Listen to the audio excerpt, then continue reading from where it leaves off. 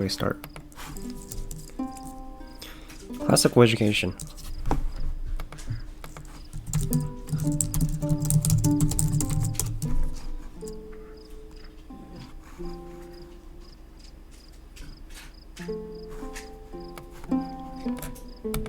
Every major founding father was classically Christian educated.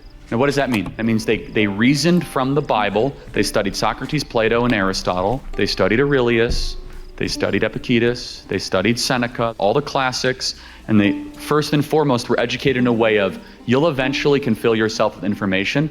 Do you know right from wrong and good from evil? And are you going to be able to have the temperance and the prudence to make decisions for the rest of your life? Are you going to be what Aristotle called a well-souled being?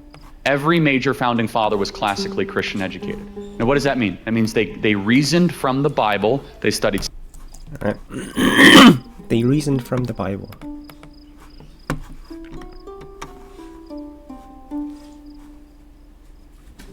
What if everyone in classical? No, that's not what I want.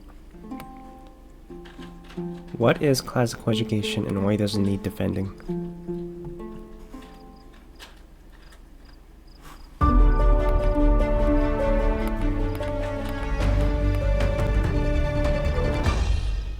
This book fell into my hands years ago while I was browsing the subterranean stacks of a university classics library. I was in a hurry, or so I thought, and as often happens with serendipitous finds, I was looking for something else. But this compact blue volume with gold lettering embossing a simple title caught my eye. I pulled it down and guessed that it had not been handled in decades. A mute voice in a musty wilderness. The book had a nice heft and was snug to the grip, and I began to flip through its pages. But the flipping soon became a slow perusal, with each page nudging me to the one before to see what I had missed so I might catch the current more securely and paddle downstream more smoothly. However musty the book, there was nothing musty about the message. This was bracing air from clear pine-covered uplands. Still, the book did not change my life at the time. I read it, found myself suitably impressed with its probity and clarity, and like all young people, went on to the next thing. Young men have much to do. But the book never quite left me, and one day I would return to it. A defense of classical education may in fact prove to be what is known in the literary trade as a sleeper, a book that appears, elicits light to modest comment, and falls into a long slumber, only to be awakened, as Shakespeare might say, ages hence by generations unborn and speaking in accents yet unknown. Though for this book, the sleep has been a coma. When I pulled it down from the shelf over 30 years ago, the book seemed a curiosity, albeit a serious one, and I inwardly cast my vote in the defense's favor. But I recall recommending it to no one. I couldn't imagine that anybody I knew would be remotely interested in the case it argued. But now, more than a century after its appearance, and in the wake of a manifestly massive collapse on a global scale of the humane apparatus of education, particularly in the Anglosphere, this small but potent book may provide a life ring for all of us tossing in troubled waters. The book is both an argument and an artifact. Most certainly, it's a relic of its time, published as it was in Great Britain during World War I, and it was needed.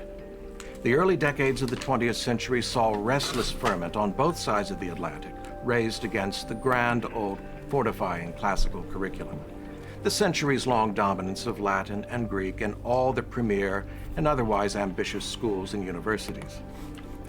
The new agitation for usefulness and getting on as educational ideals of fitting young people for the modern world, which effectively meant applied science on the one hand and commercial business training on the other. If we're to teach languages at all, the thinking went, let them be modern languages, not the dead ones, that not a soul in the world currently spoke or would ever speak again. Then, as now, the case was compelling. Surely education ought to set itself to the task of preparing a nation's youth for the rest of their lives, which meant, by and large, making people mutually serviceable in a practical world. The argument will ever be thus. And war always has a way of making practical people even more so. The world would have to become efficient or die trying. But a small fly landed in the ointment. Arguing the case for the opposition at this moment came Richard Wynne Livingstone, an Oxford Don who believed he could see every day in his inky, meticulous work what were the civilized world's most urgent. Okay, where do I start with this? If I want to be classically educated, like our founding fathers,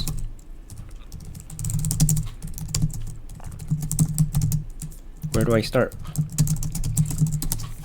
Is there a lecture on it? Part 1 series? Let's do a series.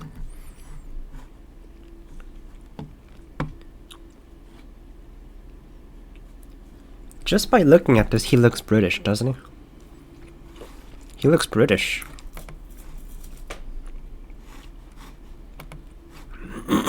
Learn Latin? No. I'm not gonna learn Latin. The founders, Jefferson's, Adams, Madison, Hamilton, read Latin daily. Many began at around the age of 8 to 12, but adults can learn it. I'm not gonna learn Latin. Ancient Greek? No. Fuck that shit. Classical history. This is what I want to learn.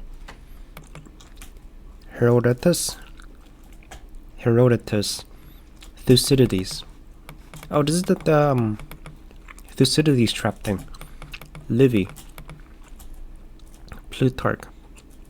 Polybius. And Tacitus.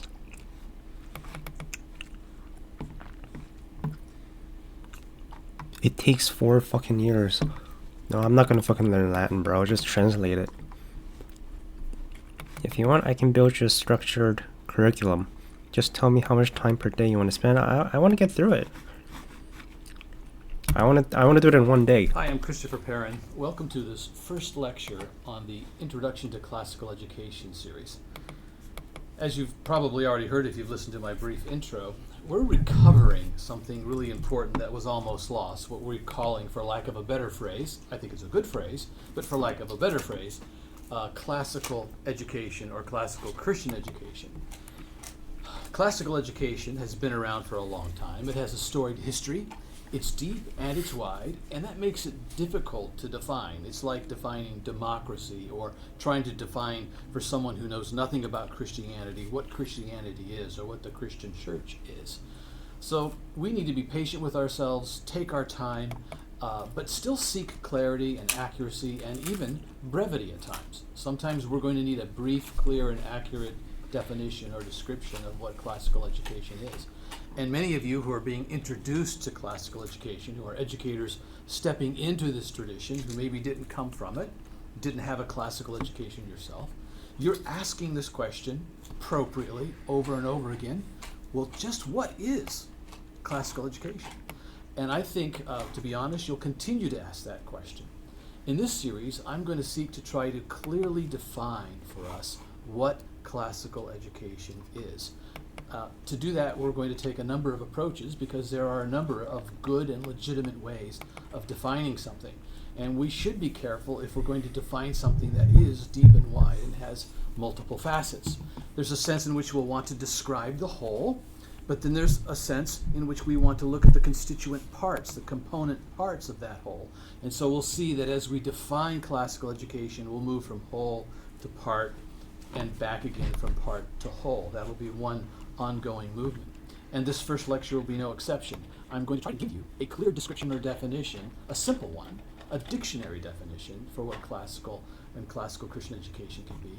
He's But I'm talking also way going too to be slow. moving already to look at some of the constituent parts to show that there's some complexity that is embedded in the simplicity. In other words, if we give ourselves a summary definition, kind of a dictionary style definition, we know that beneath that dictionary definition is an encyclopedia article that can go deeper still. And so there are going to be levels of complexity and depth that we'll encounter as we try to define classical education.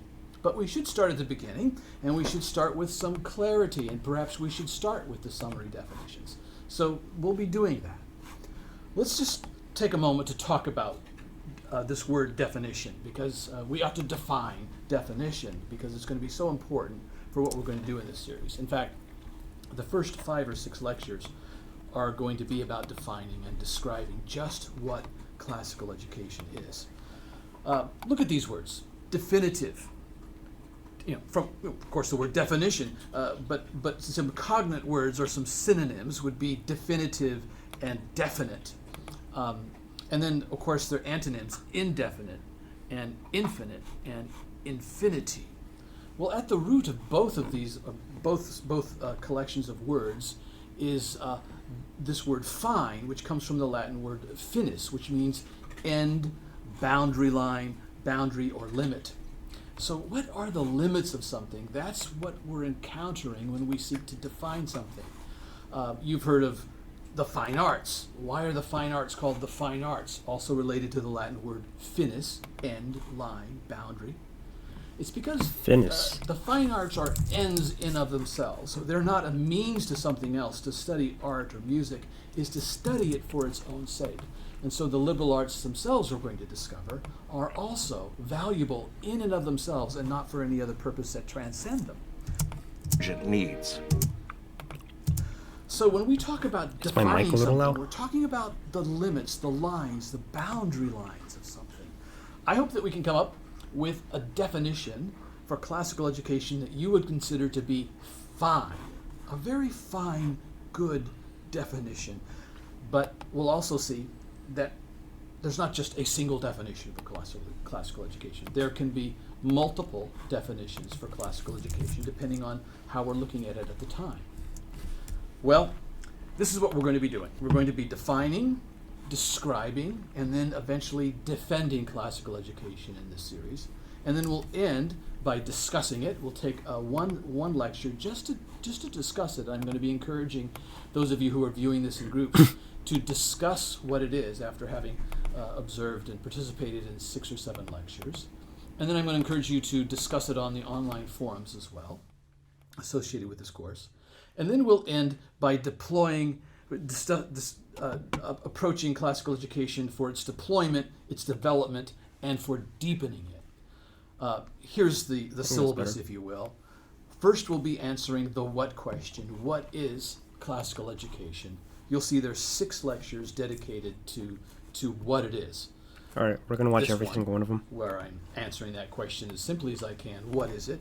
And then we'll look at keywords that help us to actually speak and talk about classical education. That's the second lecture. And then we'll do some comparison, because that's another way that we define things. We compare things.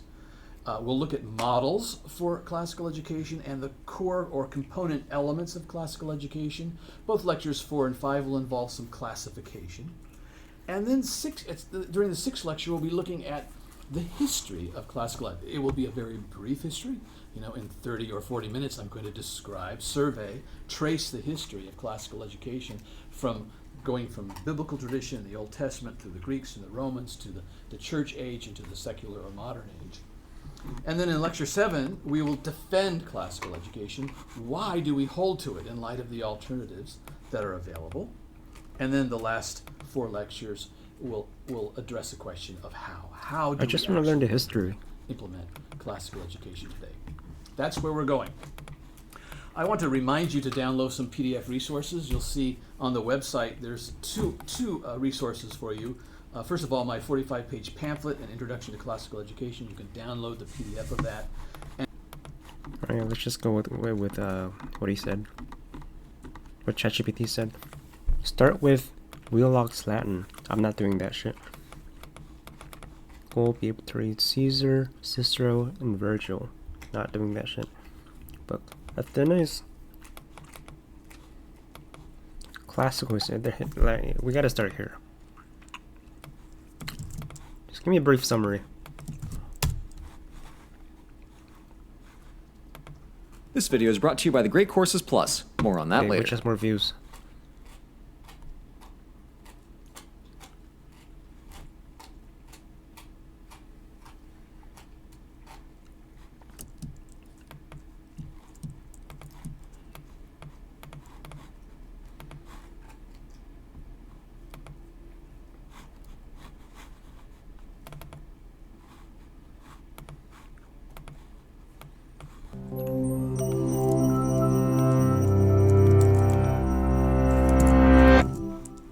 giant gold-digging ants, a furious king who orders the sea to be whipped 300 times, and a dolphin that saves a famous poet from drowning.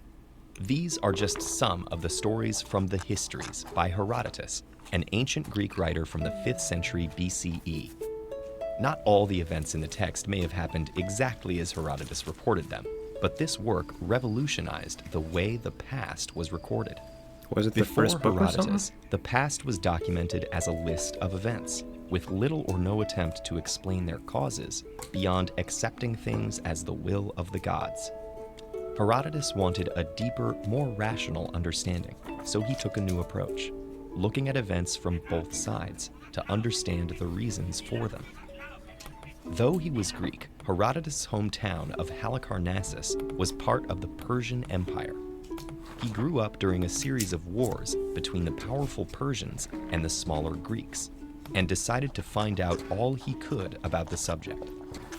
In Herodotus' telling, the Persian Wars began in 499 BCE, when the Athenians assisted a rebellion by Greeks living under Persian rule. In 490, the Persian king Darius sent his army to take revenge on Athens. League of But Legends. at the Battle of Marathon, the Athenians won an unexpected victory. 10 years later, the Persians returned, planning to conquer the whole of Greece under the leadership of Darius's son, Xerxes. According to Herodotus, when Xerxes arrived, his million-man army was initially opposed by a Greek force led by 300 Spartans at the mountain pass of Thermopylae. At great cost to the Persians, the Spartans and their king, Leonidas, were killed. This heroic defeat has been an inspiration to underdogs ever since.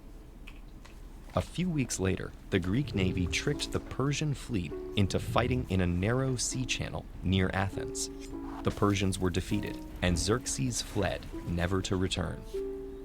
To explain how these wars broke out and why the Greeks triumphed, Herodotus collected stories from all around the Mediterranean. He recorded the achievements of both Greeks and non-Greeks before they were lost to the passage of time. The Histories opens with the famous sentence, Herodotus of Halicarnassus here displays his enquiries. By framing the book as an enquiry, Herodotus allowed it to contain many different stories, some serious, others less so. He recorded the internal debates of the Persian court, but also tales of Egyptian flying snakes and practical advice on how to catch a crocodile. The Greek word for this method of research is autopsy, meaning seeing for oneself. Herodotus was the first writer to examine the past by combining the different kinds of evidence he collected: opsis, or eyewitness accounts, akoe, or hearsay, and talegomena, or tradition. He then used gnome, or reason, to reach conclusions about what actually happened. Many of the book's early readers were actually listeners. The Histories was originally written in 28 sections, each of which took about 4 hours to read aloud. As the Greeks increased in influence and power, Herodotus's writing and the idea of history spread across the Mediterranean. As the first proper historian, Herodotus wasn't perfect. On occasions, he favored the Greeks over the Persians, and was too quick to believe some of the stories that he heard, which made for inaccuracies. However, modern evidence has actually explained some of his apparently extreme claims. For instance, there's a species of marmot in the Himalayas that spreads gold dust while digging. The ancient Persian word for Find it hard marmot to is believe. quite close to the word for ant. So Herodotus may have just fallen prey to a translation error. All in all, for someone who was writing in an entirely new style, Herodotus did remarkably well. History, right down to the present day, has always suffered from the partiality and mistakes of historians. Herodotus's method and creativity earned him the title that the Roman author Cicero gave him several hundred years later: the Father of History. TED-Ed is a nonprofit. If you value our work, please consider... Okay.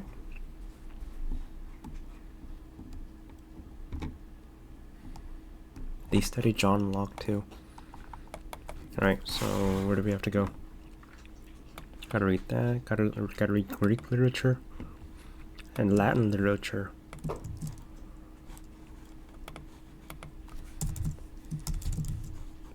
Oh.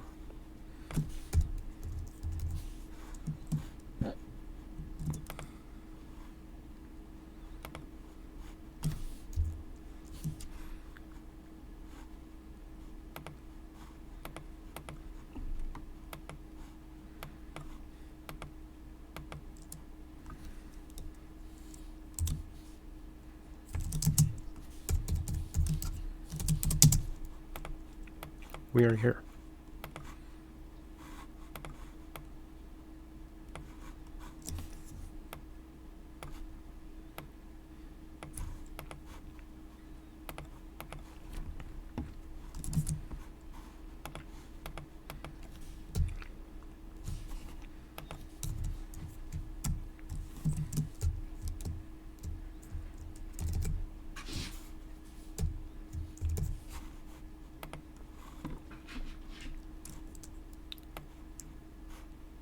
The political backbone of their worldview.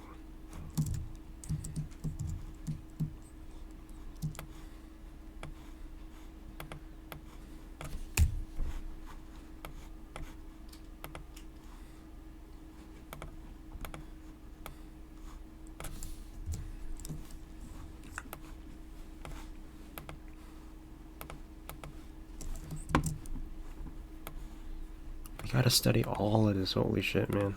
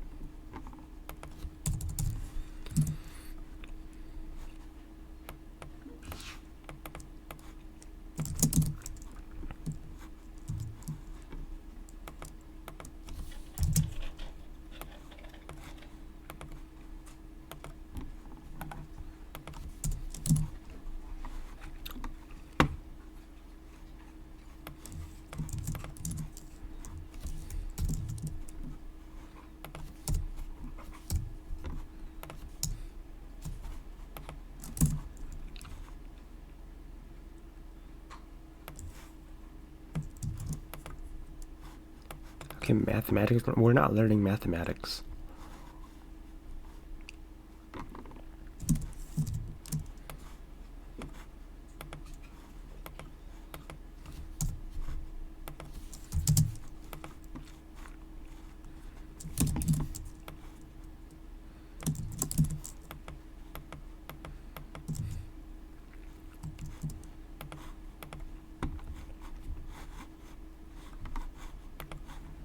This video is brought to you by the Great Courses Plus.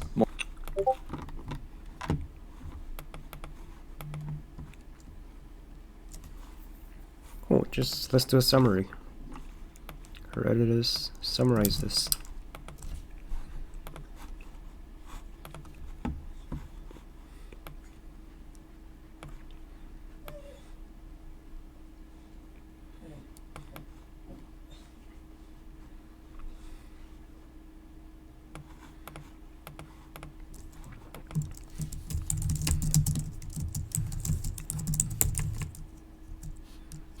Summarize Herodotus' histories by sections.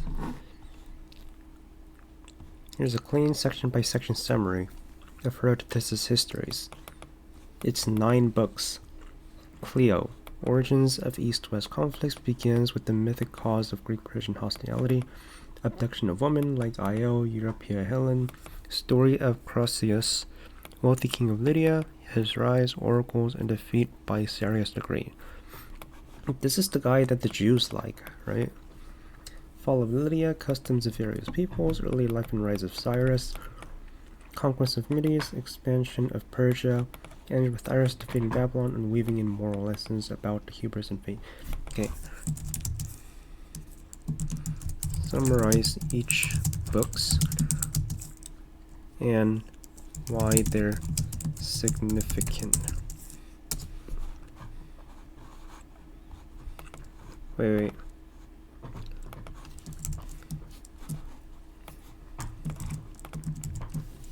and also write what year it takes place. Here's a clean, complete structure guide of all 9 years covered. 700 to 500 BC. This is around the beginning of Rome, right?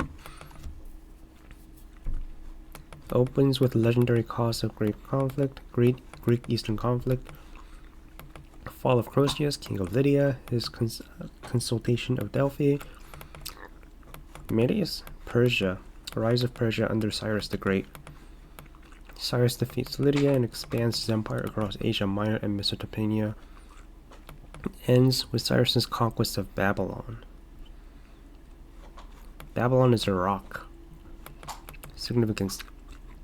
Establishes the origin of East-West conflict, the core theme of the whole work, introduces Herodotus, method mixing ethnography, myth, and political history. Cyrus's rise sets the stage for the later wars between Persia and Greece. Persia.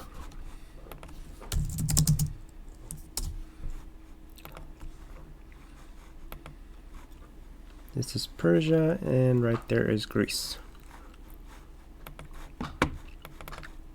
Introduces Herodotus' method.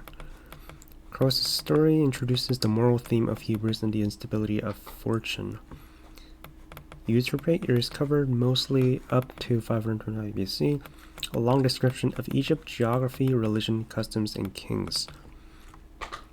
Herodotus compares Egyptian culture to Greek culture. Recounts the reign of Egyptian kings. We gotta see a video on this.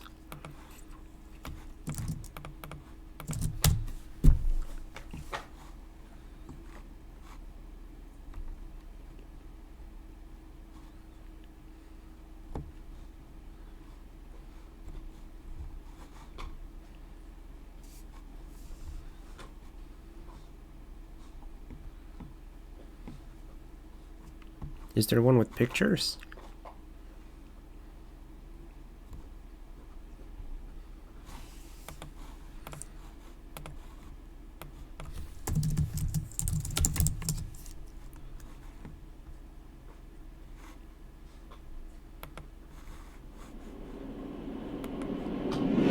Euterpe, the Greek muse of music, is a well-known figure in both ancient mythology and modern culture. As the daughter of Zeus and Mnemosyne, Euterpe was considered the giver of delight and the patroness of music and lyric poetry. Her name translates to rejoicing well and reflected her dedication to creating beautiful and harmonious music.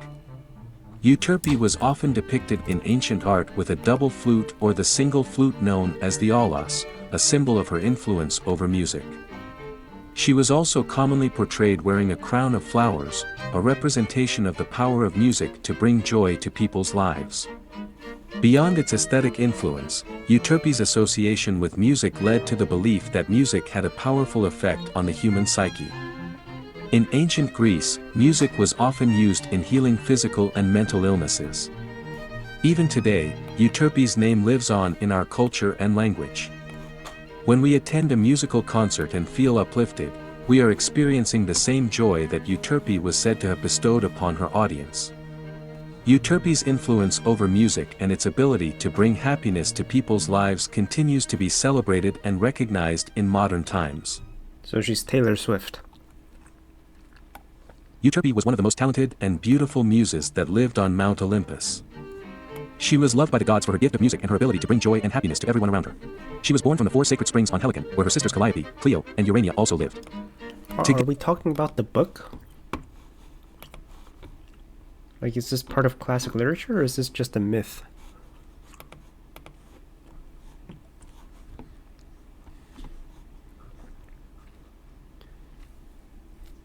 Do I want to take lessons from this guy? There's no pictures. Fuck it. Greetings and salutations, traversers of history and the internet. Today I'm going to review Book 2 of the Histories of Herodotus, translated by George Rawlinson and named after Euterpe, the Muse of Music. But calm yourself, this book has nothing to do with music. Wait, there's a TED Talk on it.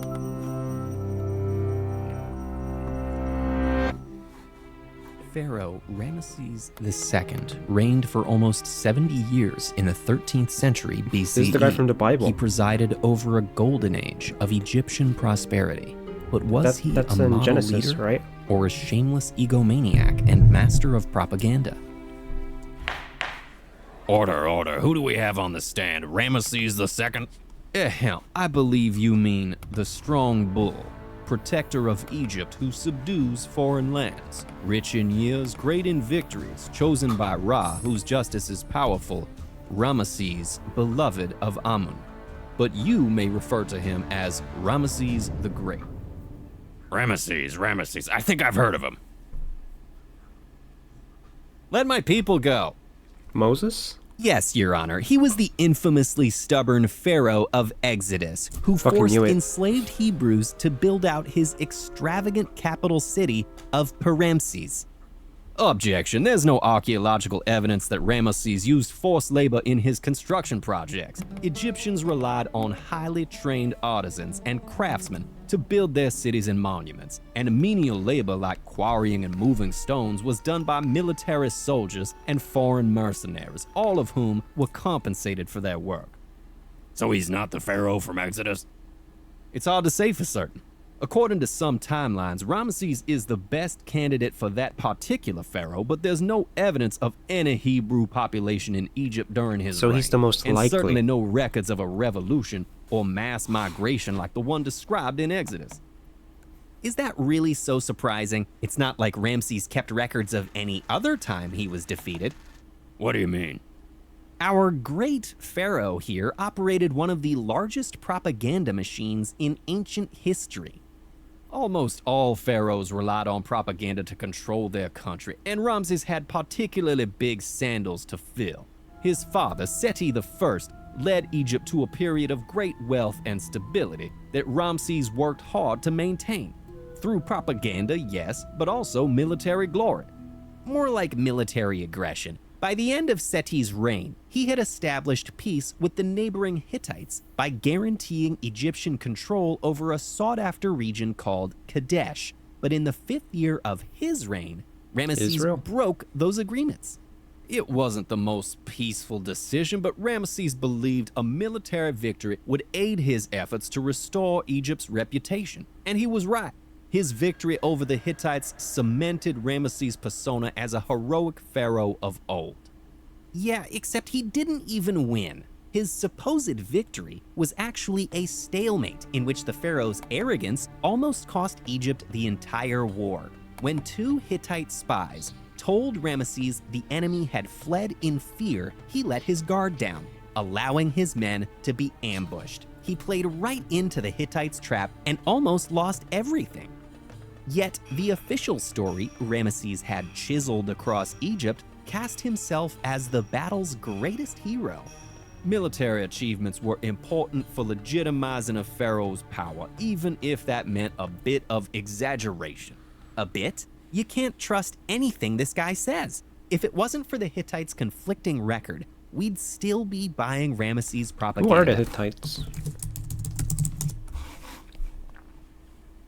Hittites were a powerful Bronze Age people who built vast empire, modern Turkey, peaking around 1400s to 1200s BC, known for advancing ironwork, formidable war chariots. I feel like I've heard of them in the Bible.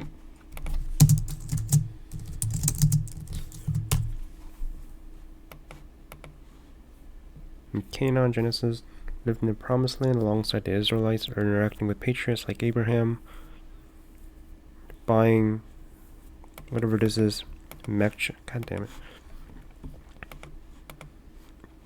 and serving in King David's army. I propose that this court cannot judge any historical figure's legacy by the stories they tell about themselves. Well, what about That Caesar? seems reasonable to me. Fair enough. How's this record then? The first recorded peace treaty in archaeological history signed by Ramesses and the Hittites. Peace treaty is pretty generous. Ramesses begrudgingly agreed to a mutual defense contract where Egyptians and Hittites would work together if attacked by an external enemy. And what's wrong with that? This peaceful end to the conflict marked the beginning of Ramesses' prosperous reign, a golden age of Egyptian power and wealth. True, but we have no idea if this wealth trickled down to everyday Egyptians or just financed Ramesses' vain attempts to achieve immortality through stone. He spent his entire reign pouring money into ego projects, and one of the most famous, Abu Simbel, wasn't even in Egypt. Abu Simbel was in Nubia to showcase Egypt's strength and discourage a Nubian revolution. Besides, pharaohs were expected to invest in building projects for the gods. Right, for the gods, which Ramesses was not. Pharaohs typically occupied a status between gods and mortals, but the location of Ramses' statue inside Abu Simbel positions him as their supposed equal. He even tore down existing temples to reuse their bricks in monuments to himself. He tore down temples built by Akhenaten, a pharaoh who'd attempted to impose monotheism. By destroying those temples, Ramses reinforced his commitment to Egypt's traditional religion. That doesn't account for why he frequently erased other pharaohs' names on monuments and replaced them with his own. Hey, what the? Even pharaohs who had short reigns had numerous statues made of themselves, and Ramses ruled for almost 7 decades. Well, he definitely made a lasting He said impression. 70, Let's face it, Your Honor. 70 years? Well, he made of themselves, and Ramses 70 fucking years. How old is this dude when he ruled for died? almost 7 decades. Well, he definitely made a lasting impression. Let's face it, Your Honor. Would we even be talking about him today if he hadn't? It's often said that history is written by the winners, but in this courtroom, a winning record never guarantees the outcome. Now for our next case. She was the most notorious woman in ancient history, a queen who enraptured not one but 2 of Rome's greatest generals. But was she just a skilled seductress or a great ruler in her own right? Mostly timeless ancient lore up to 500 BC. I can't fucking wait to get over this. Okay, so so book 2 is the one that's like from the beginning of human history to 500 BC. Everything else is like 3 years, 10 years maybe. This is 3 years. This is 20 years. Okay, so yeah, this is gonna be the longest one. All right, summarize it.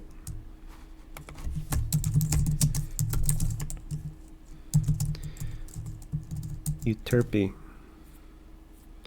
Here's a clean, accurate summary of Book 2. Here's what happens. Times covered. Ancient history up to 500 BCE. Summary of Book 2. Geography of Egypt and Nile. Herodotus begins by describing the Nile River, its annual flooding, and how it shapes Egyptian agriculture. He tries to explain why a Nile floods, giving 3 theories, all wrong but interesting. He details how Egyptian climate and land differ from Greece. Egyptian society and customs. Herodotus reports dozens of cultural practices. Egyptian reversed many Greek customs. Priestly rituals, hygiene habits, diet, burial practices, animal worship, especially cats, ibises, and bulls. What is an ibises? Who are you?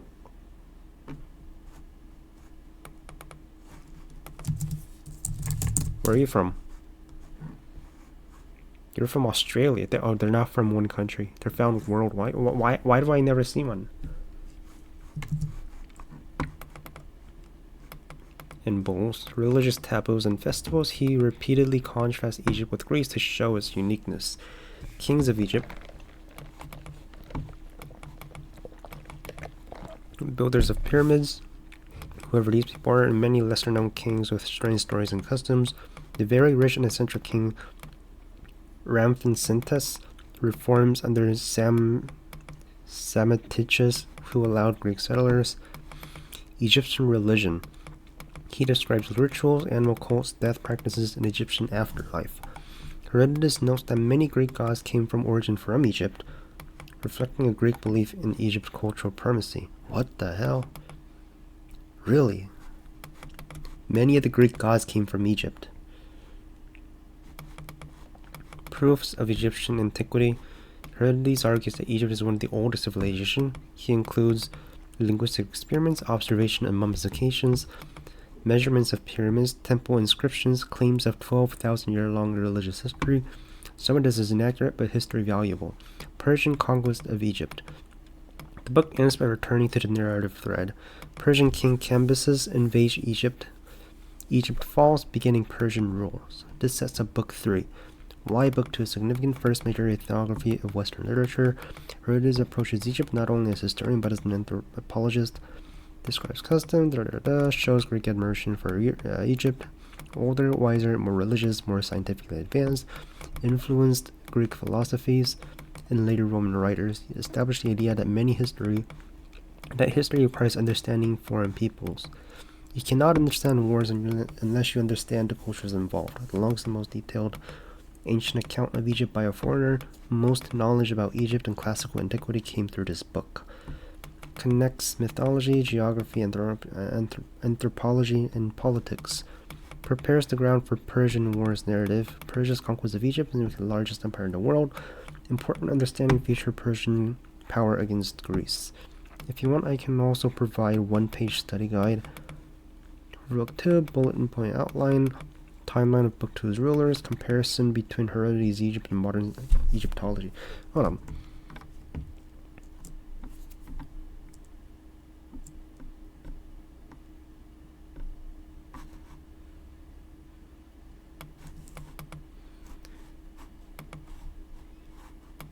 Give me examples of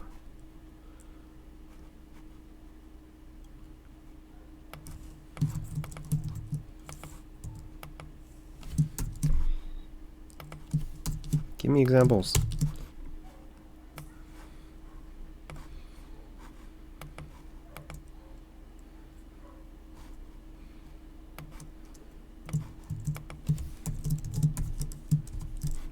Kings of Egypt, Egyptian religion.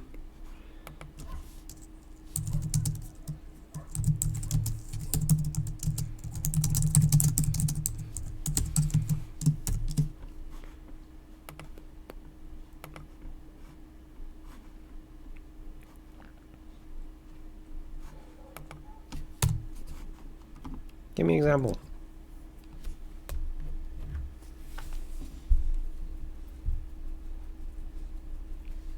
Theory 1. Nile floods because winter snowmelt in the south.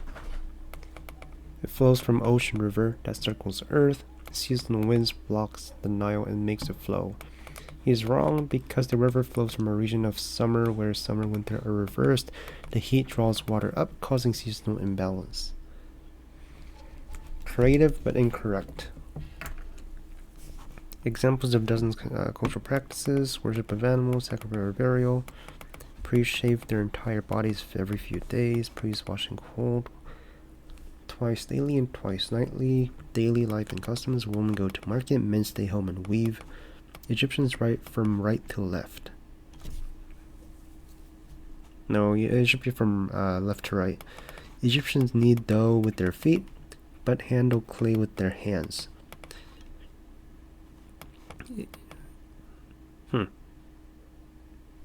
And you eat this shit? Egyptians eat fish raw, dried in the sun. I've eaten those before.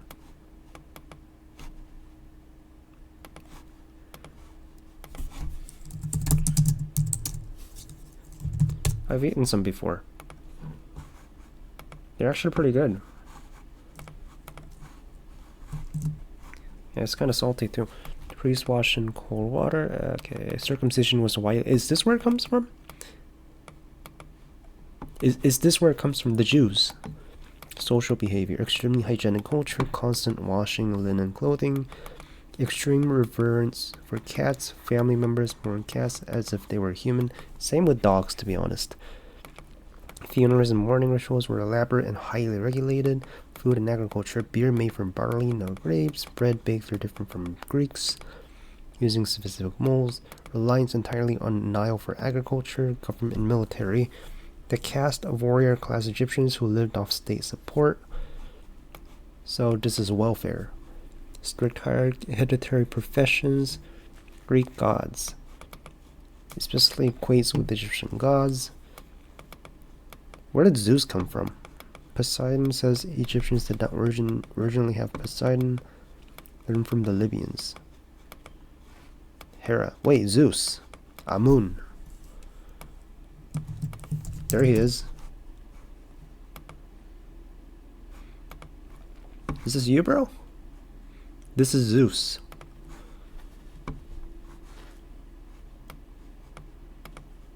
Amun was attested the old kingdom together with his wife Amunet, his oracle Siwa Oasis. Initially possibly one of the 8 deities in the Hermaphrodite creation myth, worship expanded, rebellion, Hyksos, the rule of, I'm not gonna fucking say it.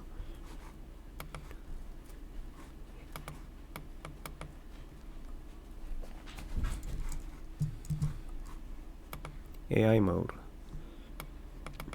God of sun and air, the king of gods. What?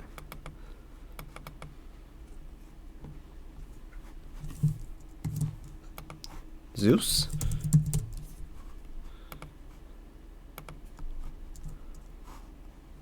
Sky and thunder god.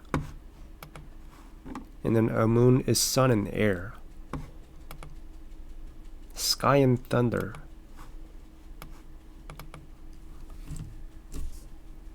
Zeus. Zeus is a fraud. He's supposed to be the king of... He's supposed to be the god of sun of air.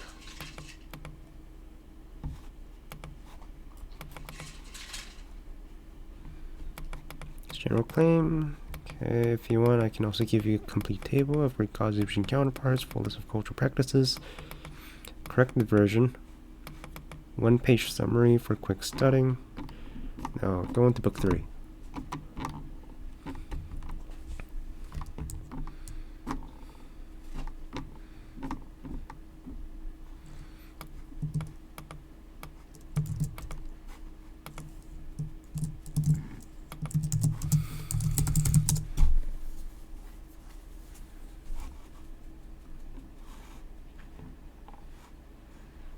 The Persian Empire expansion. Herodotus was a Greek historian. He lived around 484 to 425 BC. He is called the father of history. He wrote the Histories. This book tells us about the ancient world. Herodotus traveled extensively. He talked to many people. He collected their stories. He wrote about wars and customs. He wrote about different cultures. Herodotus tried to be accurate.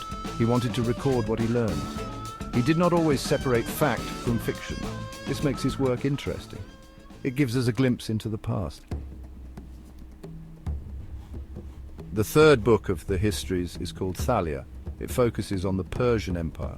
It tells us about their expansion. It talks about King Cambyses II. The Persian Empire was powerful. It stretched from Egypt to Central Asia. Cambyses II wanted to conquer more land. He set his sights on Egypt. Egypt was a rich and ancient civilization. It had valuable resources. Cambyses II led his army to conquer Egypt. He was successful in his campaign. Cambyses II was a complex figure.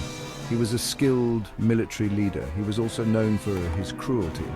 Herodotus tells us many stories about him. Cambyses II conquered Egypt. He did not treat the Egyptian people well. He desecrated their temples. He mocked their religious beliefs. Herodotus writes about Cambyses' strange behavior. He acted erratically. He may have been mentally unstable. His actions had a profound impact on the Persian Empire. Herodotus tells many intriguing stories. In Thalia, he writes about the Persian army. He describes their encounter with the desert. Cambyses II sent an army to attack a temple. The army was swallowed by a sandstorm. This story highlights the power of nature. It shows the dangers of ambition. Herodotus also tells us about different cultures. He describes the customs of the Egyptians. He talks about their beliefs and way of life. These stories give us valuable insights into the ancient world. in video AI. I watched an AI video just now. Alright, summarize book 3.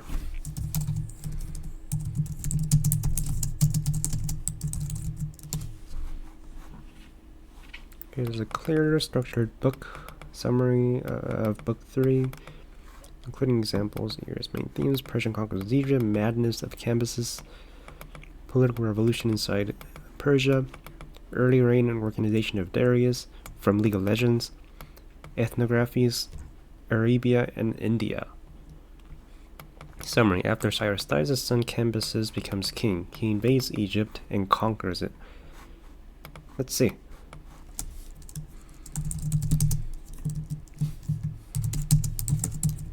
Over time.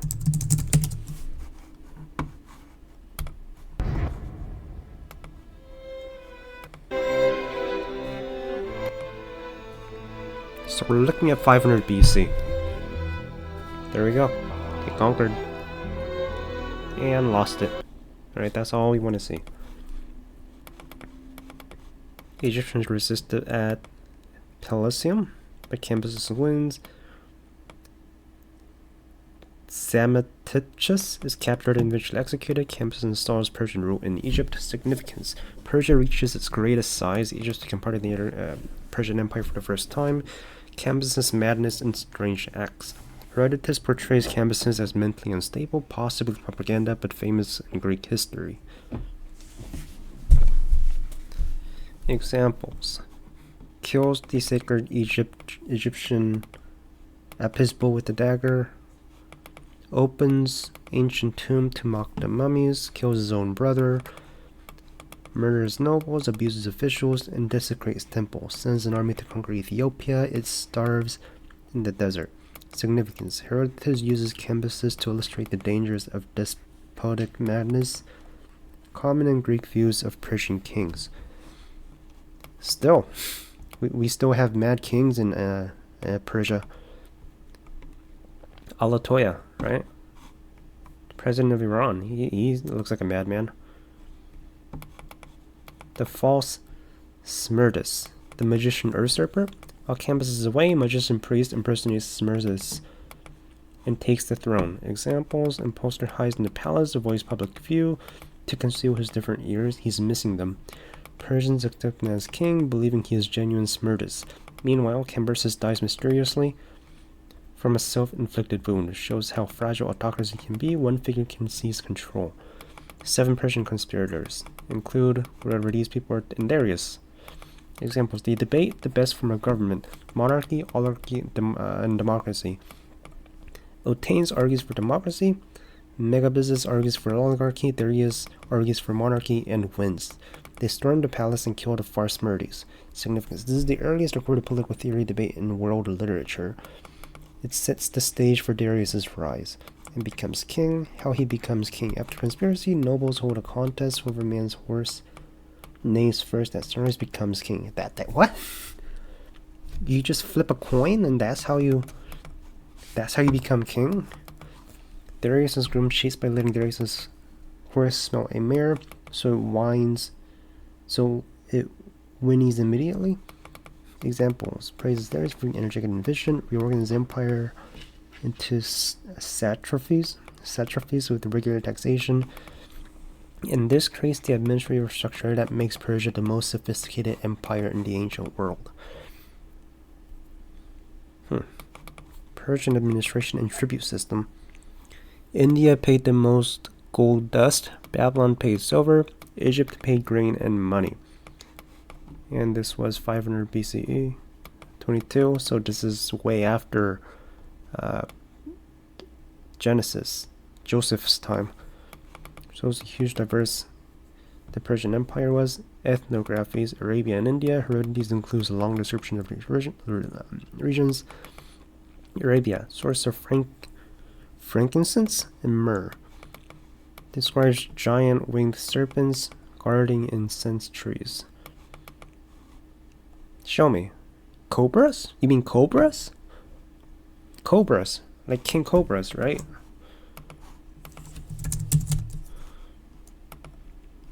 Winged snakes. Is this what you're talking about? accounts of gold-digging ants. Different tribes, some nomadic gold-digging ants. Is a mythical insect. They were dog or fox-sized ants that dug up gold in sandy areas.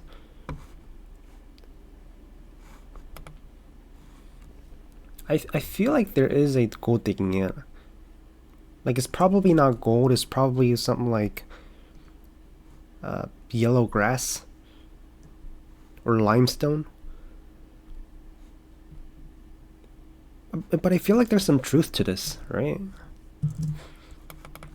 Mixes observation with legend, showing Greek fascination with the edges of the known world. End of the book, Rebellion in the Empire.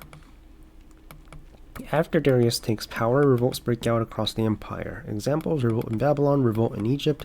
Darius stamps them out one by one. Significance shows that Persian authority was constantly challenged, contradicting the image of monolithic empire. Why it's important? It shows the fragility of empires, contains the first political philosophy to be ever recorded, establishes Darius as the architect of the Persian Empire. Not Cyrus? Not him? The founder of Achaemenid Empire. Provides detailed ethnography of Egypt, India, and Arabia. Blends history with morality. Right.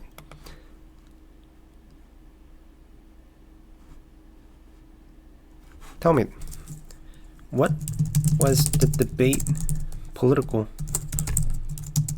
debate, like? Tell me the arguments of the three of the political systems.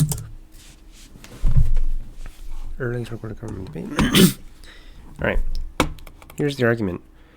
Argument for democracy. Core claim monarchy is dangerous because absolute power corrupts. Same. Still applies today. A single ruler becomes arrogant and violent. Monarchy gives birth to hybris. King has no equals and no restraint.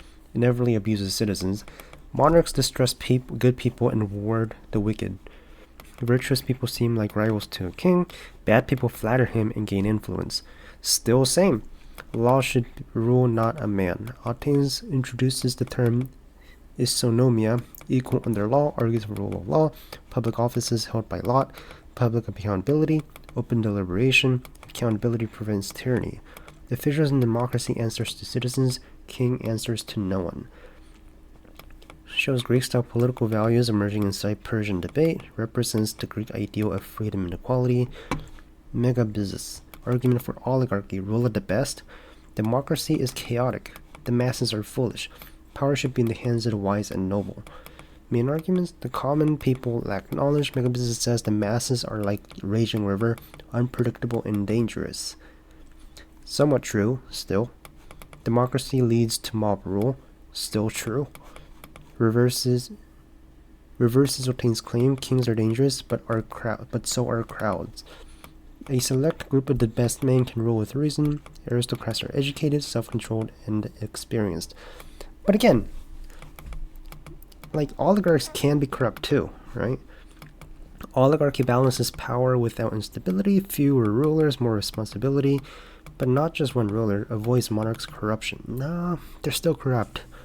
Purpose of Herodotus reflects great suspicion of unrestrained democracy, shows the aristocratic ideal of stability and reason. There he is, argument for monarchy. The best government is monarchy, if the king is good. Yeah, you better hope the king is good, or else it's going to fall apart. One man makes the decision efficiently. Still true. Democracy and oligarchy involve conflict voices, slow and chaotic. So like a dictator. A single leader can act decisively, especially in crisis. Yes, for crisis, you kind of need like a dictator, right? Oligarchy leads to factionalism.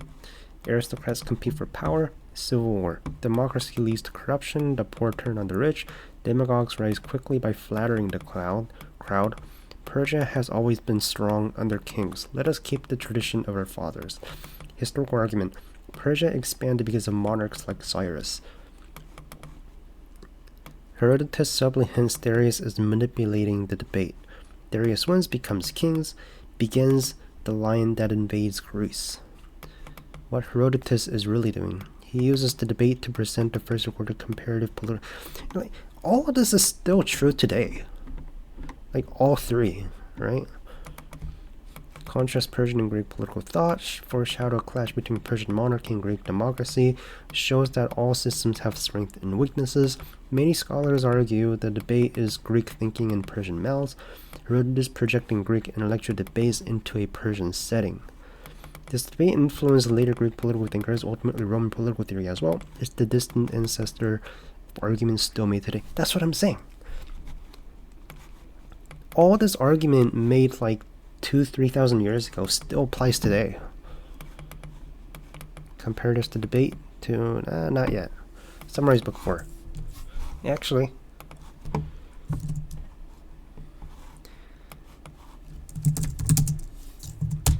Darius, this guy is interesting. Oh shit. Alexander wrote a letter to King Darius.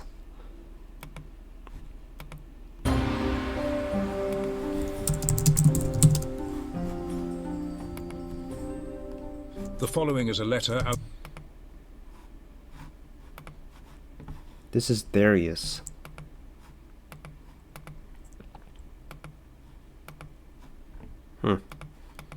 This is what he's based off of? Him? Where the fuck is his axe? Where's his fucking axe? He has a fucking staff. I mean, cool picture, but... he has a fucking staff. Where the fuck is his axe? Alexander the Great sent to Darius. Kind of disappointed. Persia. But before we delve into the intriguing letter, the Great sent to Darius of Persia. But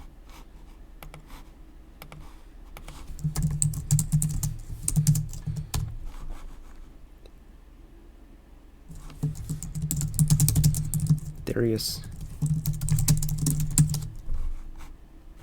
How'd you write a letter to him?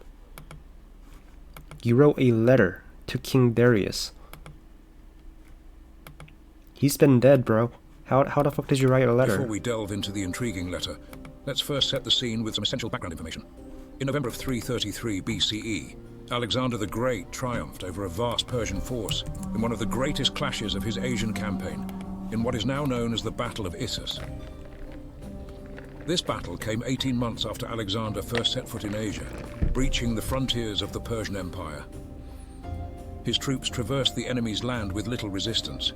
When they finally faced opposition from local rulers and Persian military units, Alexander's strategies led them to victory. During these 18 months, the Persian king, recognizing the magnitude of the threat, mustered an enormous army to halt Alexander's advance once and for all in a pivotal battle.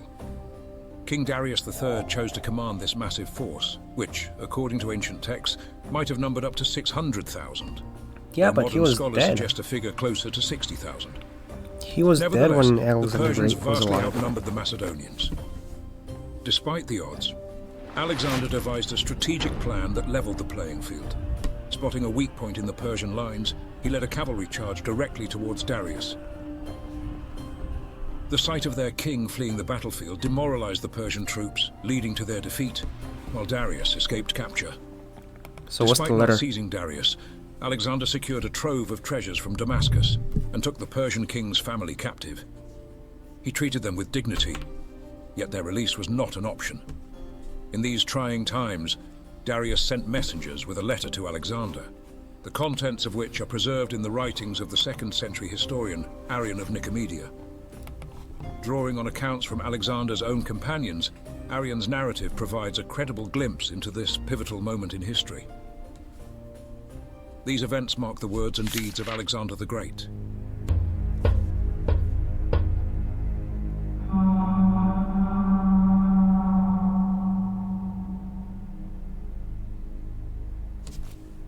Your ancestors invaded Macedonia and Greece and caused havoc in our country, though we had done nothing to provoke them. As supreme commander of all Greece, I invaded Asia because I wished to punish Persia for this act. An act which must be laid wholly to your charge. You sent aid to the people of Perinthus in their rebellion against my father. Ochus set an army into Thrace, which was a part Okay, of... stop with the accent. Stop with the accent. Alexander the Great wrote a letter to Darius. Yes, he did send a letter to Darius the Third, and Darius sent a letter to the Third. Okay. Darius the Third. He's an Iranian military. Makes more sense.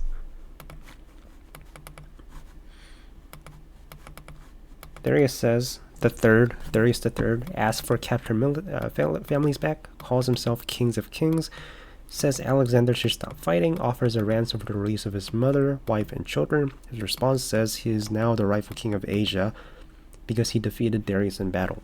Second letter, after he loses again in Gaugamela. Okay, but this is not in the books, right?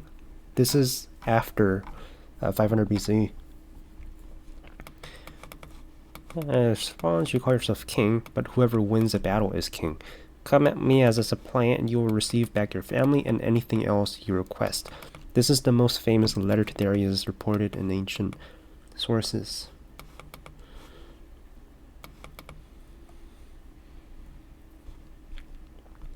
Darius' final letter is just before he is murdered by Bessus. Darius says he did not deserve the fate. He wishes Alexander to punish Bessus, who betrayed him. He prays that Alexander to rule Persia justly. So he gave up, right? He's like, you win, go rule Persia, but don't be too evil, right?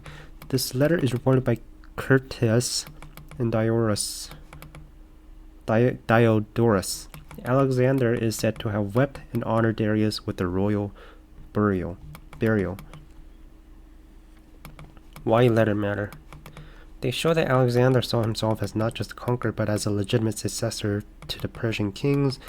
By responding to Darius' letter as an equal or superior, Alexander was claiming Asia belongs to him. Persia must acknowledge. Letters are they authentic? They debated. It's the most reliable. He uses Ptolemy and Aristobulus and knew Alexander personally. What? He knew him personally and he wrote a letter. Curtius and Diodorus include more dramatic rhetorical versions. They were stylized. Okay, so this might be fake. This might be over-exaggerated. If you want, I can provide a full reconstruct. No, I can do that.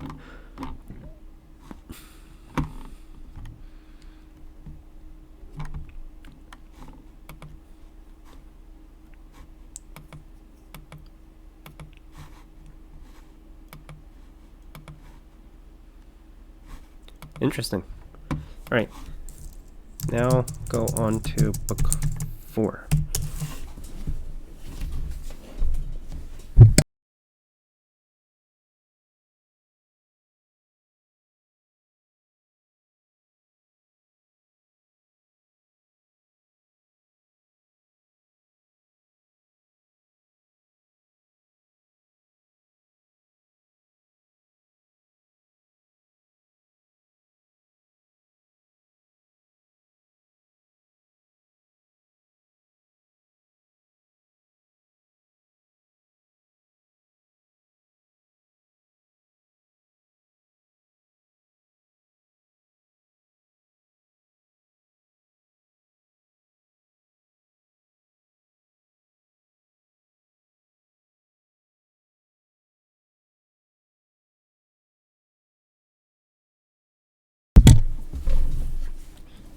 Alright, book 4.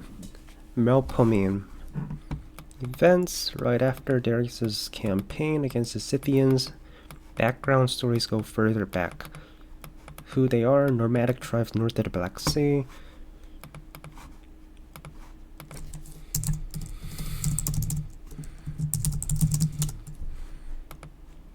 There's the north, so that's Ukraine. The Scythians.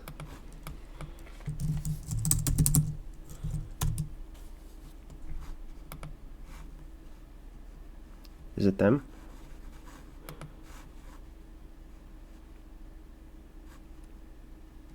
You said north of the Black Sea. That seems kind of big.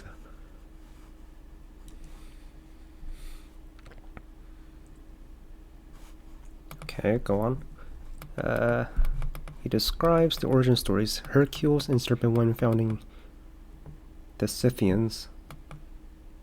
Heracles, the three brothers receiving sacred items from heaven. Realistic story. Descendants of nomads fleeing the Massagetae. Cultural practices. Drinking the steam of hemp seeds. Using scalp and skull cups for trophies. Offering horse sacrifices at royal burials. Mobility and pastoral lifestyle. Incredible archery skills. No permanent cities. Significance. Herodotus is showing the contrast between settled civilizations, mobile nomads who operate outside of normal logic of empire. His invasion. Motivation: wanted to punish the Scythians for their raids into Asia generations earlier. Darius marches through Thrace, builds a massive bridge of boats over Danube, invades the steppe to find the Scythians. Their strategy: they refuse to fight a pitched battle. Instead, they retreat constantly, burn grass and supplies, send gifts to mock Darius, a bird, mouse, frog, and 5 arrows. Greek interpreted as, if you do not fly like a bird, burrow like a mouse, or swim like a frog, you will die from our arrows.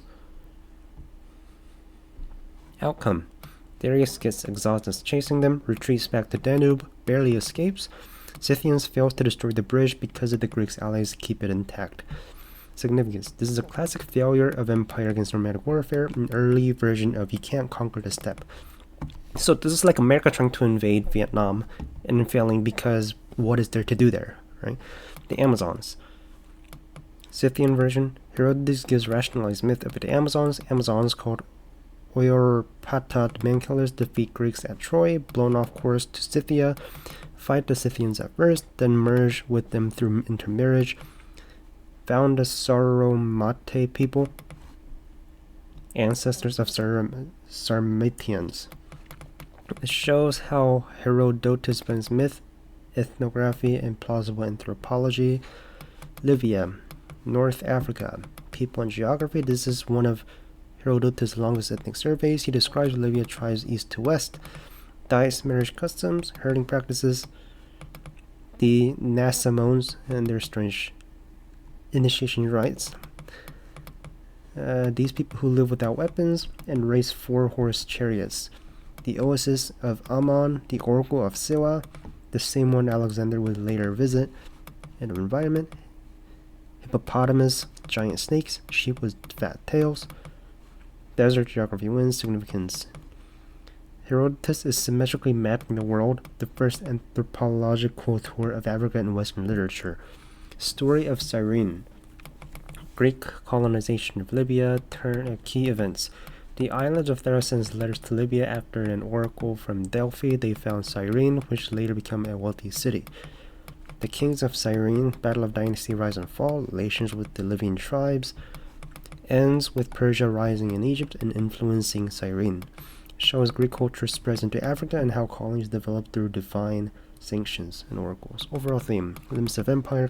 Persia can conquer cities and kingdoms but not nomads. Worlds at edge. Herodotus covers 3 peripheral zones: north, west, and mythic world. Ethnography as history. Herodotus treats other cultures with curiosity, not contempt.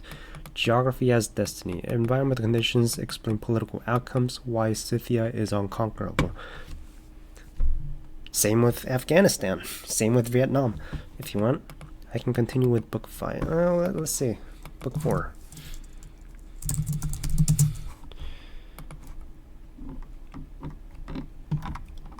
Histories, Melopoem something. Summarize it. Show me. Herodotus, a Greek writer born in the 5th century BC, earned the title the Father of History. He is best known for his monumental work, The History Book, The Ancient Events. Driven by an insatiable curiosity, he delves into the customs, beliefs, and environments of the diverse peoples he encountered. Herodotus' writing is engaging and accessible, reading like a captivating Yeah, just get to the point, This bro. approach, while innovative for its time, might seem unconventional to modern readers accustomed to a clear separation between history and story. Wait. Overly sarcastic. Giant gold-digging ants were most likely a type of count, since they kind of always lose unless Big Boy Athens is there to save them. This is uneven storytelling at best and outright bias at worst, but there's a temporary animosity. With Sparta and Athens jockeying for control of Greece, both cities would logically want to claim the moral high ground, and the result is the retroactive insertion of all this weird intercity rivalry where there probably wasn't all that much in the first place. It's the rough equivalent of a Cold War-era historian showing some narrative bias about America's cooperative minds produced some comparison and succeeded only in losing all of his land and money and power. The moral of the story being don't count your empires before they hatch. The main problem here, and it's a tiny problem, is that this whole conversation is, well, categorically impossible. Solon left his native Athens in the mid-590s BC, and Croesus would have been an infant at the time. He didn't even become king until the year that Solon died, so the notion of the two having a full conversation was ludicrous. That begs the question, why'd you put it in a history book? A couple quick clues clear up what's going on. For one, it plays out like a scene in a play with full dialogue and everything. It's very dramatized. Two, it features prominently in the first chapter of the book, as if to kind of set the stage. So would have known that might have intended was to use telling. Yet, it is precisely this blend that makes Herodotus' work so compelling. Book 4 of the Histories transports us to the vast Eurasian steppe, home to the enigmatic Scythians. Herodotus describes these nomadic people in detail, their appearance, lifestyle, and social structure. He depicts them as skilled horsemen and fierce warriors who roamed the steppes with their herds, their lives intertwined with the rhythms of nature. Their unique customs fascinated the Greeks, who viewed them as both intriguing and somewhat barbaric. Herodotus recounts how the Scythians engaged in ritualistic practices such as drinking the blood of their enemies and using human skulls as drinking cups. He describes their burial They're the customs, Vikings. where the deceased were laid to rest in elaborate tombs Wait a minute. along. The Vikings, Scandinavians.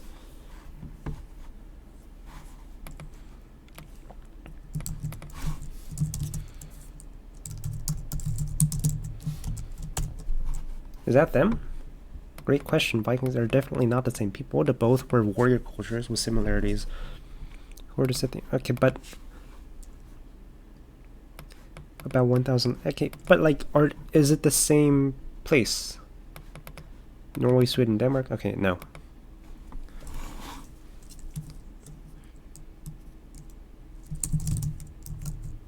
What about Scandinavians? When you say Scandinavians, you're talking about the people from the Nordic region. How do they relate? They're not the same people, different origins. But does the word come from each other? Quick answer, no. They don't come from the same root. Alright. Alongside their All you have to possessions, say. and even sacrificed servants. These descriptions, while undoubtedly colored by the biases of an outsider, provide valuable insights into the Scythian worldview and their relationship with life and death. Herodotus' method of gathering information was as diverse as the cultures he described.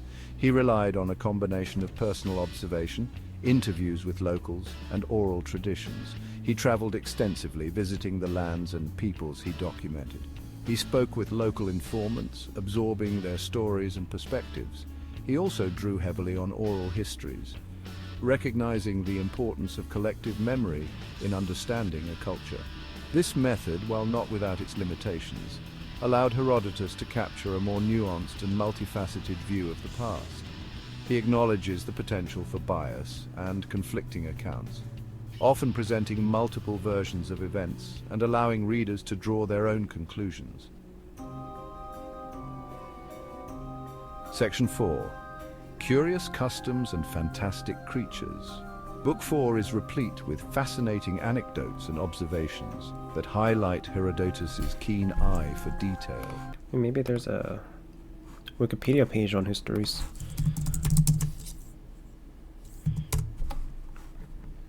There is.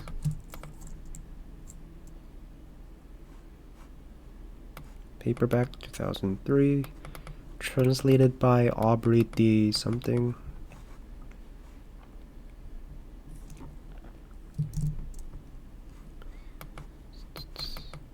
Is considered the founding work of history in Western literature, though not fully impartial record. It remains one of the West's most important sources regarding these affairs.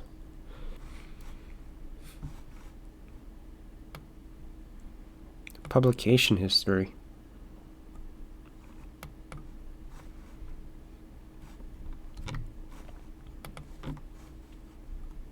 Oh shit, I should have just read here. Rulers, whoever these are, don't really care. Euterpe. Proof of antiquity of Phrygians, children in Semitic language, geography, customs, history of Egypt. The labyrinth was a structured temple built south of Amenemhat. Thalia. Yeah, we know the story. Melpomene. Melpomene. History of Scythians, land in the north. These are the Vietnamese, right? The Afghanistans. They're hard to conquer. The miraculous poet Aristes. Geography, inhabitants, comparison of Libya, rivers of Scythia, Ister, Tyrus, the Bow River. The Danube River. Second longest after Volga in Russia.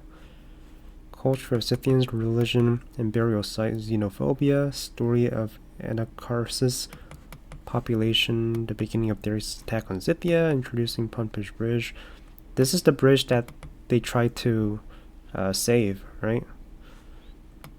The burial worship of Zalmoxis, divinity of Getae Dacians mentioned, customs of surrounding people, Tari, Agathyrsi, Neri, and Androphagi. Why do they have such complex names? The wooing of Amazons by Scyths, forming Saramate. Darius' failed attack, we know well about it. The story of Minye, founding of Cyrene, kings of Cyrene, flight restoration, assassination, people of Libya, east to west, revenge of Arsaces.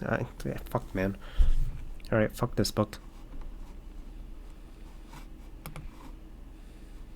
This scene as a symbolic framing device to establish the recurring theme of, hey, watch out for hubris, it'll get ya. This idea crops up again and again with Darius and eventually King Xerxes, and little did Herodotus know, it foreshadowed the later fate of the Athenian Empire. Spoopy. Still pretty uncool to play it off as something that actually happened, but back in the day, most Greeks would have known to take this figuratively as a tone piece to set the stage for the rest of the history book. So as long as you know to look out for tales that sound maybe a little bit too mythical, and for an anachronistic depiction of Athenian and Spartan rivalry, you can essentially read through Herodotus and get a pretty good picture of the classical Greek world. Is it confusing and weirdly structured? Yes, dear God, the man speaks in layers upon layers of narrative digressions. But I do genuinely think it's worth reading if you're curious, and generations of historians have Herodotus to thank for being the first person to look into the past and inquire why.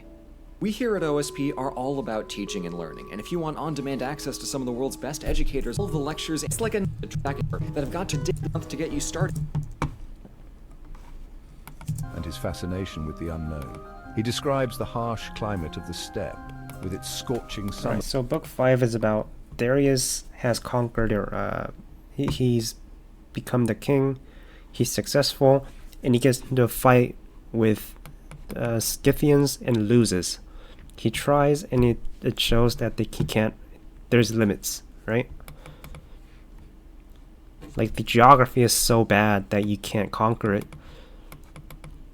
And that's the book, that's the whole book.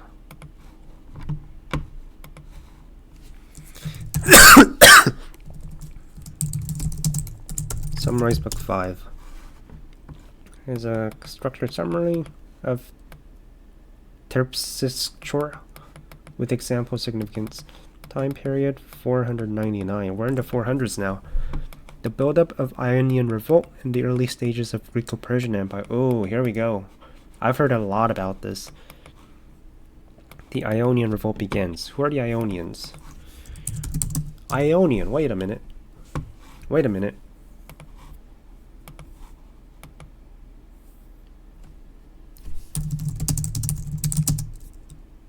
Ionia. Holy Warrior of Solari. I've heard Ionia before. Where? Ionia.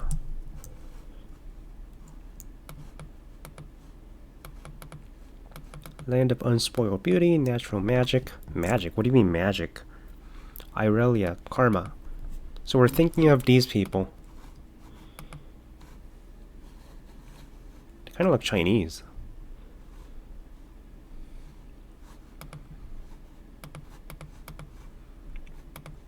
Right, so this is the people we're thinking of. Ionia.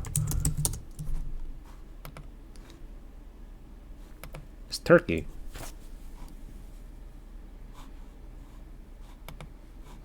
This is Ionia? Wow, that's kind of pathetic.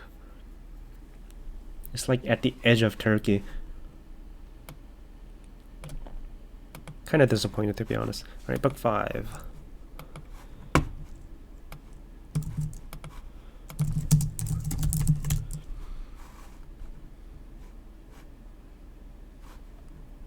Exploring Greek mythology. Goddess of dancing? Is there like no books on it? Or is there no videos on it? Except the mythology? Democracies United. I don't know. Build up to the Iranian revolt in early stages of Greco-Persian Empire. Greco-Persian War. The revolt begins. Ionia's cities in Asia Minor, modern-day Turkey, were so it is Asia. It's kind of Asia. Like, why does Turkey not feel Asian? Like, it feels Middle Eastern. Were Greek colonies under Persian rule. They were unhappy with Persian-appointed tyrants and heavy taxation. Same. The city of Miletus is the main leader of a revolt. Aristagoras, the tyrant of Miletus, leads the rebellion but seeks help from mainland Greece. Athens and Eretria send ships to support Ionians. Examples: burning the Persian regional capital Sardis by the Ionian fleet and their Greek allies. Persian king Darius I is furious and vows to punish Athens and Eretria and Eretria. Revolt marks the beginning of conflict between Greek and Persia. Alright, so Ionia. Let's see. This is the map. This is Persia right now. And this is Greece.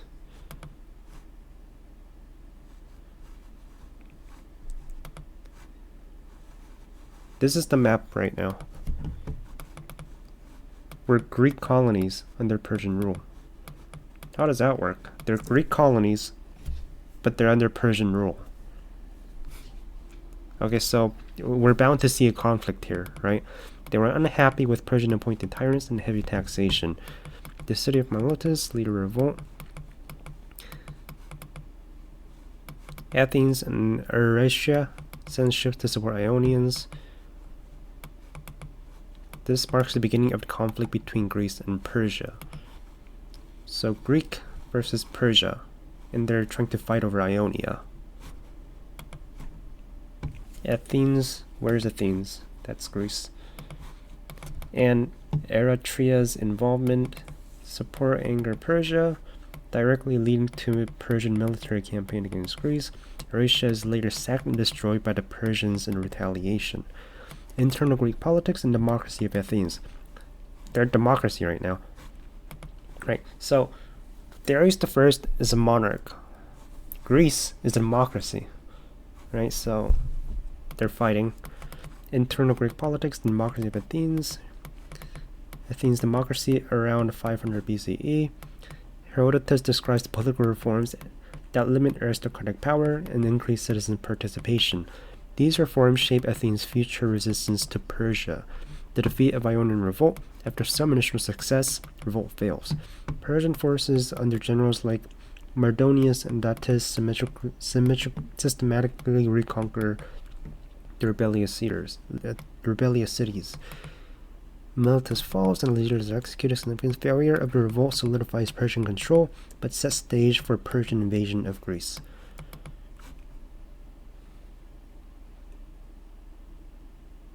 Okay, so Greece tries to invade Ionia and take back control, but Darius I says no, and now Darius I is pissed off.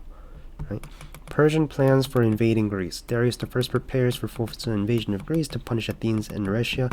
Where the fuck is Eretria?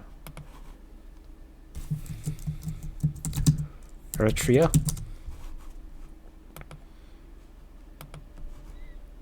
Eretria. Is this the same place?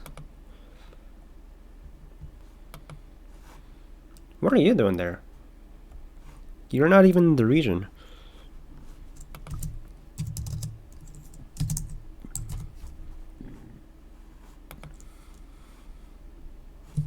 Oh no. Persian plans for invading Greece. Darius I prepares for a full-scale invasion of Greece to punish Athens and Eretria. Eretria. Wait, is it spelled differently? Maybe? Oh, it's this town in Greece. Okay.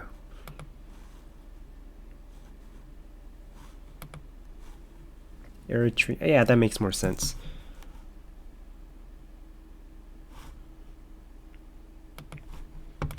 Overall themes of Book 5: struggle of freedom versus empire, Greek cities, states fighting Persian control, the emergence of Athenian democracy as political force, the first major clashes of Greco-Persian wars. If you want, I can continue with detailed summaries. Okay. So, Book 6.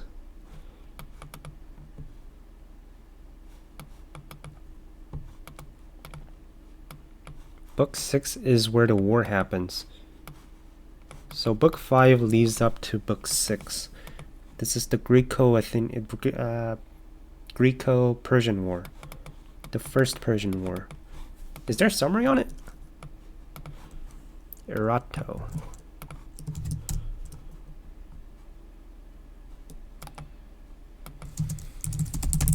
Histories. A quick summary, please.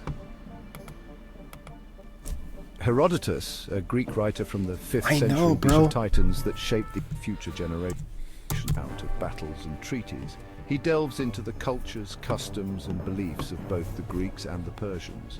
This approach provides valuable insights into the minds of the people who lived through these tumultuous times.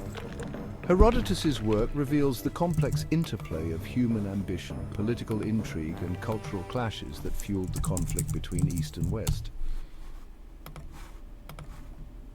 Book 6 of the Histories centers on the Ionian Revolt, a pivotal event that ignited the Greco-Persian Wars. The Ionian cities, located on the coast of modern-day Turkey, were under Persian rule. However, they yearned for independence and rose up against their Persian overlords. Athens and Eretria, Greek city-states sympathetic to the Ionian cause, sent aid across the Aegean Sea. This intervention enraged Darius, the mighty king of Persia.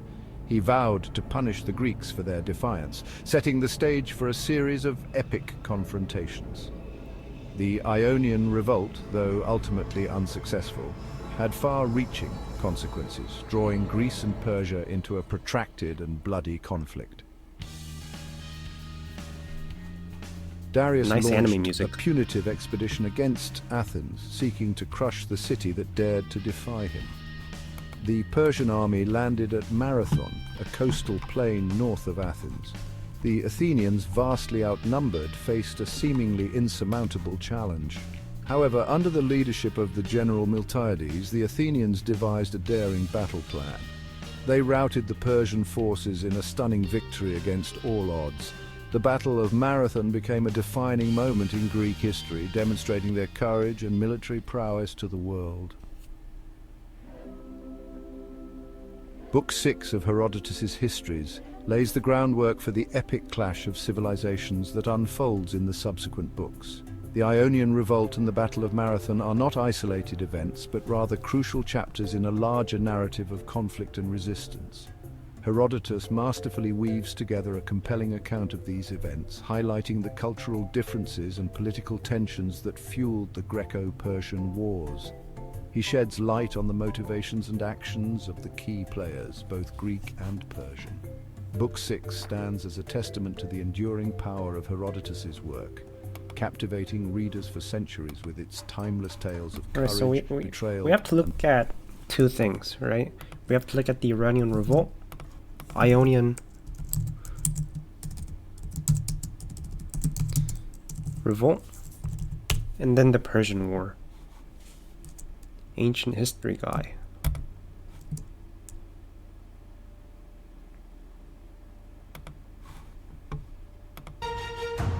This is the history of the Ionian.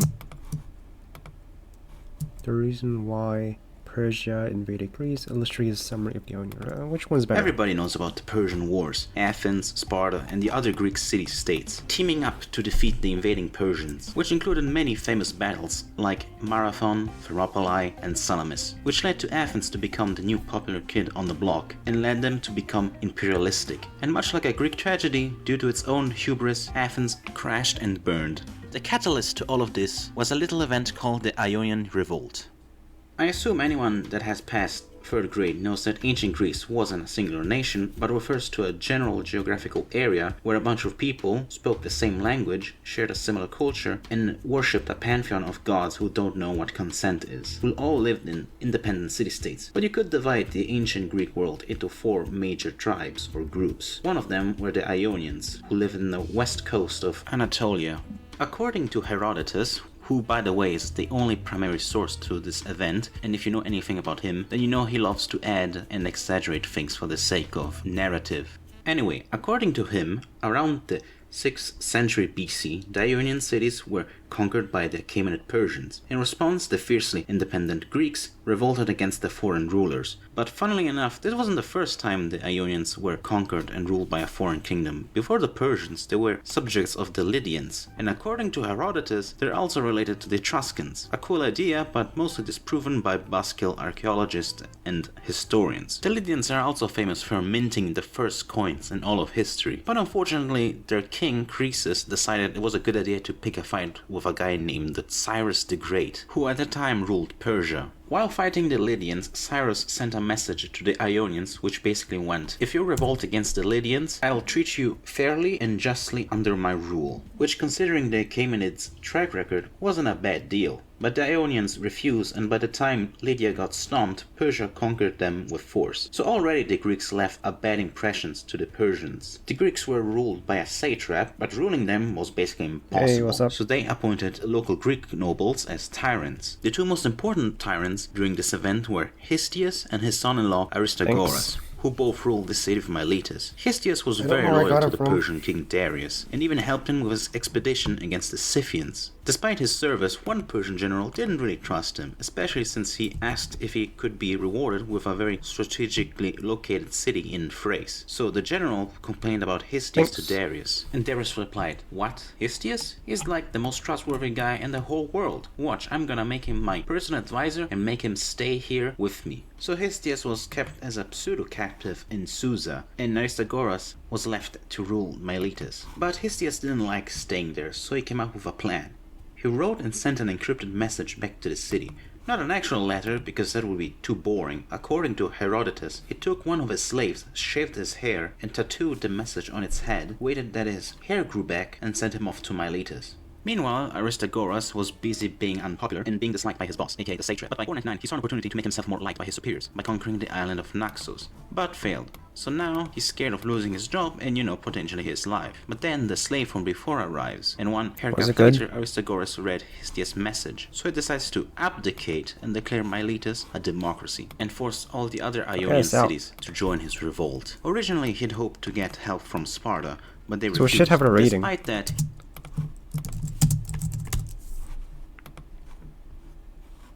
8.1, that's pretty good. He did receive support from Athens, who at this point was kind of a nobody. So the Ionians, together with the Athenians, marched onto the city of Sardis and burned everything. Oh no, my people are revolting. I better go back and re-establish order and punish those rebel rousers. Yeah, you probably should. So Darius allowed him to go back to his city. But the moment he arrived, the satrap immediately suspected him for being responsible for the revolt. So he ran to Miletus and tried to reinstall himself as tyrant. Let me get a better summary of this. Revolt. The Greek cities. Persian War. Documentary? There's a documentary. By History Time. Which one should I watch?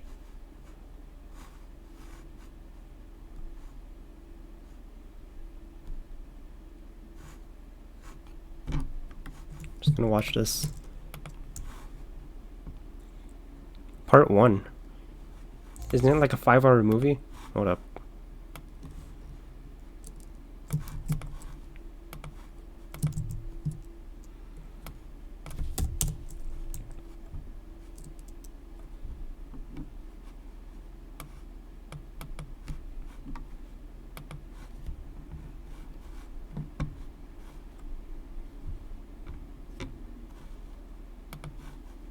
How long was the first part? Length 3 hours, 3.5. And this is the first part, or is it the first half?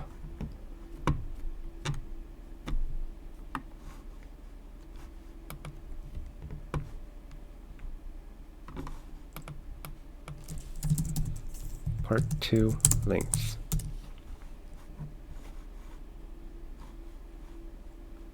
Okay, so both of them combined is 3 hours. No, the first part is 3 hours. Part 2, while it's expected to be long, the exact length remains unknown. Okay, so the whole thing is going to be like 7 hours. About. Oh. Thermopylae. Thermopylae. It's a name that echoes down the ages.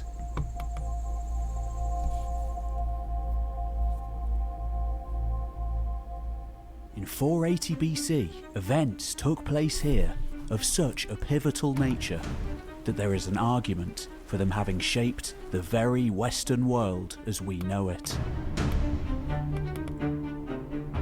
For the Greeks, a people already keenly aware of their own mythic past. Even before that fateful year, this was a sacred landscape.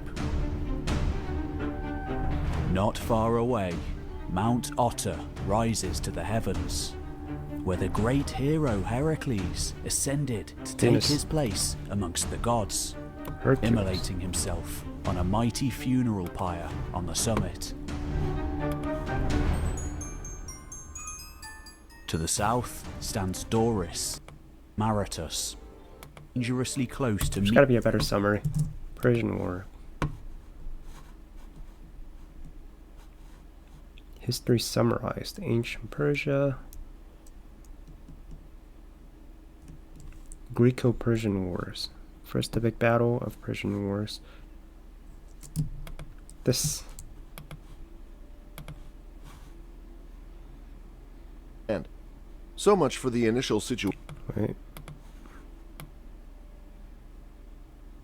The Persian Wars are among the most important events in ancient history. After all, they completely turned the then prevailing world order upside down. The total of 5 battles caused a shift of power within Europe and the Middle East, Joe. the aftermath of which I think you told me continues about to it, this day. right? In this video, we dive together into a story with history-making events and exciting twists and turns. The Persian Wars refer to the warlike conflicts between the Persian Empire and various Greek city-states in the 5th century BC, or more precisely, between 490 and 479 BC. But how did... Let me see a trailer real quick.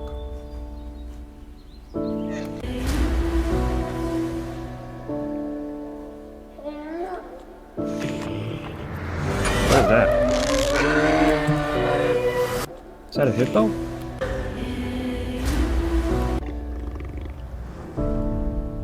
kind of like a pig. What is that?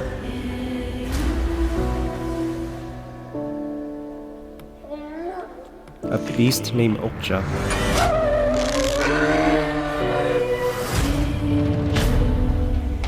It's a big pig.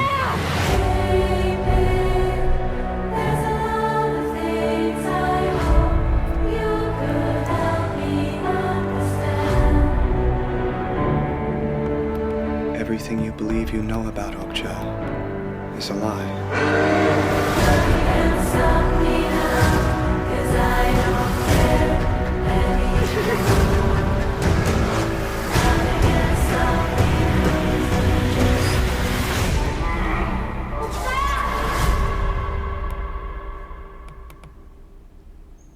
Will make you jump for joy and burst into tears.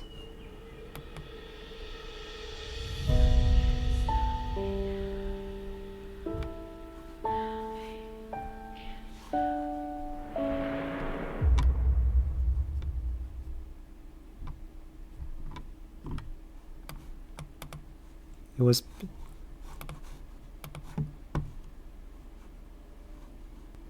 his design was based on the face of manatee body and the body of a hippopotamus. The hippopotamus-like design was chosen as reference to the infamous 1910 Hippo Bill, which proposed the idea of America importing, breeding, and farming hippopotamus for meat. Hippo Bill.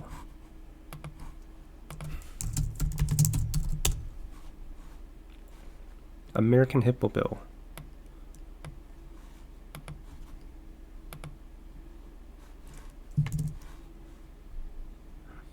Slaughter Factory. I think this is what it's based on.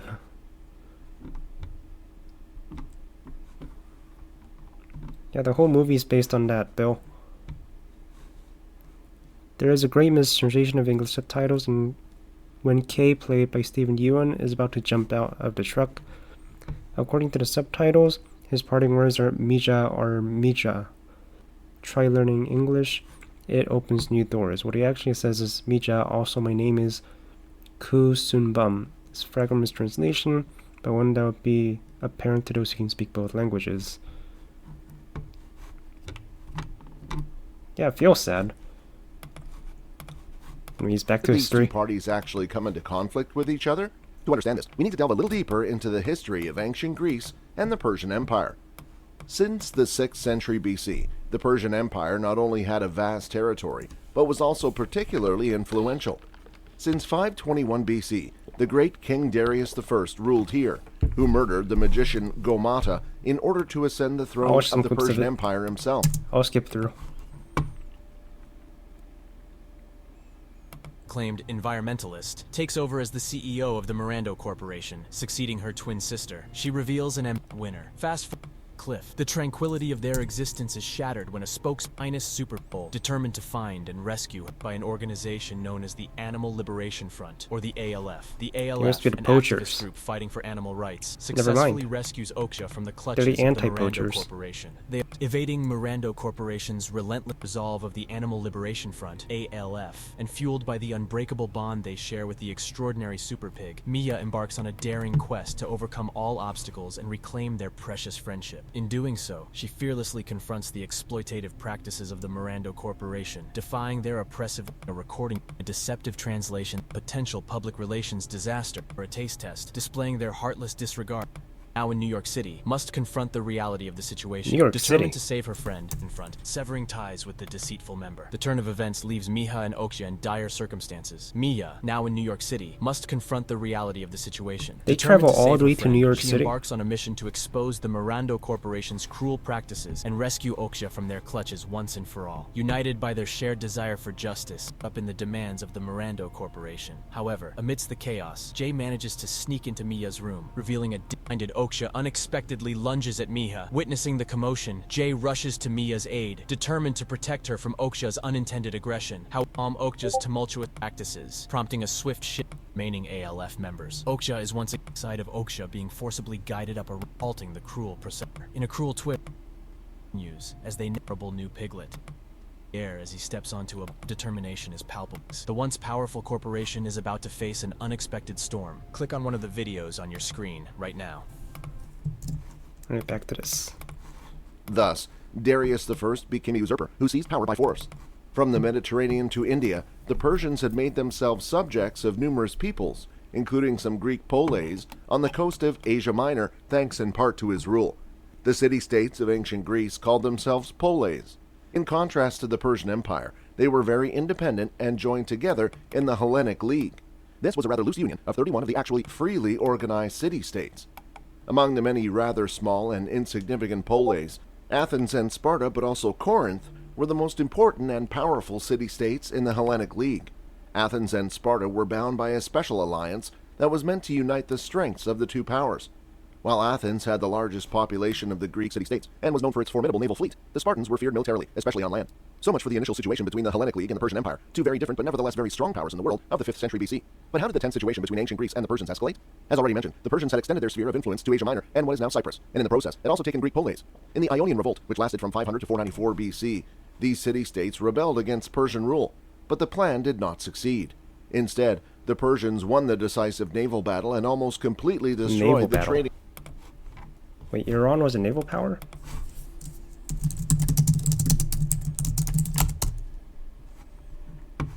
Yes, Persia was indeed a significant naval power during the height of Achaemenid's empire under kings like Darius I and Xerxes I. Here's a overview of Persia as a naval power. The Persian Empire was more of a land-based empire, relying on cavalry and infantry. However, as it expanded across the Mediterranean coast, Persia needed a strong navy to control the Aegean Sea, secure supply lines, project power against Greek city-states and rebellious territories. Naval forces under Darius I. Darius built a large Persian fleet to suppress the Ionian Revolt. The fleet was a mix of Persian ships and those contributed by subjects people like Phoenicians, Egyptians, Cypriots, and Greeks in Asia Minor. The famous naval battle at Lade was a decisive Persian victory. City of Miletus. Despite the victory in the Ionian Revolt, the Persians... So is this what Alexander the Great is mad at? Is the Persian War what made Alexander the Great invade Persia?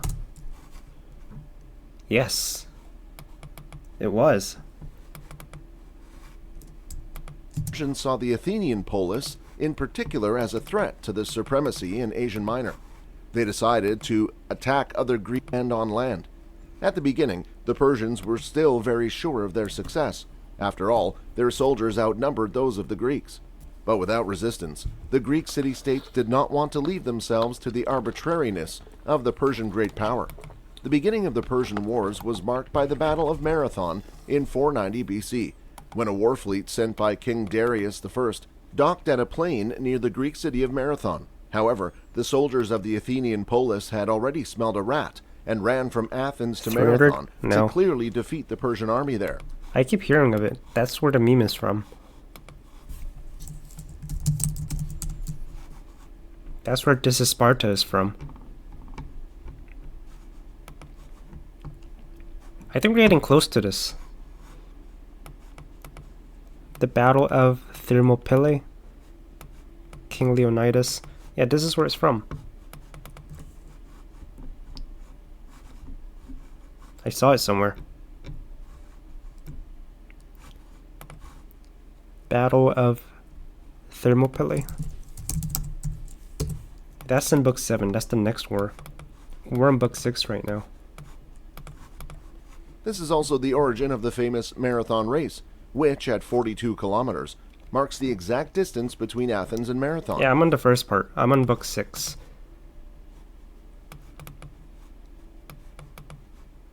The heroic last stand of the 3 Spartans and allies. Alright, so we're getting there. We're almost there. After the Persian invasion failed at Marathon, they broke off their campaign in Greece for the time being and retreated. Soon after, the Persian king Darius I died, who was succeeded by his son Xerxes. He was to consolidate the Persians as a great power through the war against Greece and established their supremacy in southern Europe and Asia Minor as well. It took a full 10 years for the Persians, this time under the leadership of Gospel of Xerxes, John? to dare I the next briefly remember attack on ancient Greece. But when they began the Battle of Thermopylae in 480 BC, Xerxes sent to war the largest army in history up to that time. With 600 ships and 200,000 soldiers, the Persians invaded Sardis in Asia Minor and marched along the Aegean coast. On their way, they captured all Greek city-states. Some of them even There's like 4 submitted different to the Gospels. overpowering Persian army without... But by the way, did you know that our founding fathers didn't really believe in the divinity?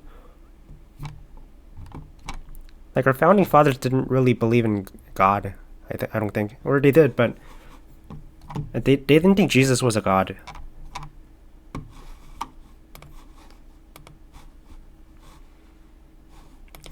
Did founding fathers believe in the Holy Trinity? They were varied. Many founding fathers were Christians, but not all Orthodox Trinitarians. Some believed in traditional Christian doctrine, including the Trinity, example, but many founders held unorthodox views about the Trinity, leaning more towards deism, Unitarianism, and Arianism, believed that Jesus was not co-equal with God the Father. Yeah, that's Thomas Jefferson, Ben Franklin, and John Adams. So they're like secular Christians. How many? Not a lot. When I want to learn about history, I stream. offering any resistance at all. Even at the Thermopylae Pass, I'm using the where free Greek version. soldiers initially fought successfully against the Persian army, the Greeks had to admit defeat. Thereupon, the Persians moved on to Athens and also conquered what was probably the most powerful polis of ancient Greece. So for King Xerxes and his gigantic Persian army, everything seemed to go according to plan. Okay, so to Thomas Jefferson, who was Jesus? Jefferson saw Jesus primarily as a moral teacher and a philosopher, not divine in the traditional Christian sense. He admired Jesus' ethical teachings, especially the Sermon on the Mount, and regarded him as a great example of virtue and reason. Jesus was a human being, not God incarnate. Oh yeah, got a new keyboard too.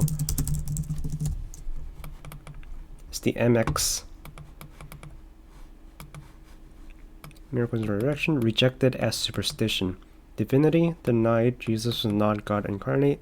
Focus of God's teaching, ethics, and morality.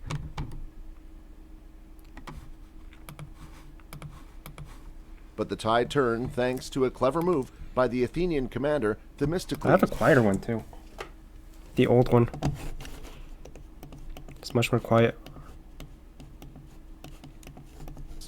In the naval battle of Salamis, the Greek fleet was outnumbered on paper by a total of 600 Persian warships, but with an ingenious trick, Themistocles and his Athenian soldiers still managed to emerge victorious from the battle. The Greek commander lured the Persian ships into a strait between the Greek mainland and the island of Salamis. Due to the limited space, the numerous Persian warships blocked each other's way and could be sunk piece by piece by the outnumbered but cleverly acting Greek warships, a great success for Athens and its allies. In a sense, the naval battle of Salamis marked a turning point in the history of the Persian Wars. From this point on, the Greek city-states, led by the Athenian polis, gained the upper hand. In the Like end, the ASMR? Persians lost almost their entire war fleet, which had been so feared before. For this reason, in 479 BC, the Persians attempted to advance to Athens using new tactics on the mainland. However, in the Battle of Plataea, they met the Greek soldiers. They successfully managed to put the invading Persians to flight and took a large war booty from them. The Battle of Plataea marked the final victory of the Greek city-states over the Persian Empire. In the naval battle of Nicaea, which occurred in the same year, the Greeks also succeeded in winning the last major battle with the Persians.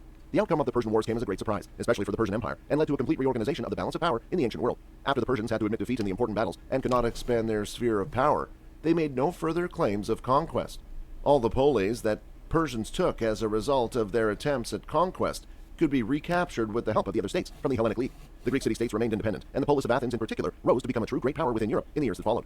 Athens was especially feared at sea. After all, they had a particularly strong war fleet. In the following years, however, a rivalry developed between the two most powerful city-states, Athens and Sparta, which was also to play a 2025, that was decisive pretty role good. in the course of ancient history. What do you Most of 2025 I spent with my dog. Where is she? think about the Persian Wars and the surprising victory of the Greeks over the seemingly I got her in overpowering March, Persians? and she's been taking Which so much of my twist in the time. story fascinated you the most? Feel free to leave a comment and subscribe Don't get a to the Nazi. channel to never miss another exciting They never history sleep. video. See you next time. Alright, we're on to book 7 now. Polymnia. The amassing army by Darius after learning about the defeat of Marathon. The quarrel between Ariobignus and Xerxes over which son should succeed Darius and which Xerxes is chosen. Yeah, she never sleeps. Or she never sleeps at night, so she keeps waking me up to go outside. Darius dies in Book 7. The defeat of the Egyptians by rebels of Xerxes. Advice given to Xerxes on invading Greece. Mardonius for invasion. Artabanus against... Yeah, she's sleeping right now. She's under the bed. I don't know if you can see her.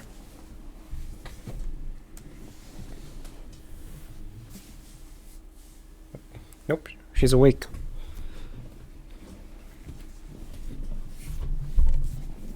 She just looked at me. The preparation for war, including the Xerxes Canal, Xerxes Pontage Bridge across Hellespont. The offer by Pythias to give Xerxes all his money, in which Xerxes rewards him. The request by Pythias to allow one son to stay at home, Xerxes' anger, and the march between the butchered halves of Pythias' sons.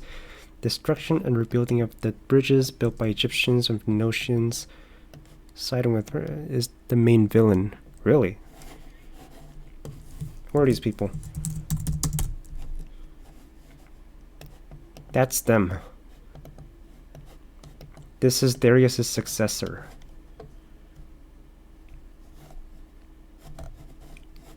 Wait. Persian Empire Kings. Timeline.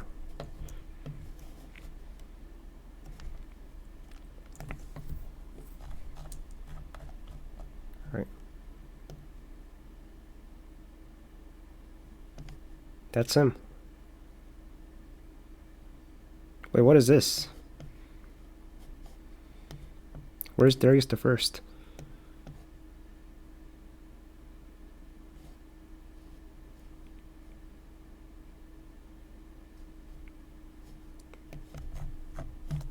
Okay, that makes sense. So Darius the First.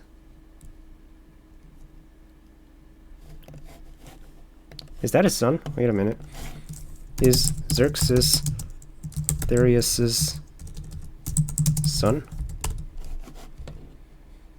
Yes. So Xerxes is the son of Darius.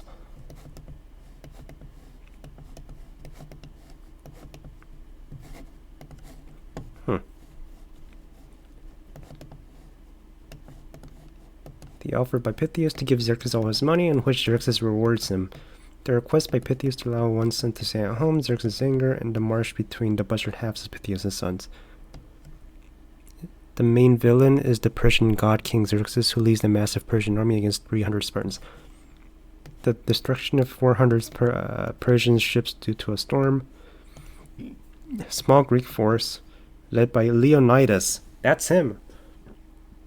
King Leonidas sent Thermopylae to delay Persian army, 5 million. The Battle of Thermopylae, in which Greeks hold the pass for 3 days. The secret pass divulged by this guy, which Hydarnes used to lead forces around the mountains to encircle Greeks. The retreat of all the Spartans, Thespians, and Thebans, forced to stay by the Spartans. The Greek defeat in order by Xerxes to remove Leonidas' head and attach torso to a cross. This happens in the movie? So Leonidas loses.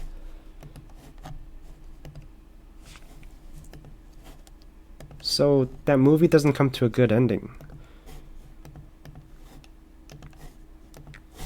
Compare the war to the movie 300. Absolutely. Comparing historical Greco-Persian wars, especially the Battle of Thermopylae, to a movie 300 reveals a lot about the fact. Rise of an Empire sequel to 300 movie came. So there's a sequel.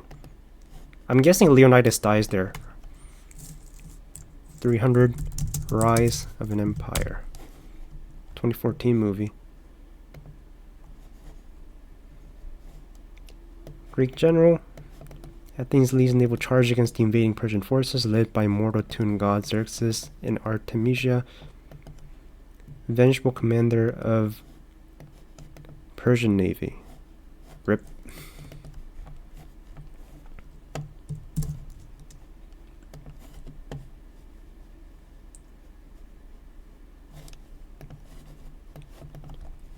Alright, comparing the movie, Persians led by Xerxes invading Greece with a massive army, estimates vary but possibly tens or hundreds of thousands.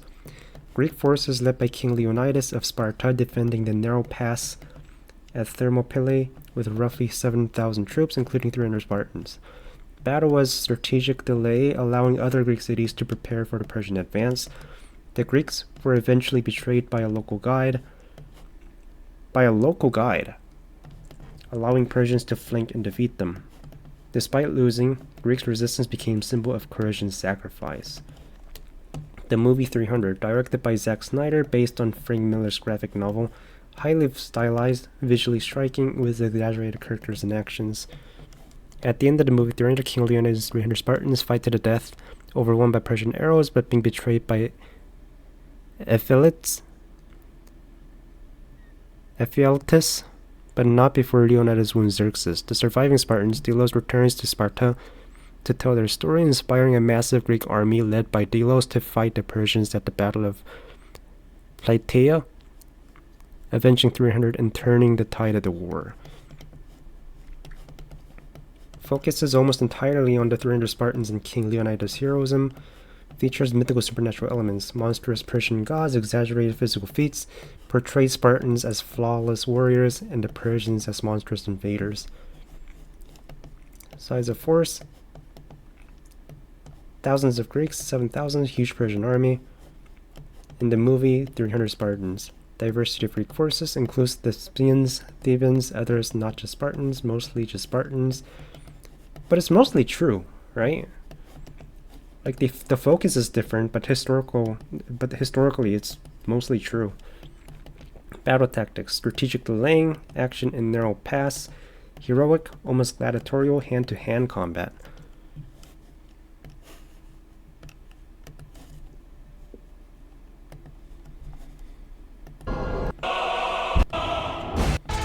Totnev, Spartans, the finest soldiers the world has ever known.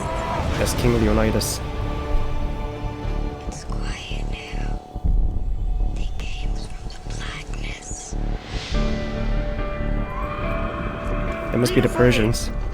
Sparta will burn to the ground. 1,000 nations of the Persian Empire descend upon you. What must a king do to save his world? Instead, ask yourself, what should a free man do?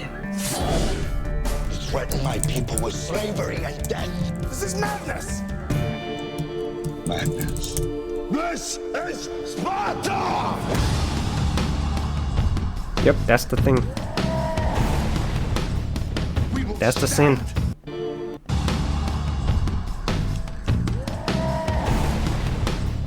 We will stand and fight. A new age has begun. An age of freedom. And all know that 300 Spartans give their last Against 1 million. to defend it.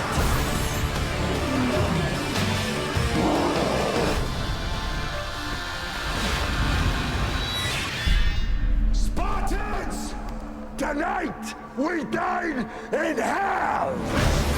I've also seen that part. Give them nothing, but take from them. Wait a minute. The Pantheon. From League of Legends.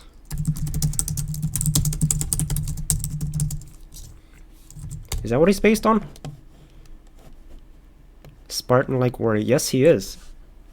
So, Pantheon is based on this. Everything!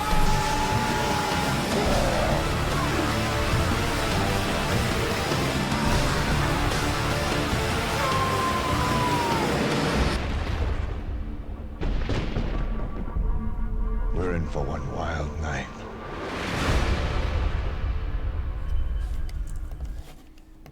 I gotta see this, man. Okay, so what happens after? So what happens? This is... What war is this? The War of Greco. The 300 Spartans are a battle in the War of Greco-Persian War. Yes. So what happens at the end? Who wins? Oh, there it is. So who wins? Outcome: Spartans killed. Significant symbol of Persian sacrifice. Who wins the overall war? Yeah, it was a huge success. I've heard about it. There was memes all over the internet for a while. Initial Persian success. Persia under King Darius I and later Xerxes launched major invasions of Greece. Early battles sacking Athens showed Persian military strength. Turning points. Greek victories. Battle of Salamis. Greek naval forces led by Athens won decisive victory against Persian navy. This was a major blow to Persian supply lines and morale. Battle of Plataea. A large Greek coalition army defeated the Persian land forces, effectively ending Persian ambitions in mainland Greece. End of hostilities. Following these defeats, Persia withdrew its forces. So Greek won. Significance. Wait. Where the fuck are the Spartans? Did the Spartans really do anything to the outcome? Absolutely. They played a crucial role in the outcome, especially during the key moments of the invasion. Here's how they contributed. The stand at the Thermopylae. King Leonidas and his 3 Spartans led the defense of the narrow pass against the vastly larger Persian army. Although the Greeks lost this battle, the Spartans' sacrifice delayed the Persian advance, buying crucial time for other Greek city-states to prepare for defense. Became powerful symbol of courage and resistance. Spartans' discipline, training, and fighting skill at Thermopylae was legendary and slowed down the Persian forces effectively. So this is like the Ukrainians in the first few weeks of the Russian invasion. Sparta's leadership in the Greek alliance. Sparta was the military leader. The timeline for 300 film covers Greco-Persian Wars, with 300 focusing the Battle of Thermopylae in 480 BCE and 300 rise of an empire, depicting events occurring before, during, and after 300. Key events include the Battle of Marathon, the concurrent battles of Thermopylae.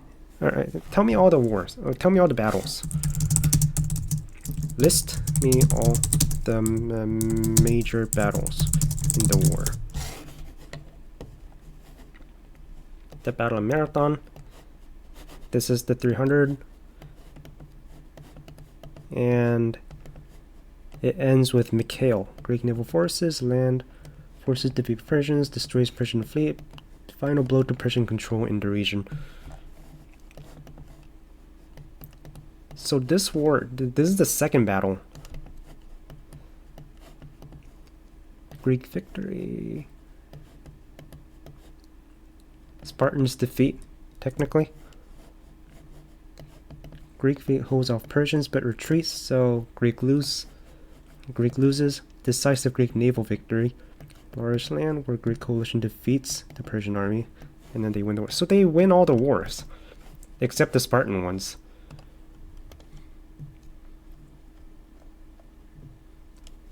Yeah, so this was... They kind of lost the battle, but they won the war because of it. Dude, I gotta see the movie. Before I go into book A, I gotta see the movie.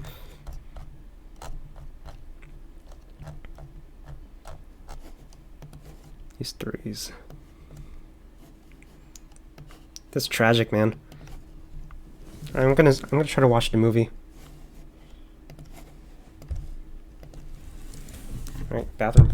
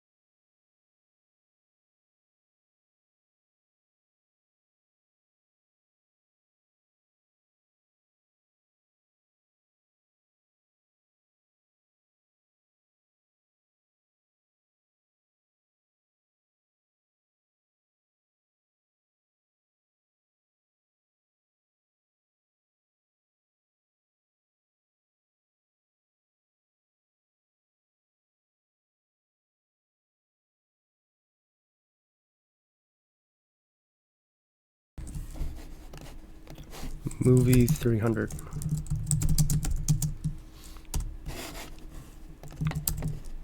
This is 2006. 2007. Maybe I can watch it on YouTube.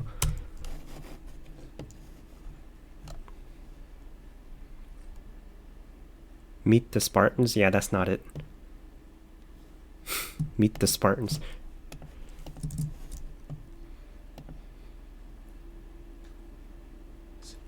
Has taken over the world with his vast Persian army.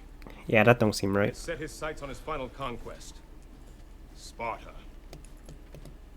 The movie depicts Spartans more accurately than 300. Controlled by the giant pit of death. Okay. Okay. Xerxes is a kind god king and offers these peaceful alternatives to war.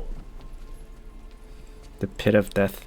No blood will be shed as long as you Spartan men build his pyramids. Your women become his sex slaves, and your children work at sweatshops, making nothing. Really? Nike? That's not even Nike, that's like the opposite. It's flipped. Air Xerxes. That sounds reasonable. Megatron? I'm sure you would think so, Councilman Tradero.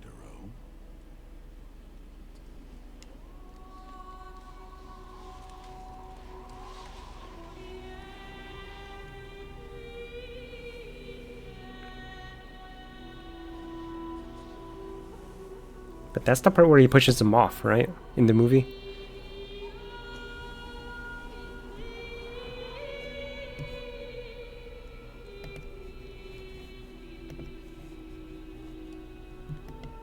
Tell Xerxes to take his proposal.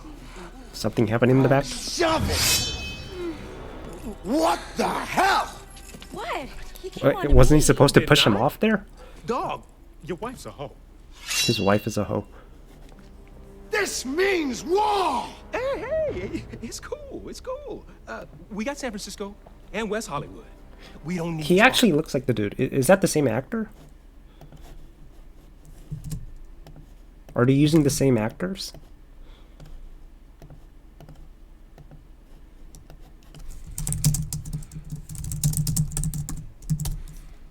No.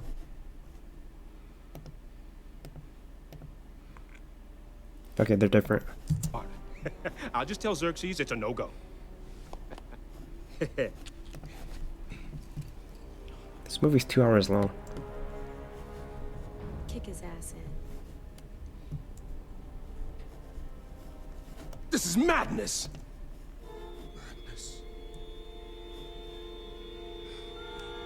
This is Sparta!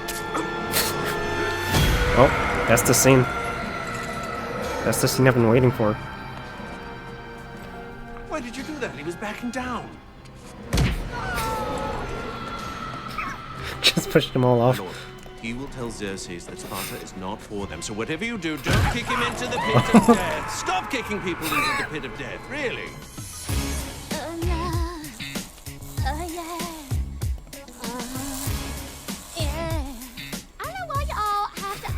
Pushed off too. I'm a responsible dog. Look at me, I'm booby feeding my baby. Just push her off Sometimes too. I like to give him fried milk. I call them milk poppers. It's just like breast milk, but it's fried. And you just pop them in your mouth. He loves them, don't you? Wait. Did the Spartans in real life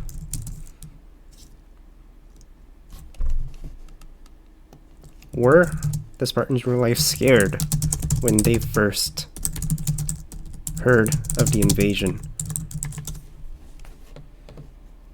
Great question. Spartans are famously known for their discipline and courage, but it doesn't mean they were completely fearless. Historical context. Spartans' attitude towards war. Spartans were trained from childhood to be warriors, valuing bravery and stoicism above all. The society emphasized never showing fear and facing death honorably. So culturally, fear was suppressed or seen as dishonorable, but that doesn't mean they were oblivious to danger. The reaction. When Xerxes' one massive army began to moving into Greece, the Spartans took the threat very seriously. They mobilized their full army and sent their best troops, led by King Leonidas, to defend Thermopylae. The sheer size of Persian army was known to be overwhelming, so Spartans' leaders understood they were facing near impossible battle. The Spartans were scared. Personal fear. While individual Spartans were trained to suppress fear, it is reasonable to assume they felt natural human instinct. Leadership awareness. Leonidas and the council likely recognized the enormous risk. Sending 300 Spartans in their suicidal mission shows both bravery and acceptance of potential death. Stoic acceptance. Spartans valued dying in battle for their city as the highest honor, which helped them face fear with resolve. Sources and perspective. Ancient sources like Herodotus highlight Spartans' courage but don't deeply explore private feelings.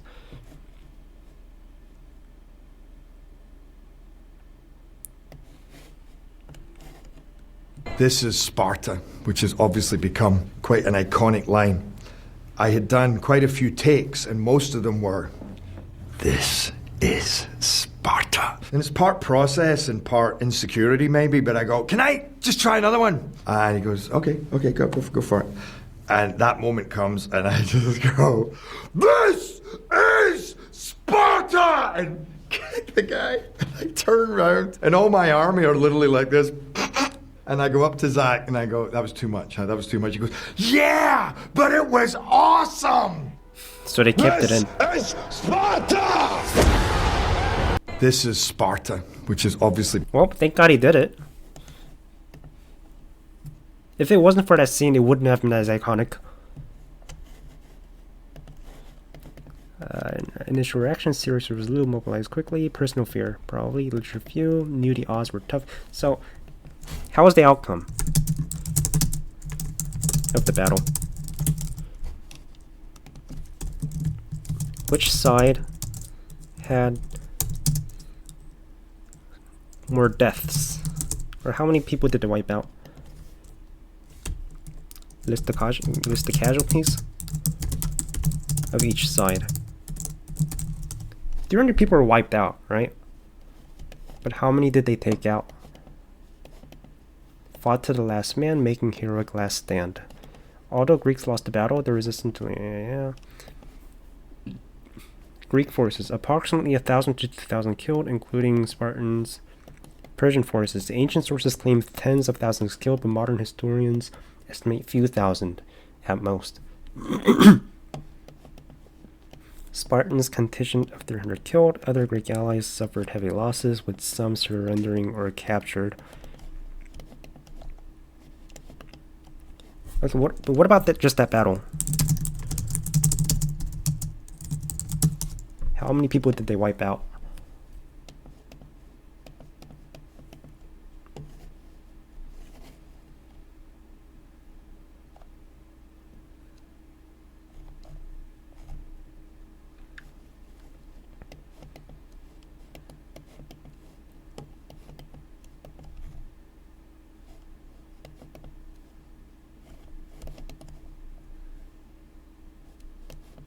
The 300 Spartans were elite force. Other Greeks.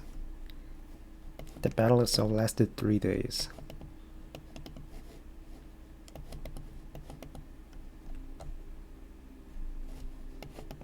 That's the battle? A few thousand. Okay, how many people did the 300 people wipe out?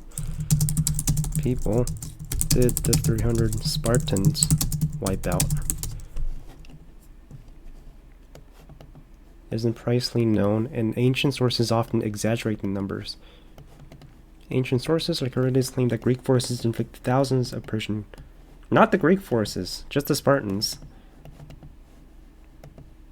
The exact number is unclear, so we don't even know.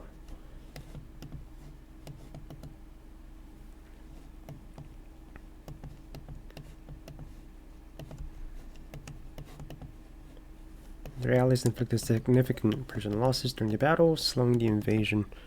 Lighthouse. Thomas Wake, as days pass, Ephraim is haunted by strange mysterious visions. Movie shown in black and white, which is one of the best horror mysteries movies I have seen.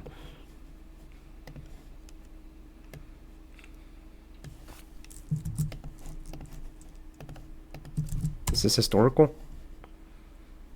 The Lighthouse. It looks like a Soviet Union film. Turmoil 19th century lighthouse keeper stranded at remote New England outpost in a violent storm. It seems pretty popular.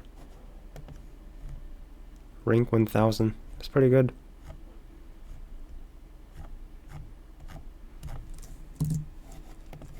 Baby. Anyways, movie 300. Is there exposition?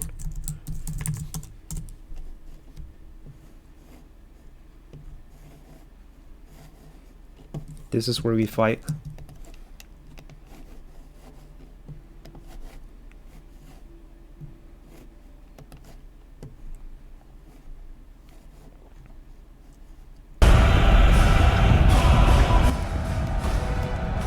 That's the narrow passageway. That's the narrow passageway they've been talking about. Steven Spielberg.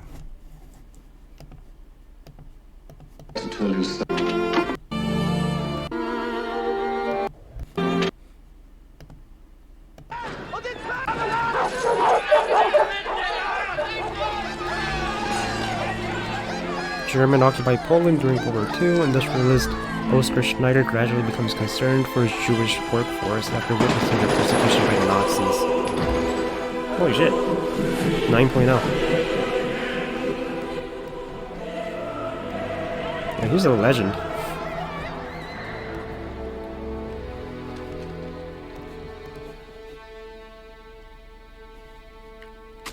Now more than ever. By law. Who says that? Everyone.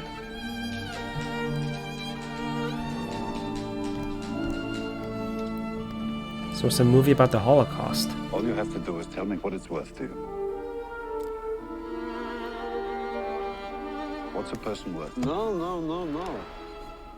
What's one worth to you?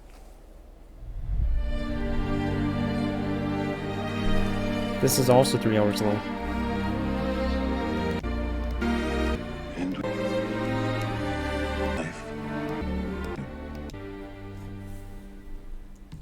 Shawshank Redemption? I've heard about it. It's one of the best ranked ones. It's like over, I think it was 9.3. The movie on IMDb. Yeah, 9.3. By Frank Darabont.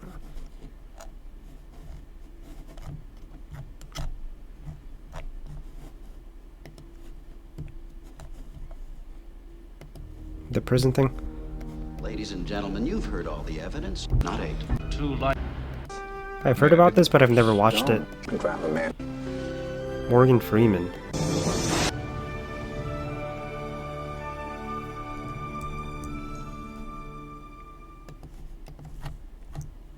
I heard it was one of the classics.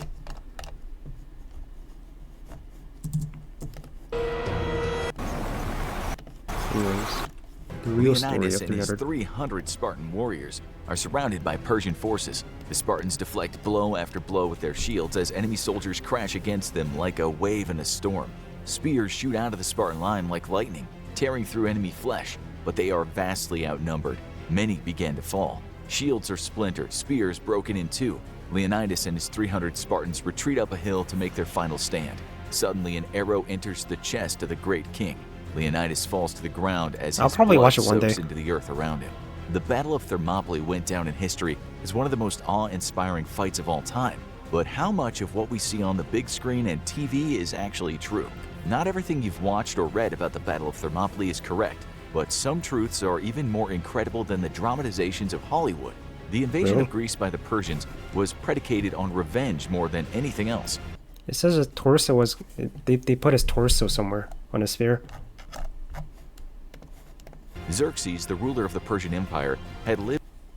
Should I spoil it and watch it? Or should I watch the whole movie by myself?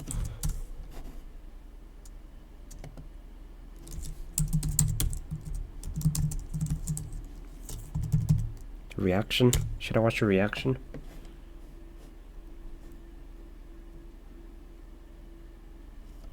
Alright.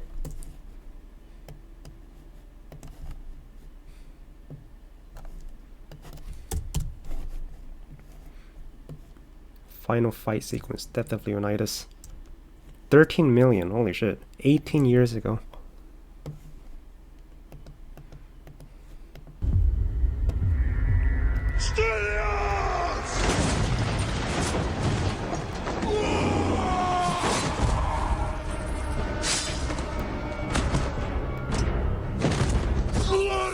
Wait a minute, isn't that the guy you pushed off?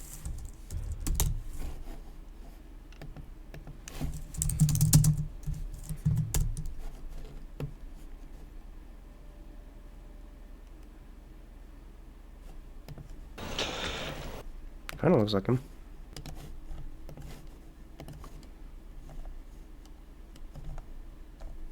Book 7.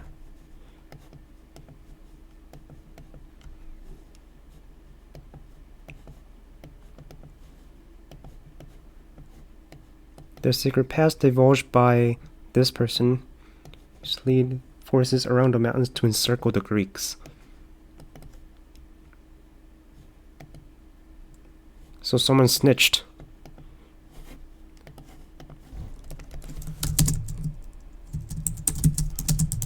In real life. Yes.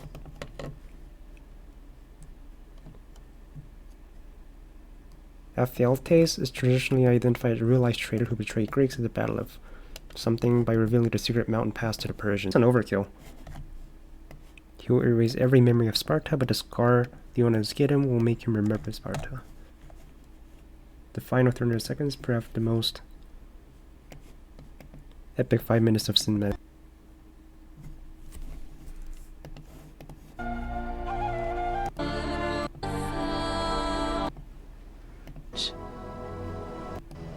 Wait, he died like Jesus. The Greek defeat an order by Xerxes to remove Leonidas' head and attach his torso to a cross. He died like Jesus. 100 men.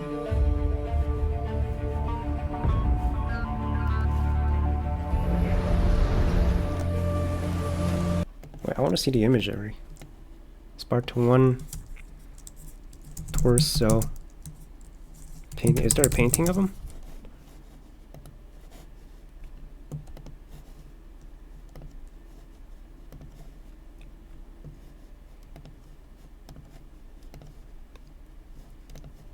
They said they beheaded him, and they put his torso in a cross.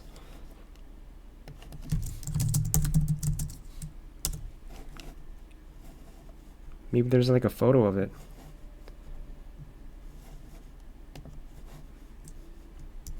Or not a photo, maybe a painting. That's Jesus.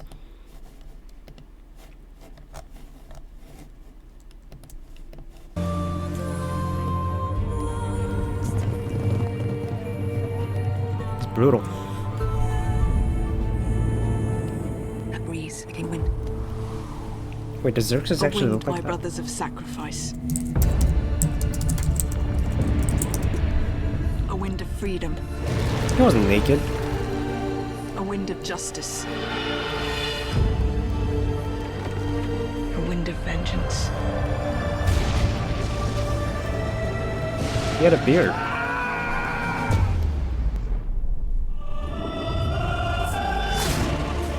Next March. Nothing will stop the march of my empire. I will attack the Greeks with my entire navy.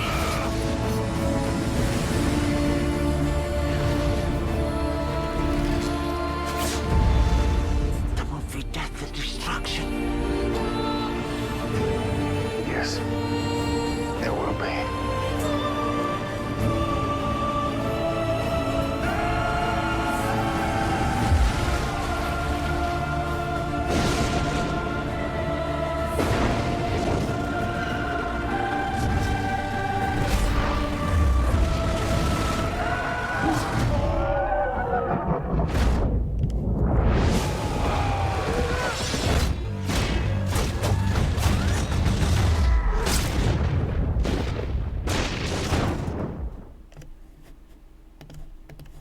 Lived The with real the story. brutal defeat of his father's forces by the Greeks at the Battle of Marathon. His father was Darius, king of everything, and everyone from Egypt to West India. But he never managed to conquer the Greeks. The inability to defeat the Greeks was both a devastating blow and a humiliating blunder for the ruling family of Persia. Xerxes was determined to crush the insolence of the Greeks once and for all. 10 years after the failed invasion of Greece by Darius, Xerxes would launch his own... Did Xerxes actually go into battle? Actually lead his army in the front lines? No, he didn't. So he was a pussy. He stayed off the front lines. His role was to command and control the vast Persian Empire and its armies, not to fight as a front line. So not a front line. So he was in the army leading. Yes. Okay, so he was in the army.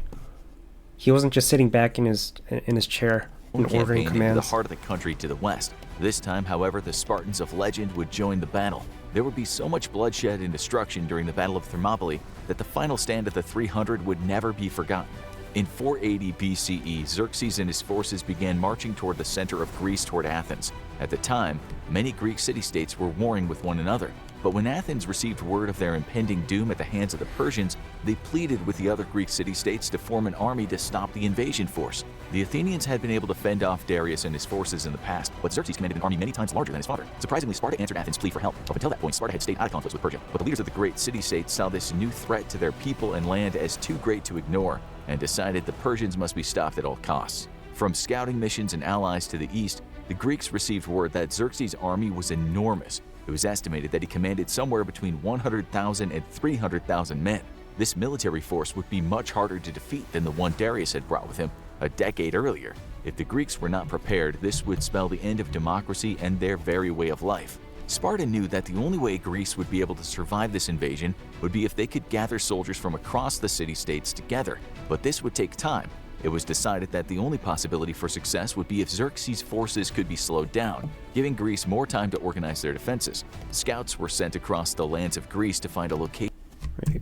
Let me see this map. Were high, as some Greek city-states refused to join the cause, while others blatantly backed the Persian forces and welcomed their new overlords. But Sparta and Athens would not let the probability for success city-states together, but this would take time. It was decided that the only possibility for success would be if Xerxes' forces could be slowed down, giving Greece more time to organize their defense. It's Persia and this is Greece. Scouts were sent. They couldn't just invade through Athens? Across the lands of Greece to find a location to make a stand, someplace where the number of soldiers Xerxes had wouldn't matter. Tensions were high, as some Greek city-states refused to join the cause, while others blatantly backed the Persian forces and welcomed their new overlords. But Sparta and Athens would not let the progress they'd made and the freedoms their people enjoyed be taken away by a foreign power. The scouts eventually returned with a location that suited their needs. There was a narrow pass at Thermopylae that the Persian army would need to pass through to get from northern Greece into the center where Athens and Sparta were located. Thermopylae also sat near waterways that connected mainland Greece to the Aegean Sea, which meant Athens' formidable navy would be able to hold off Persian ships and prevent any forces from landing on the shores behind Thermopylae. This would stop the Persians from circling behind the Greek forces deployed at the narrow pass, making sure the only way into central Greece was by land. It was the best possible location for a defense, and the Greeks' only hope for slowing down the swarm of Persian soldiers approaching their lands. However, this location was literally the spitting image of hell. The location was named Thermopylae, which translates to hot gates, because the landscape was filled with hot sulfur springs. This created an eerie mist that covered parts of the battlefield and a terrible smell. A more ominous location could not have been chosen even if they'd tried. The Greeks' plan to slow Xerxes now had its foundation. But there was a problem. Xerxes was already close, and there wasn't enough time to send all of the Greek armies to Thermopylae. In fact, many city-states still didn't think there was an invasion force coming at all. It also didn't help that the Olympics and several important religious festivals were happening at the end of the summer, which would be at the same time that Xerxes' forces would reach the hot gates. Many city-states were so focused on these other events that they couldn't be bothered by something as trivial as a massive invasion force knocking on their... Wait, I gotta see the gameplay.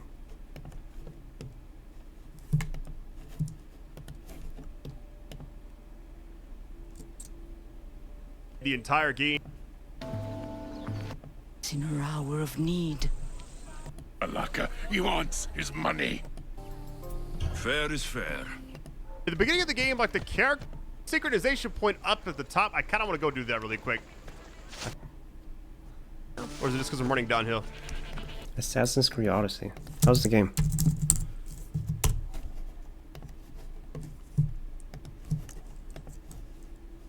83. That's pretty good. It's a decent game.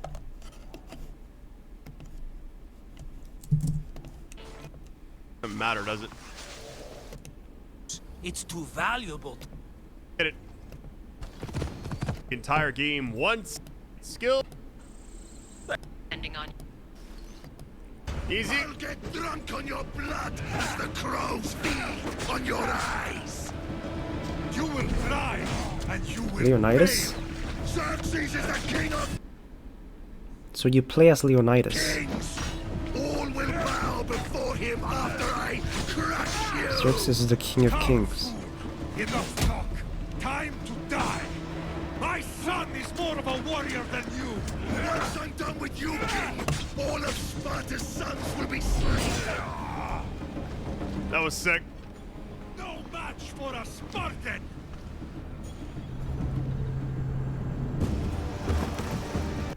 So you play as him. Alexios, not you. This game looks way better than I was anticipating. Not expecting this at all. This looks almost like what my PC looked like, which is insane. You get to pick a side. Upgrade gear. Yeah, I'm just gonna kind of just playing Collecting it. rare weapons, fighting Enjoying with the the beginning of the game creatures, again. It's been assassinating so long cultists. since I covered it. I just wouldn't mind like just seeing how it began as well. Like I feel like a. Well, no. Yeah. Is that Leonidas? I think it is.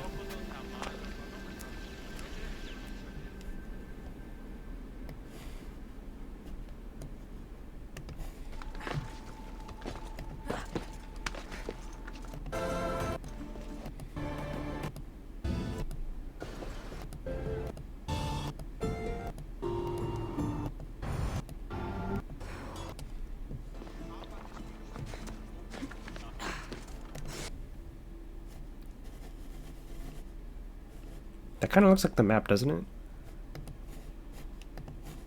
Yeah, like this is Greece, and that's Persia. Kind of looks like that.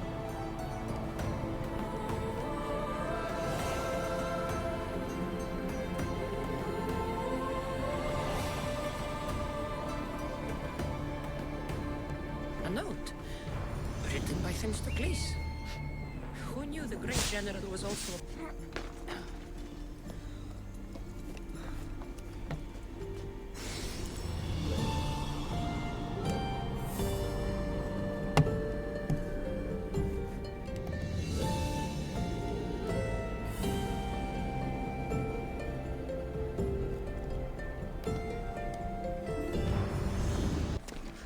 It reminds me of Zelda, Breath of the Wild.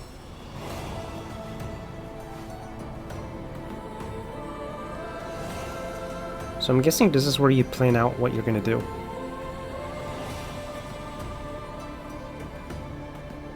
And the music too. That's a nice touch.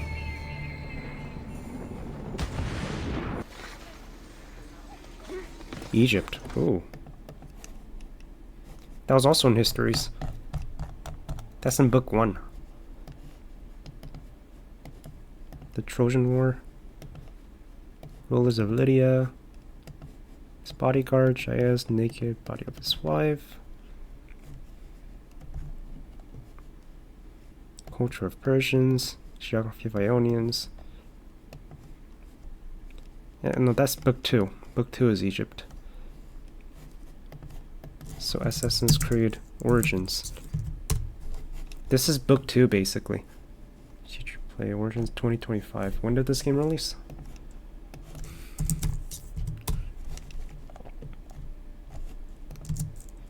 Metacritic 81. Also decent. Gameplay. Not the full game. Part 1. So got quick one, I think, isn't it? One of the dummies is sturdier than the other. Look how much damage. I guess you can. I know it's not Doritos, but it looks What like. years does this take place?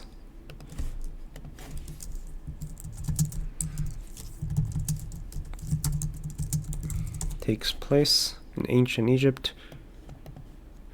Ptolemaic period, 49 to 38 BCE. That's kind of late.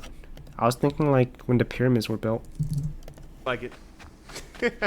I remember that Like city 5000 so much. BCE. All right, let's go in here. Talk to him. That does it. Thank you, Bayek. I told you these Nekatiadids do not care. So this happens when the Roman Empire was It is around. sad. Come upstairs. I will show you all the magic. We gotta start here. Them and you know what they've kind of controls, maybe. Do you get to ride Get him in chariots? here. Your help. I want to see if there's chariots. But very powerful. Came with it. And everything. But very powerful. what becomes of those who disobey Meduna. You two up. Just level up my. Wait. You cannot let them.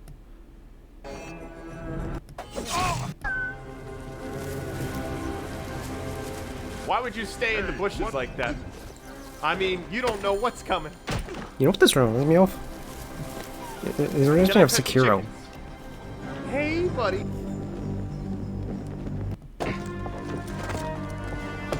Wait, when did this game release? Release date 2017. Sekiro. Release date 2019. So Sekiro was based off of this.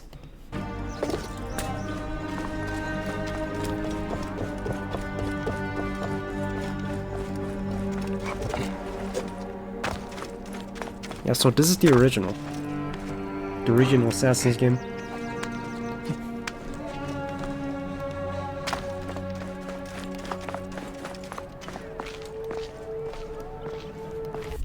How's the series?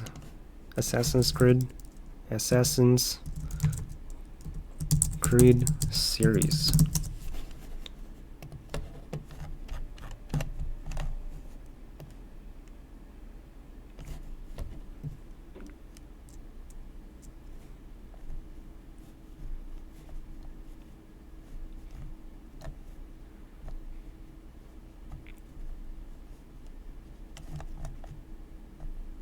Oh, that's the spin-offs.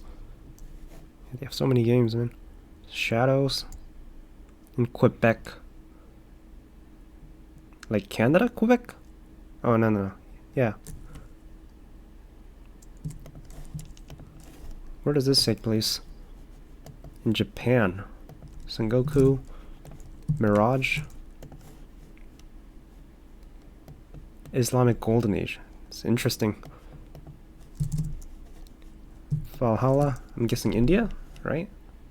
Viking, right. Viking.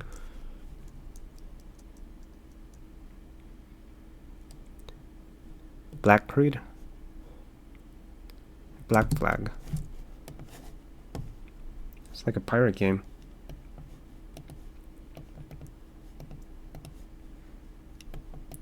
Six Majors installment. Historical fiction. The link between the assassins. Where does this take place? It's set in the 21st century. It depicts the player as an employee of Abstergo Industries, a company used as for modern-day Templars. West Indies. During the golden age of piracy from 1715 to 1722. Notorious Welsh pirate Edward Kenway, grandfather. So you're a pirate in this game. And in Origins, this is Egypt. Syndicate.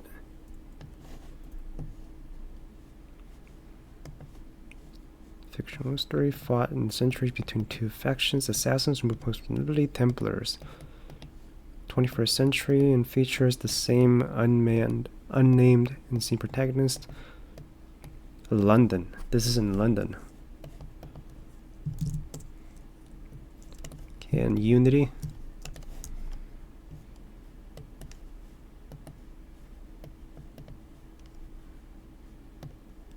In Paris. It's like all the major cities. North Atlantic. Assassins Brotherhood who fight peace. 21st century in 1752 to 1760, French and Indian War. So it takes place between French and India, I'm guessing. And Black Flag, that's the pirate one. Mirage.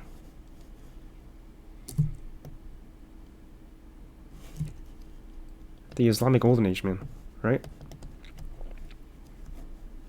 Islamic... No, Valhalla. Viking one.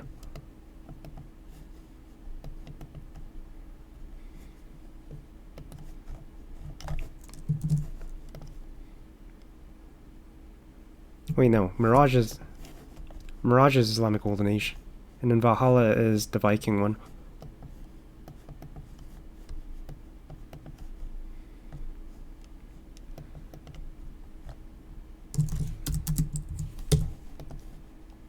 In Baghdad. Afghanistan? This is Afghanistan, right? And in Iraq. Oh, never mind. Got the country wrong. Period of extreme internal instability during the reign of Abbasid Caliphate.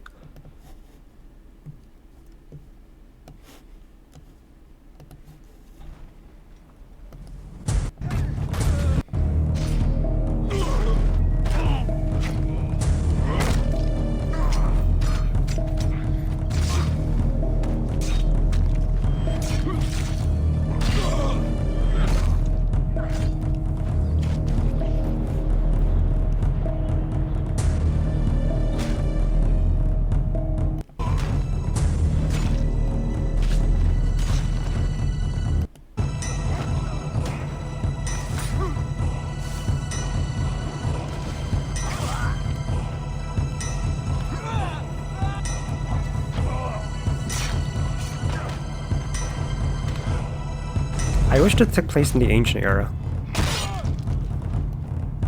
Like 5000 BC. Otherwise, the game looks pretty good.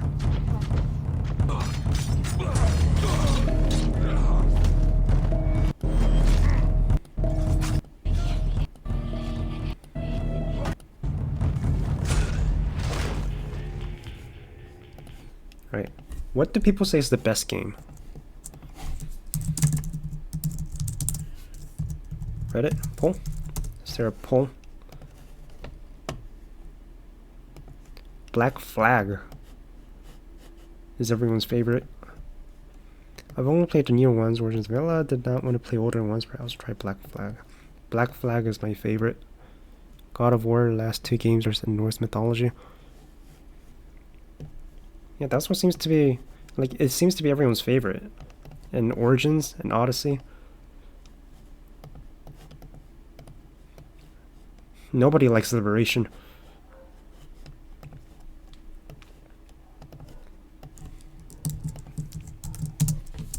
Metacritic. 88. That's the highest one. These lads are the creator and Dennis Lee killed to see if I 6 were Pardon. Morning all. These lads are the better part of our growing confederacy here. Hi, I'm Sylvain Tracy. I'm Julien Desauniers. Alright, back to whatever this is. The real history. Sparta decided they couldn't wait for the rest of Greece to come to their senses. They needed to send a force to secure the hot gates and give the rest of the city-states time to organize their militaries. After weighing their options, Sparta determined that they needed to send one of their 2 kings and a force of 300 elite soldiers to Thermopylae to hold the hot gates as long as possible. The king chosen for this mission was Leonidas. Hey, but before he could head out, Sparta needed to speak with the oracle at Delphi.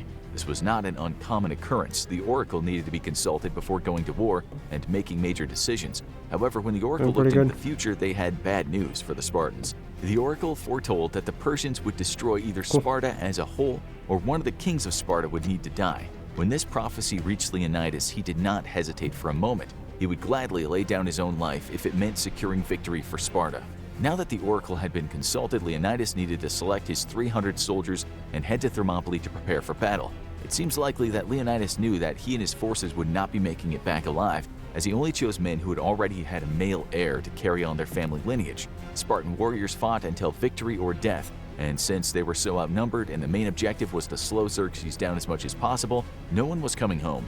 Also, Leonidas had the oracle's prophecy to contend with. Unless he somehow managed to defeat 100,000 men with his 300 Spartans and a handful of other Greek soldiers, he would need to fight to the death in order to ensure the prophecy was fulfilled and Sparta itself did not fall. Sparta recruited as many other soldiers as possible for the mission. Wait, did Sparta fall?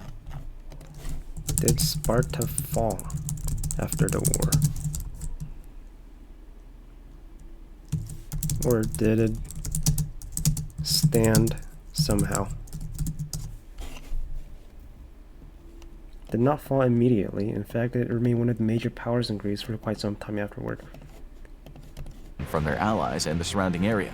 The Athenians were in charge of protecting the seas, so they could only offer a limited number of soldiers upon land. Upon departure for Thermopylae, Leonidas had his army of 300 Spartan soldiers and around 7,000 other men, made up of Athenians, 1,000 Phocians, 700 Thespians, and 400 Thebans. The force marched from central Greece to Thermopylae.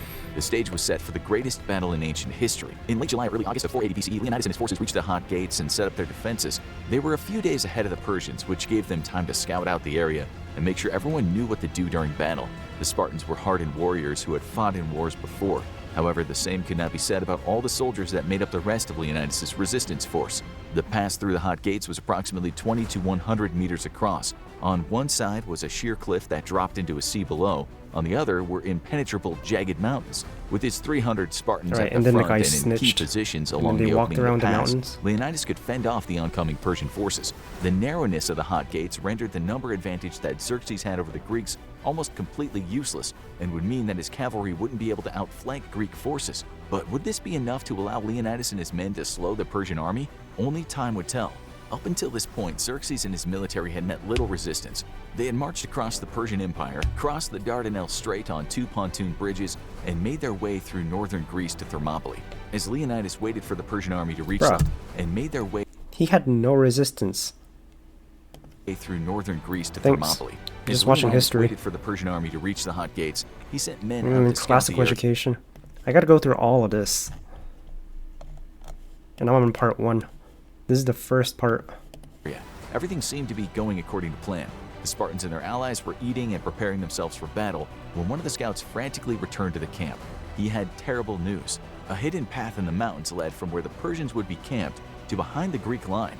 If the Persians discovered the trail, they'd be able to surround the Greeks and massacre them. Leonidas didn't have enough men to fend off attacks from There's both no the way you front. just push a boulder.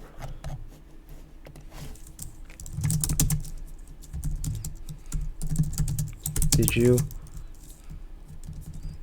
Was the hidden passage hidden with a boulder you had to push? No, but in the historical battle, the hidden passage was not blocked by a boulder. What really happened? The hidden path, known as the Anopia Path, was a narrow mountain trail that bypassed the main pass. It was known as a local route, not physically blocked by boulder or obstacle. The Persians learned about this path from Ephialtes. How the fuck can you pronounce this? Pronunciation?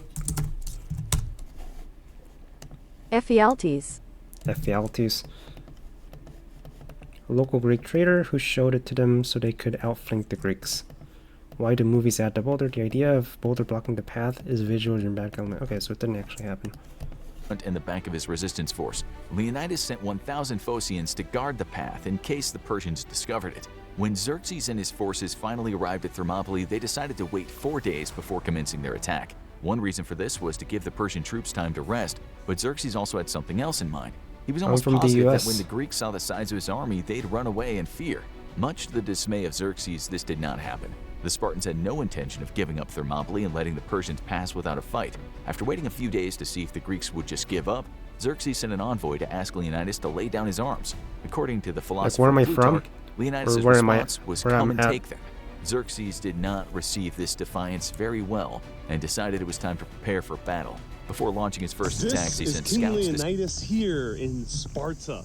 Yep, I am in the city that is built close to the ancient city of Sparta itself. Cool. Right now, it's filled with polykatekias. Looks basically like every other Greek city.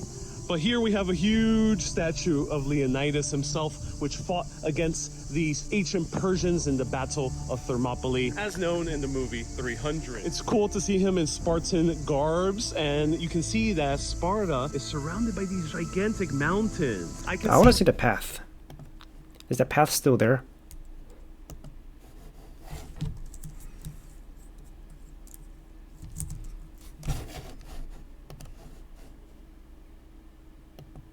Thanks. Where is the location today in real life?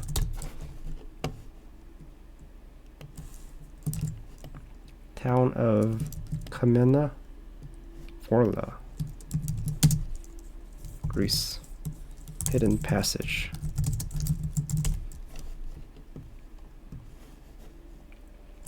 The hell?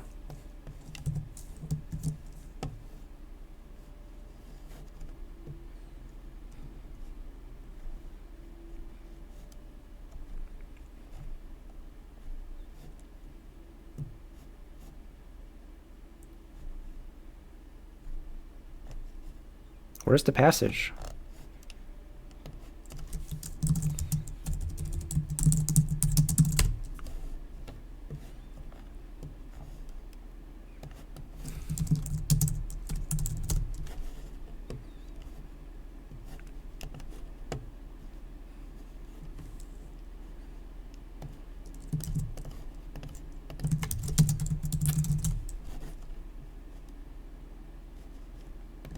Where did the 300 fight? Here, in the bottleneck of Thermopylae, Greece. This pass is called the Hot Gates because of its sulfuric hot springs. Side and the sea on the other left a path that was only a few meters wide, perfect for stopping a huge army. The last stand happened here, on Kolonos Hill. This was all river. You won't see it the same way water. today. The sea has receded due to sediment, and the pass looks wider. Yes, the Hot Gates really exist. The springs are still bubbling, and the air smells like sulfur. History and geology, all in one place. Through a hidden path, the Persians flanked their position. Even so, the Spartans and their allies fought to the very end. Tip: it's about a 2-hour drive from Athens. Come early and combine it with Delphi if you want a full day. If you like it when history touches the ground, save this video. What other battlefield do you want me to visit? Where did the 300 fight? Here, in the bottleneck of Thermopylae, Greece.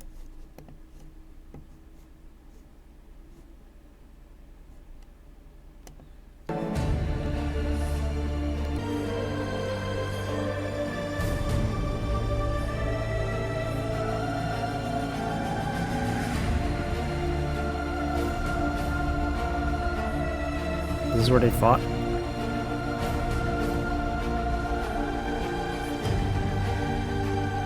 Where's the passage? Well, probably not. It doesn't look like there's anything to do there.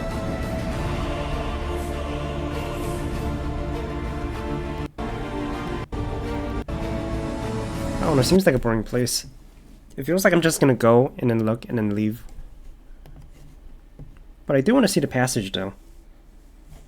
Like, what's the secret passage?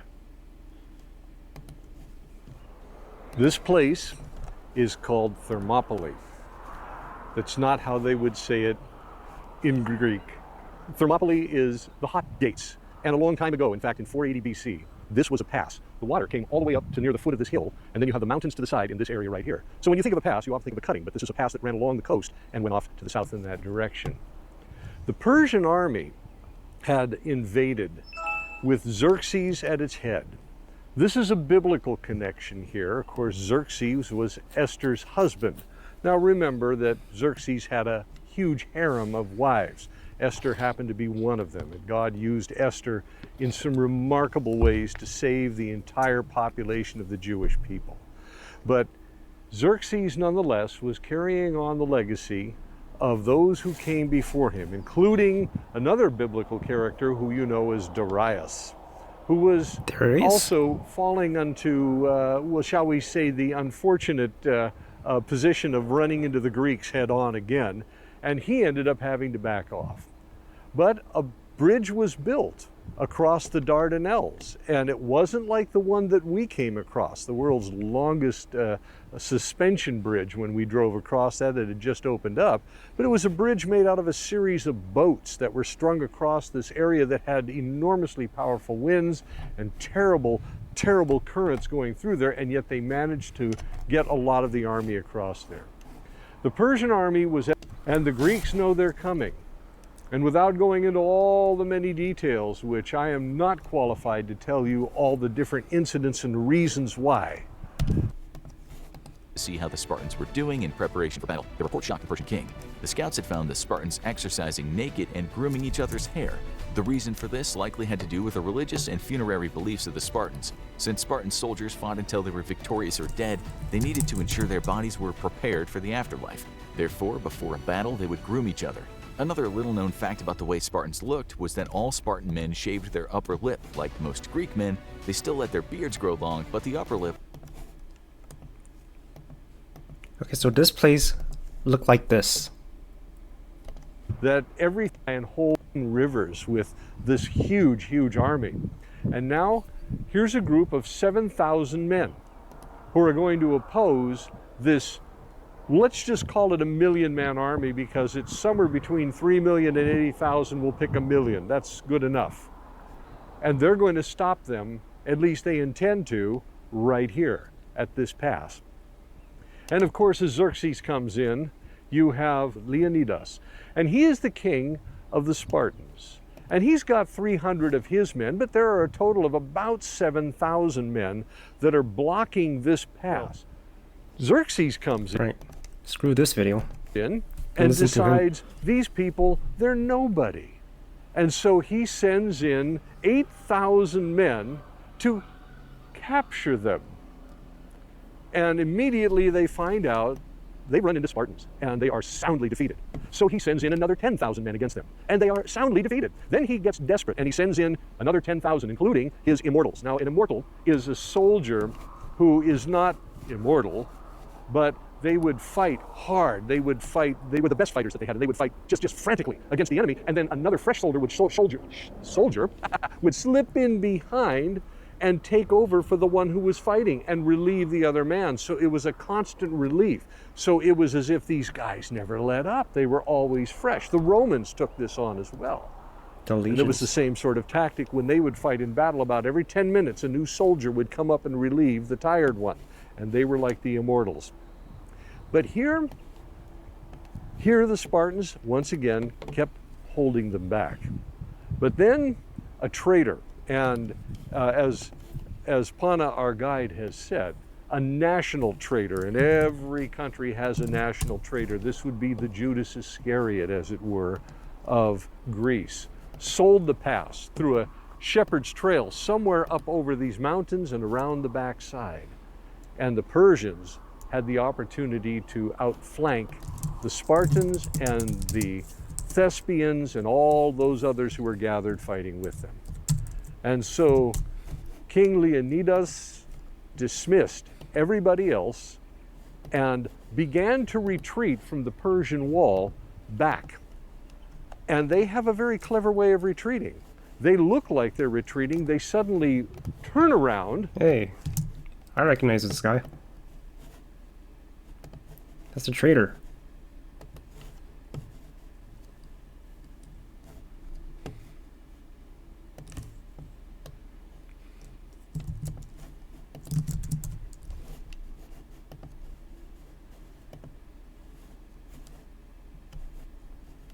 Wait, they have the same font.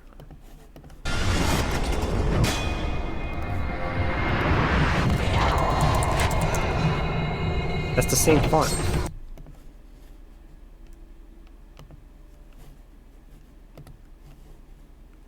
Yeah, so that's the source material.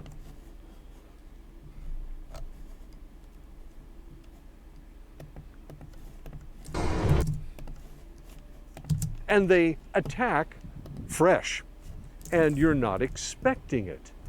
Now, they had originally tried, the Persians, to wipe out all of these people with arrows, and they would fire well, thousands of arrows from hundreds of yards away, and they realized that because of the shields that these people carried, which were wood covered with bronze on the outside, they could absorb that attack quite well, and they were never brought down. There was an expression that actually made it into a couple of the movies where, what about all the arrows? They're going to kill us with the arrows. And somebody said, then we'll fight in the shade.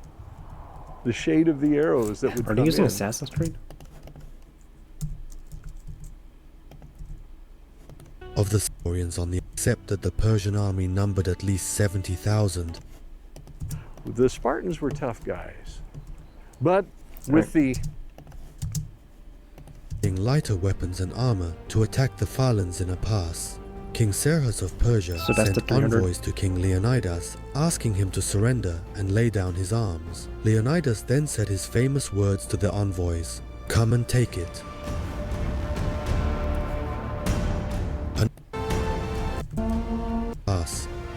However, the arrows that bounced off the bronze shields and togas of the Greeks did not cause any serious damage to the warriors. After the arrow attack, Xerxes led 10,000 Median and Khuzestan warriors against the Greek lines.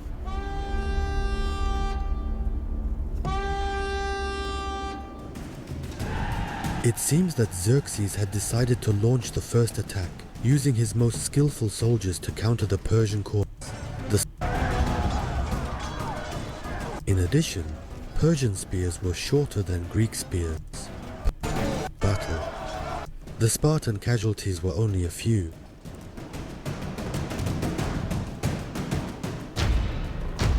They said it lasted for 3 days.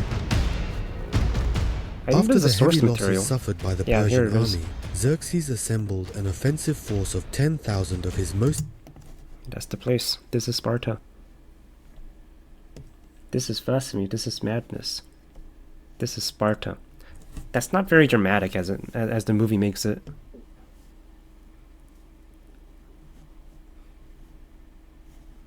It's like you pushed them off on accident.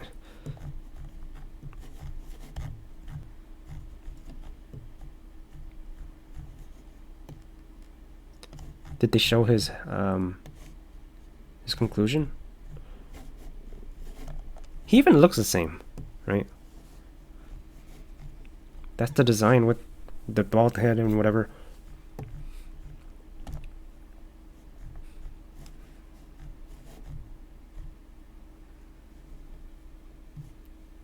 The battlefield is played, the order is given, the battlefield is played, the victory, we charge.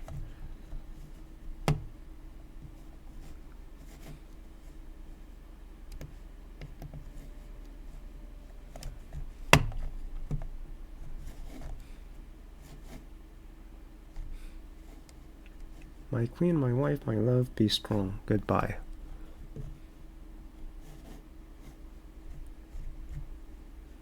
Should any free soul come across this place, in all the countries, centuries yet to be, may our voices whisper to you from the ageless stones. Go tell the Spartans, passerby, that here by Spartan law we lie. And so my king died. And so my brothers died barely a year ago. Long I pondered my king's scripted talk of victory, and time, proved by him wise, from free Greek to free Greek, spread the word.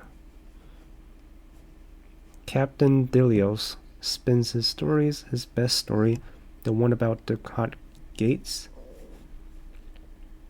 The hot gates and beyond, the waters, Salamis. It's hard to read. Led by united Greek navy to shatter the Persian armada.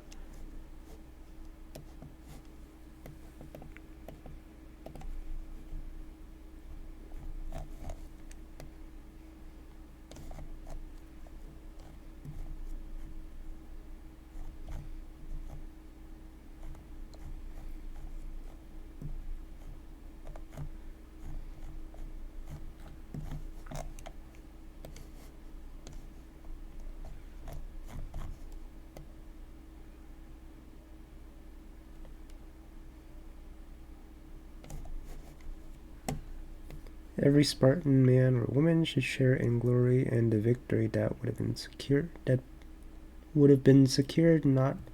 Had not King Leonidas been roundly thwarted.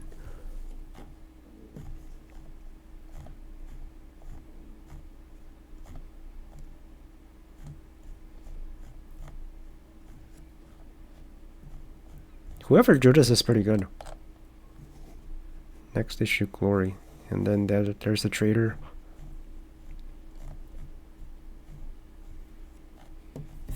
Anyways, the passage. Elite troops, the Immortals, the Persian palace guards, and ordered them to break through the Spartan shields.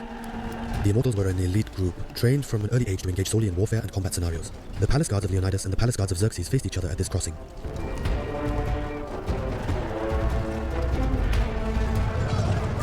The Immortals fought with determination, as fierce as the Spartans. However, the Immortals suffered heavy casualties. He brought information to the Persian camp that there was a mountain path and unexpected developments. The withdrawal of the troops to the camps could be considered as a sign that Xerxes was undecided about what strategy to follow.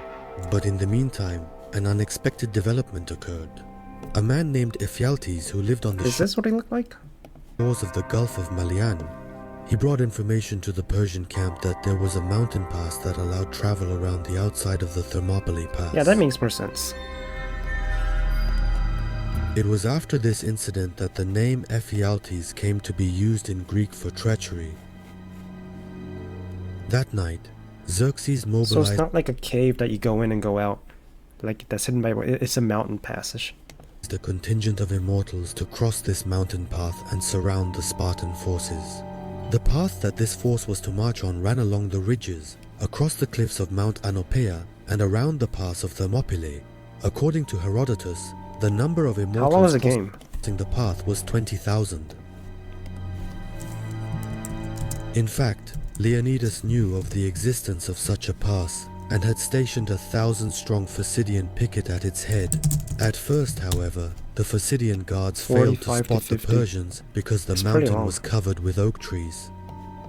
When they finally realized that the immortals were passing through the passes, they sounded the alarm.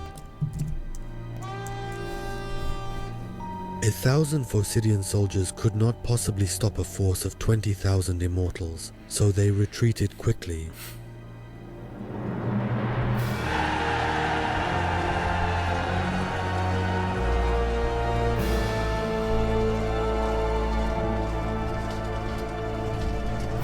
What Leonidas had feared had happened. The Persians had the Greeks pinned down on both sides at the Thermopylae Pass. Yeah, that's game. They better surrender. So many of the Greeks boarded ships and withdrew from the battle. Whoa. Wait, so a lot of them survived. But Leonidas and the 300 Spartan guards decided to sacrifice their own lives to ensure that But Leonidas and the 300 Spartan guards decided to sacrifice their own lives to ensure the safety and honor of Sparta. Encouraged by the Spartans, so a lot of Spartans survived. Some Greeks stayed on the and then the battlefield 300 that with them. remained are the ones Thus, that got wiped out. The number of those who stayed with the Spartans was 1,400. So I was thinking that they only brought 300. King Xerxes of Persia waited until midday and then gave the order to attack. The Persian armies attacked from two sides. Oh shit. This time, Christopher Leonidas Nolan movie?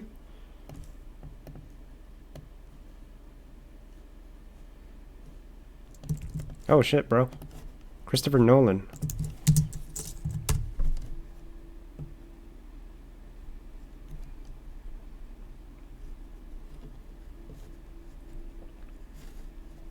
Well, wasn't that a coincidence?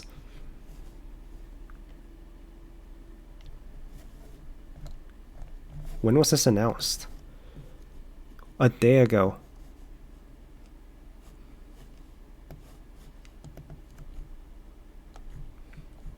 What a coincidence, right?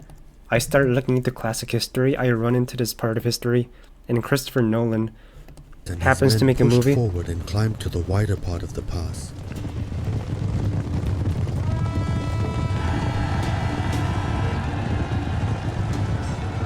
They made a last stand against the Persian army with spears until their spears broke and then with swords. It is rumored that Xerxes and his two brothers were killed by the Spartans during this battle. During the peak of the battle, Leonidas was struck by Persian arrows and collapsed to the ground. In the aftermath, the soldiers engaged in intense combat amidst the fallen bodies. A fierce brawl unfolded in the vicinity of Leonidas's lifeless remains. It was a battle of slaughter.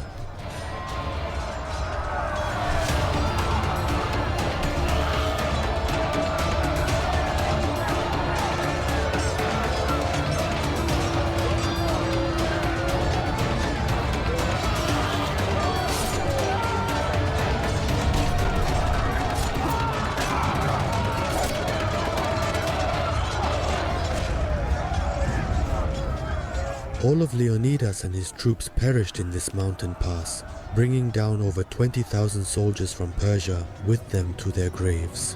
When King Leonidas's body was found on the battlefield by the Persians, Ceres took his revenge on Leonidas's lifeless body. He beheaded Leonidas and nailed his body to a cross.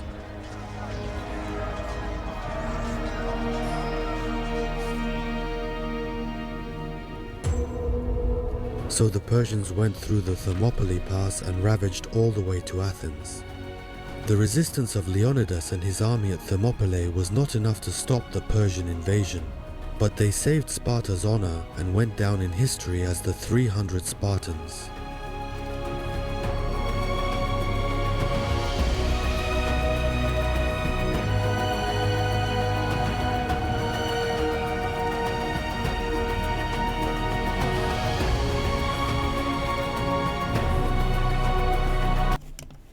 Flanking maneuver of the Persians coming around the backside and the Persians hitting them head on. Leonidas,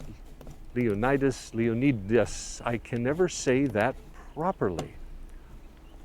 With a flanking maneuver, Leonidas finally dismissed the rest of the soldiers of the 7,000, leaving him with 300. And backing away, he protected them so that they could escape. And escape most of them did, even though they took on huge casualties. And finally, the Spartans, under attack finally from the Persians, ended up on this hill where you're standing right now. This was the last stand. This was their Alamo, as we would say. AirPods out of battery.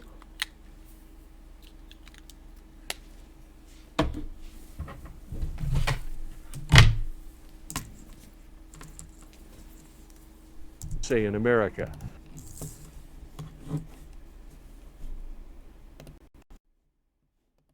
Where these guys held off the rest of the attack. And they had another expression. Yeah, it's like 2 hours, 3 hours. At least in English, their motto was either standing or fighting or dying. Their other motto was either come home with your shield or be carried on it. This was how tough they were, and they thoroughly believed in the cause. Can we get like a gathered sky view? Here on this hill, they're good. That over here, and they died here. Remind Xerxes where one of the great battles of all time was fought and ended right on this hill, right where you're standing. Oh, damn. Legendary. And that's book 7. Book 8. Urania. Summarize book 8.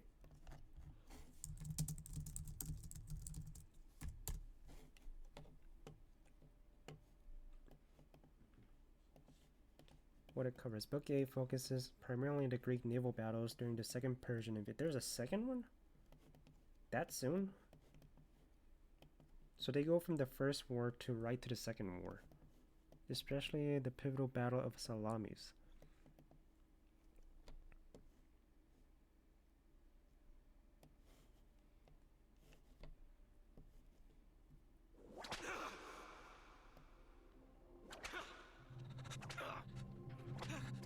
I think I've seen this one. Or not? I think you've showed me this before.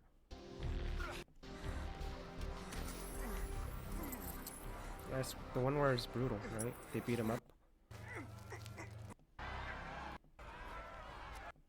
It's the Romans. And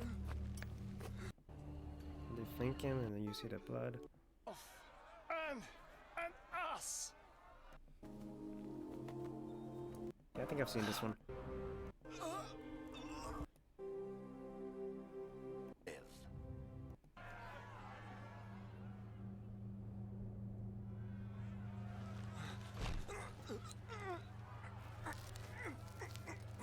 You know, these people look a lot like the Spartans, don't they? These are legionaries, but they have the helmets. Kinda looks like. Yeah. Right, book 8. Greek fleet is led by Eurybates, a Spartan commander who led the Greek fleet after meeting at the Isthmus at 481 BC. Destruction of the storm of 200 ships sent to block the Greeks from escaping.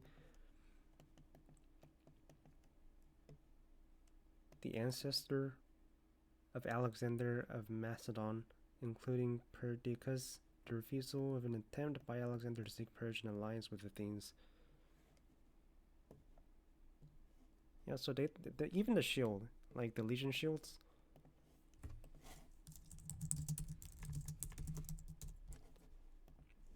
So these come from the Spartans too.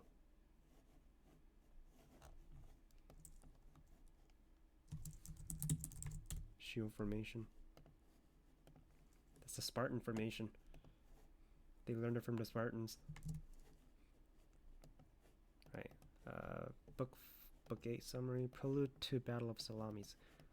Xerxes, this guy again, gathers his massive fleet, advances through the Greek coast. Greek city states debate strategy.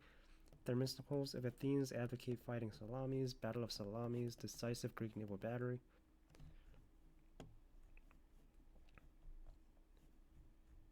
Where was I? Persian naval retreat and Greek pursuit. The Greek pressed their advantage, attacking Persian ships during their withdrawal. The Persian navy suffers heavy losses. Aftermath. The Persian naval defeat marks a turning point, preventing the Persian resupply and reinforcement by the sea. It boosts Greek morale and strengthens unity among Greek city-states. Historical context and significance. Year. The main event takes place in 480 BCE during the Second Persian invasion. Importance. The Battle of Salamis is often seen as the most decisive naval battle in ancient history. It saved Greece from the complete conquest by Persia and shifted momentum in favor of Greeks. Showcased the rise of Athenians' naval power and the importance of naval warfare in Greeks' defense. Book 8 highlights strategic genius of Themistocles and the effective Greek coalition despite internal rivalries. Demonstrates how geography and tactics can overcome overwhelming odds, and marks the beginning of decline of Persian influence in Greece. Alright, so give me a table of First and Second Persian War and the battles in it. First Persian War. Marathon, Ionian Revolt, Battle of Thermessus, that's the Spartan one. So the Spartan War was part of the Second Persian War. Battle of Salamis, and then... So all of this happened within a period of 11 years. Dude, Xerxes must be a clown right now. Xerxes. How do Persians view Xerxes as a leader? He must be a failed leader, right? This guy lost every single battle. Except for like the 300 people, which he wasted 3 days on. Is a leader quite different from many Greek accounts? Understanding. Though unfortunately, much of what we know come from Greek sources, which can be biased. He's a failed leader. He lost every major war. He's a failed leader.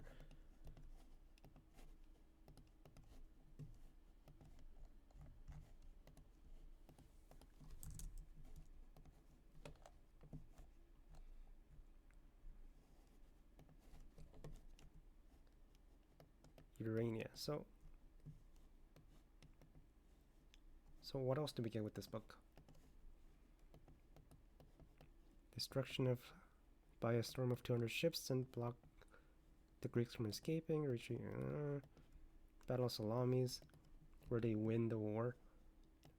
Rise in favor, Persian woman commander. Yeah, he didn't win any war. He didn't win any major war, except for the 300 Spartans, which he should have won.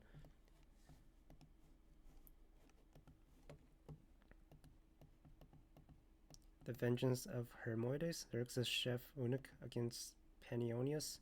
Attack on Andros by Themistocles, Athenian fleet commander and most valiant Greek Salamis, escapes Xerxes, leaving behind 300,000 picked up troops under Mardonius in Thessaly.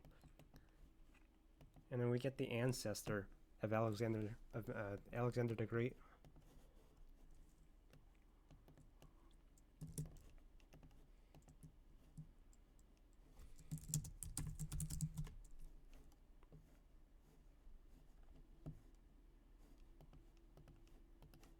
Okay, so we can skip book 8.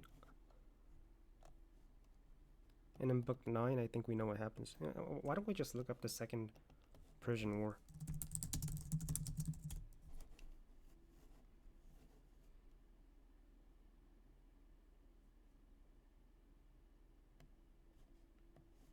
All part, and we're not going to watch an hour of it. In ancient, if these troops were lightly armed, lacked armor, and had a low morale. To stop the surprise landing of Persians in their Spartan War. Leonidas answered. Persian army near the rear of the main Greek army, which implies the final victory over Greece. However, that wasn't so simple. The Greek trireme ships were more massive and robust, and the Grecians knew the surrounding straits way better than Persians. Themistocles' strategic ingenuity helped to use these trump cards in the best possible way. Dude, I can't wait for the Kirsten Nolan movie.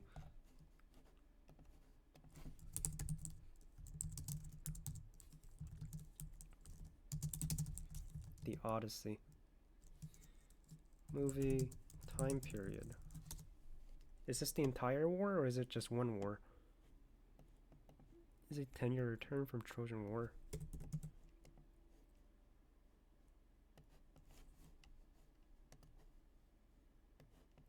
Takes place in the Bronze Age. Wait, no. That's not the Persian War.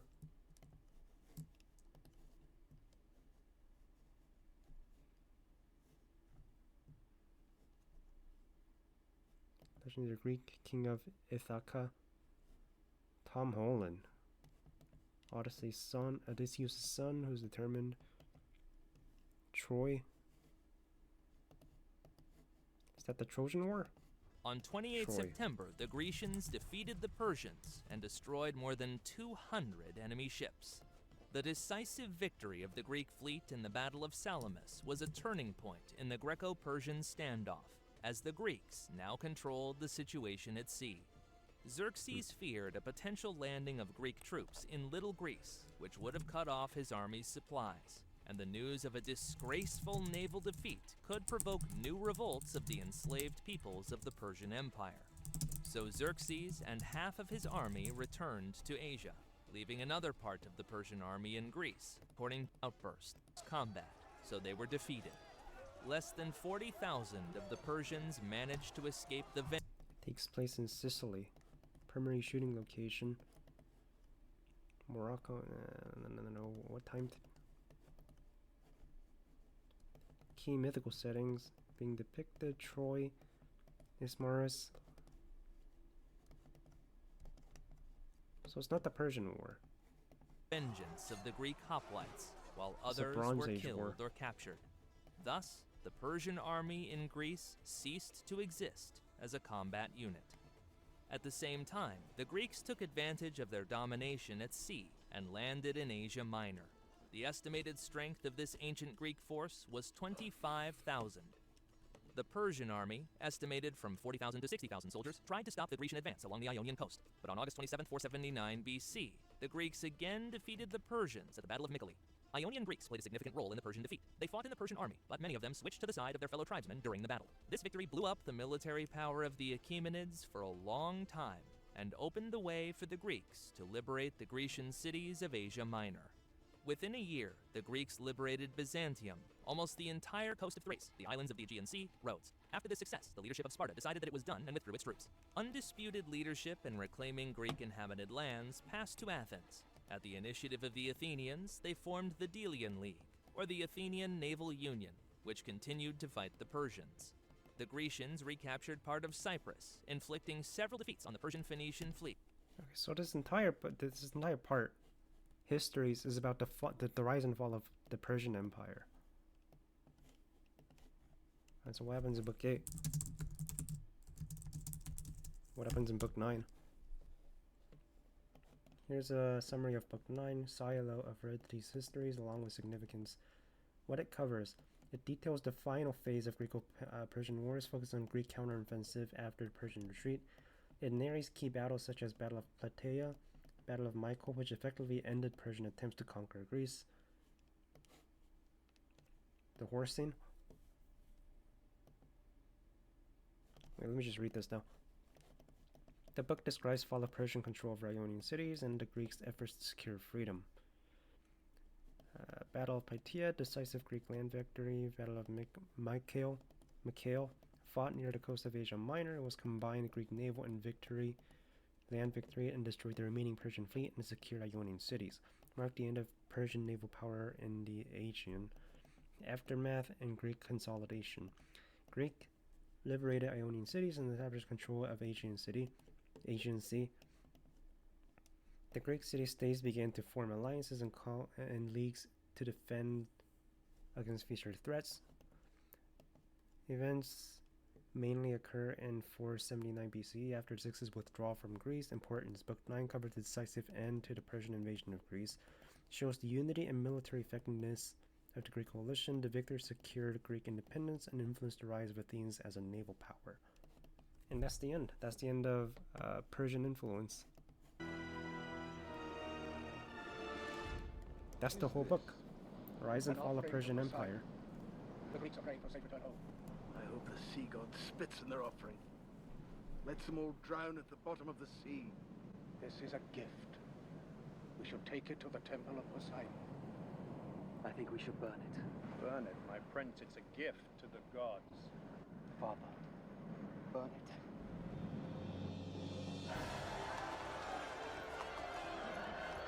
Maybe do an inspection? Yeah. Wait, we can go into the second part then. Thucydides. Peloponnesian War.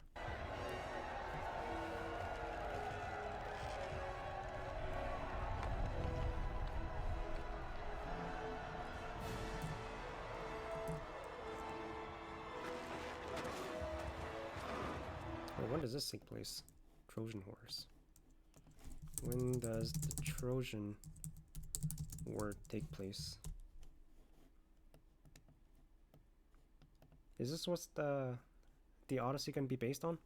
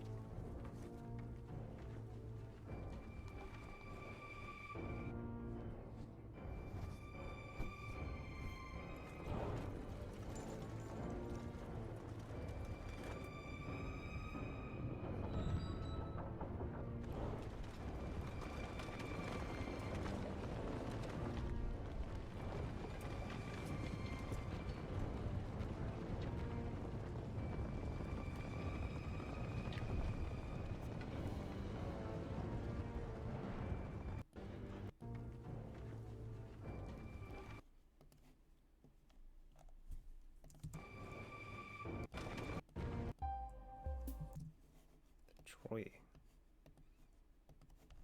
Wait.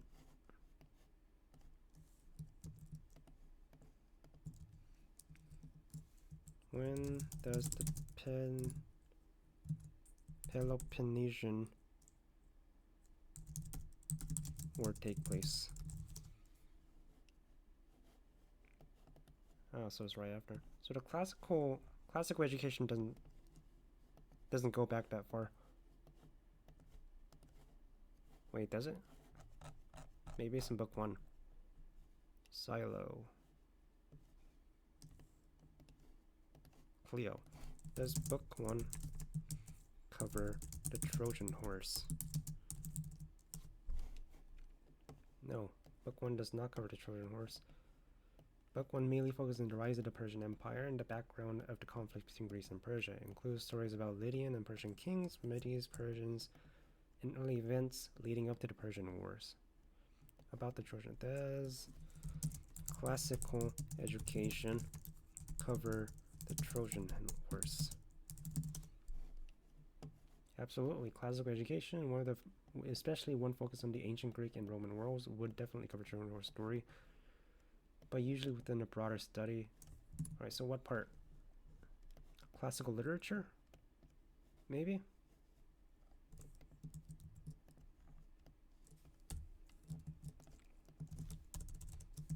Where would it cover it? Would fit into the classical literature in Homer. Ovid, Metamorphoses. Ovid's work retells many Greek and Roman myths, including the stories from Trojan Cycle, often with a poetic and moralizing touch.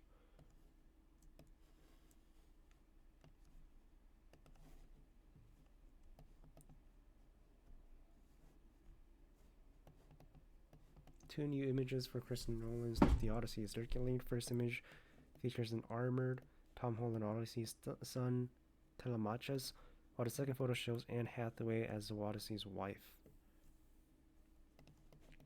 You can check out the images below. That's a Spartan.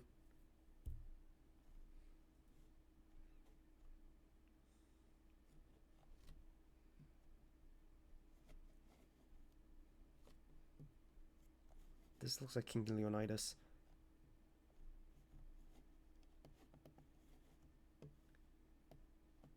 How do we know The Odyssey could be one of the most epic movies to ever grace silver screen? Apparently some theaters owners have agreed to outfit their cinemas with special equipment to ensure that Nolan's movie generates the desired amount of juice.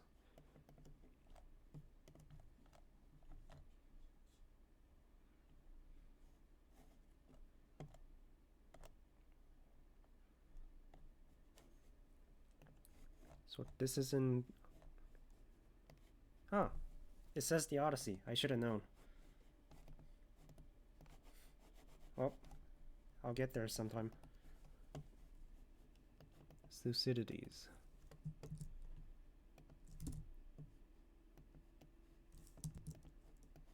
The Peloponnesian. I'm just gonna watch a documentary. I think that's gonna be quicker.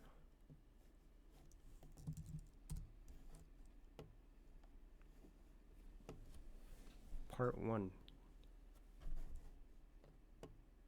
Okay, gonna use the restroom.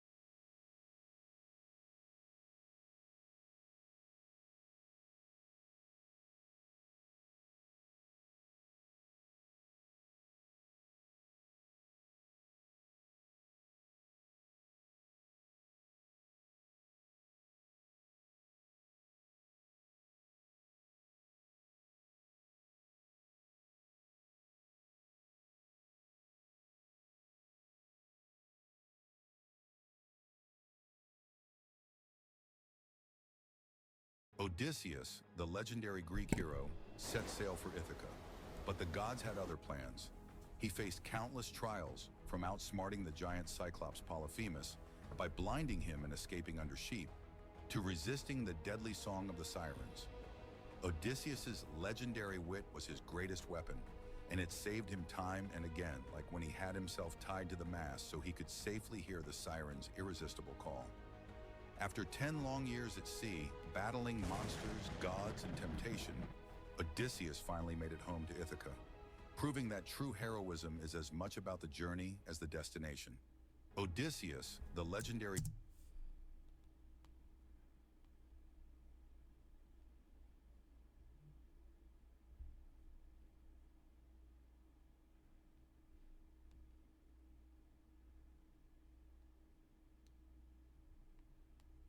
Text someone.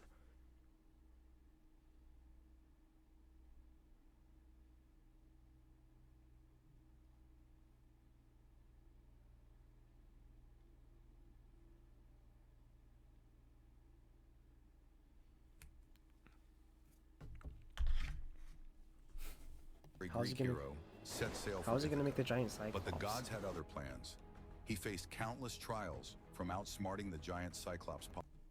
Let's see. Livy, History of Rome, Plutarch, Lives, very influential, Polybius, History of Roman Constitution, Tacitus, Annals of History. So we gotta get to like 4 more empires, or 5 more empires, and then we get to the Odyssey. We are here.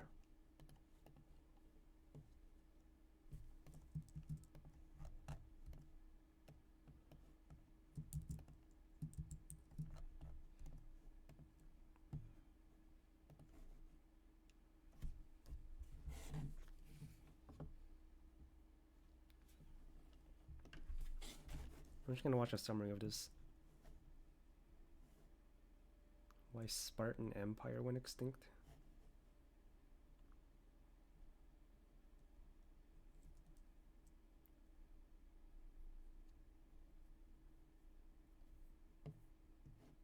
The full history. Okay, this has 4 million views. Alright, which one should I watch? Infographics?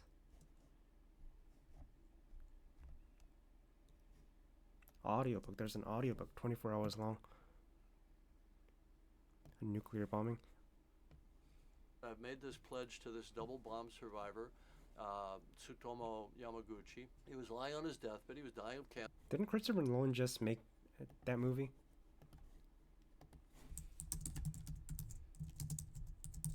He just made that movie, right? What is it called? Oppenheimer. Yeah.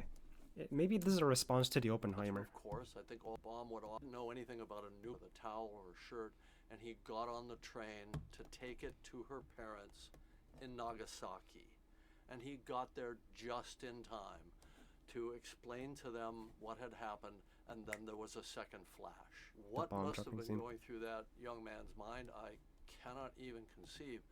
And, you know, this film scares me. I fear making this film. I fear the images that I'm going to have to create to be honest and to be truthful. I talked to Steven Spielberg about this, and when he was making Saving Steven Spielberg Private Ryan, remember that opens with about a 25-minute sequence of the U.S. forces storming the beach at Normandy, Omaha Beach, and he said, I wanted to use every cinematic trick I could to make it as intense as possible because I knew I would fail to even come close to what it was really like for those men on that beach. And I think, okay, that's a clue for how to do this. Now, make the.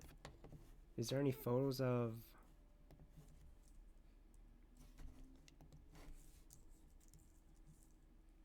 Nuclear bomb footage. So we're gonna see this, right? We're gonna see the after effects of it, or the aftermath of it. Object. Yes. Obviously, immense source of national pride. It also north from 0 point. This so is what was left. But with people in it. Looking east, the camera records a scene of complete devastation in the immediate area. There's like nobody left. To the south, these are the ruins.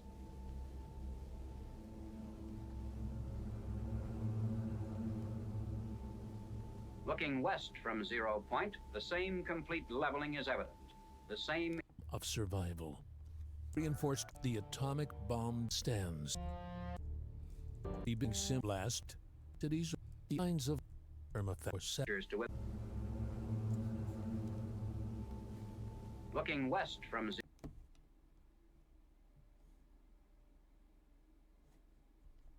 I have to sign in. Maybe I can find it.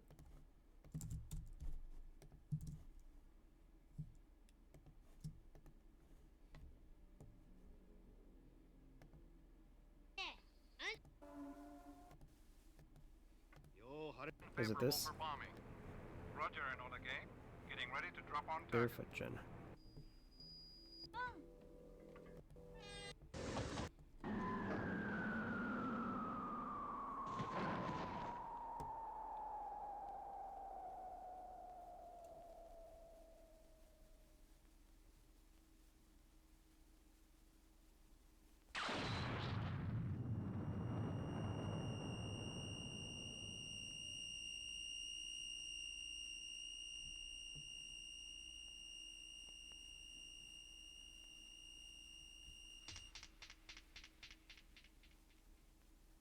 Hey, what's up?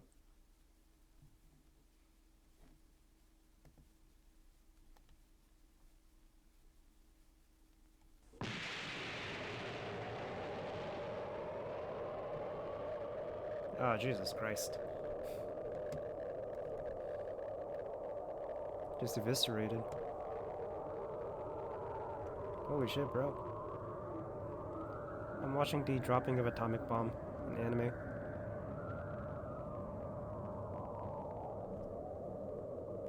Hard to look at. Simply must marvel at this stunning color work. Yeah. It's the atomic bomb. How accurate is this, by the way?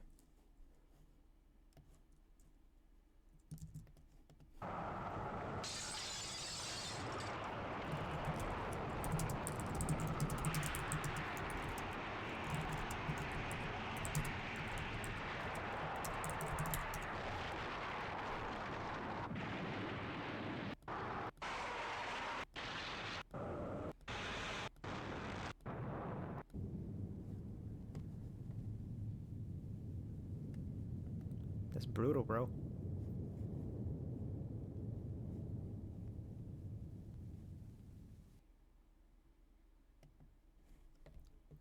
She was 300 yards from the atomic bomb center and survived.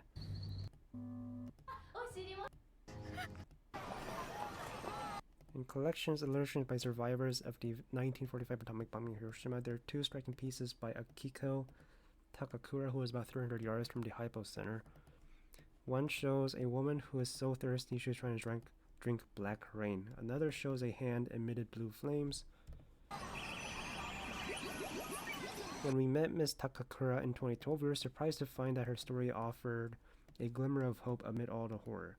At just 19 years old, surrounded by catastrophe, she experienced a kind of affection from her father that she had never received before. It was a small moment of happiness during unspeakable tragedy.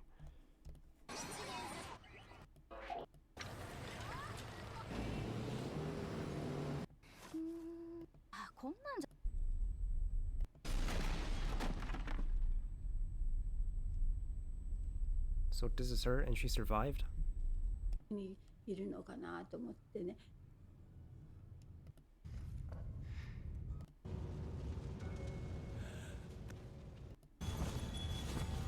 Okay, that didn't happen. That obviously didn't happen.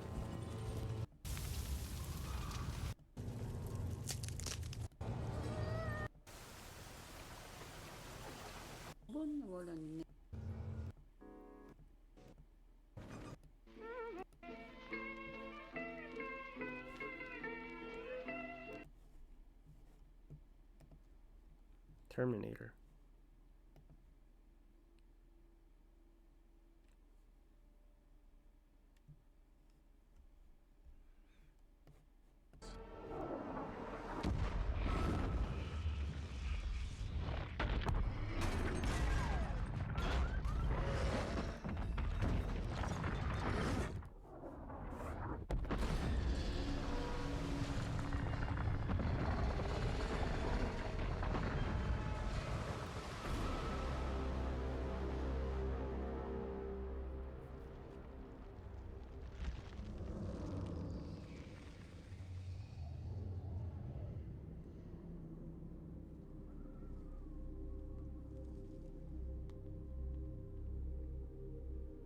used our own bombs against us. 3 billion people died in the nuclear fire. Survivors called it Judgment Day. People lived like rats in the shadows, hiding, starving, or worse, captured and put into camps for extermination.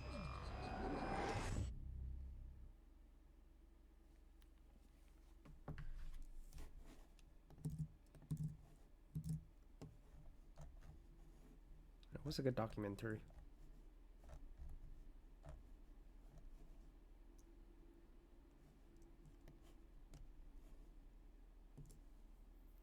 For the next couple of weeks, we will be examining the coming and the fighting of the Great Peloponnesian War.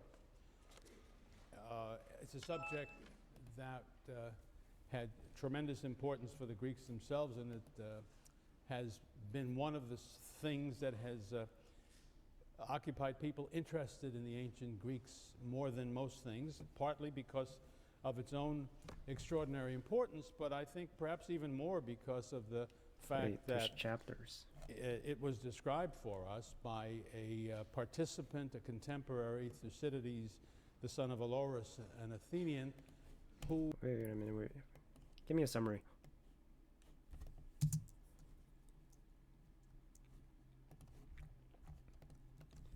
Before I go on to... Not that.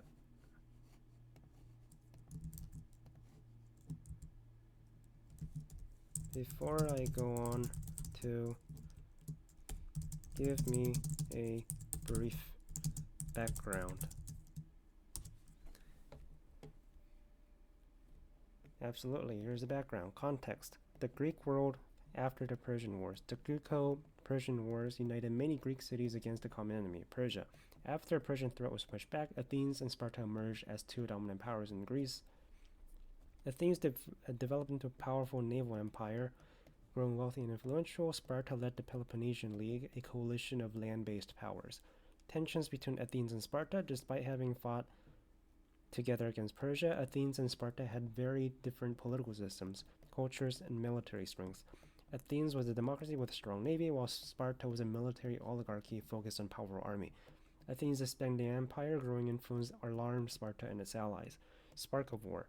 The conflict over influence, allies, trade, and fear of Athenian dominance led to rising hostility. Terminator 2 movie came out in 1991. Earth has been ravaged by war between malevolent artificial AI, Skynet, and the human resistance. 2025, sometimes I think that if by 2029 times come like show movie, it would be us versus humans. I don't think so. They still need energy. They need a lot of energy. So if you cut off the energy, they stop being AI. They stop being useful. Also, most of them are going to come with a power off button. Also, they need internet to run. Unless like you have a local machine, they need internet, right? Incidents between allied city-states and diplomatic failures increased tensions. In 431 BCE, war officially broke out between Athens and Sparta, marking the start of Peloponnesian War. What Thucydides brings. Thucydides, an Athenian general and historian, wrote a detailed eyewitness account of the war. His work focuses on realpolitik, strategy, and human nature, emphasizing facts and analysis over myth or divine intervention. His history remains one of the most important sources of understanding this conflict for classical Greek history. Technology is increasing rapidly, so we never know. Yeah, probably, but like, the internet was a big thing too, and we adapted to it. Also, we kind of need AI, right? Because we have a declining population now. Period. Main opponent is naval. Democracy versus Sparta. Land oligarchy cause rivalry. Tell me the main iconic points. Iconic events of of this book. Here's the main iconic events. Pericles' funeral oration, a famous speech praising Athenian democracy and valor, highlights Athenians' ideals amid war. Plague of Athens, devastating epidemic that killed a large portion of Athens' population, including Pericles, weakening the city. Battle of Pylos and Sphacteria, Athenian forces captured Spartan soldiers on the island of Sphacteria. Rare Spartan defeat and moral boost for Athens.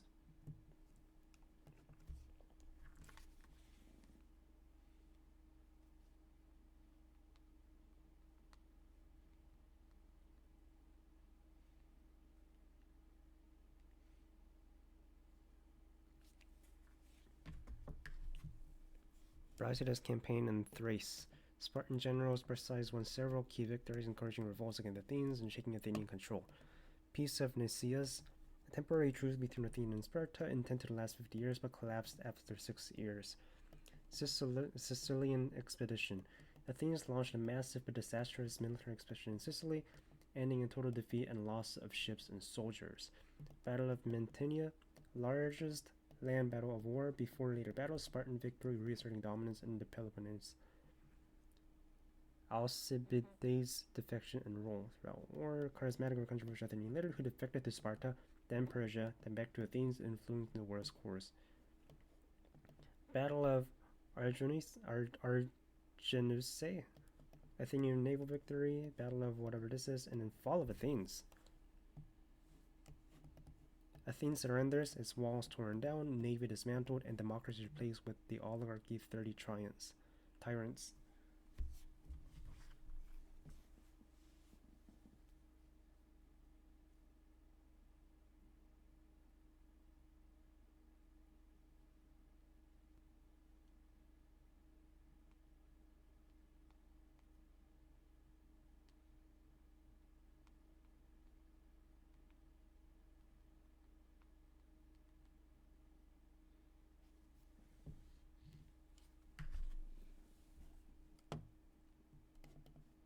Rise and fall of Athenian power. They fell. Athenian democracy fell in this war. So what happened to the Spartans?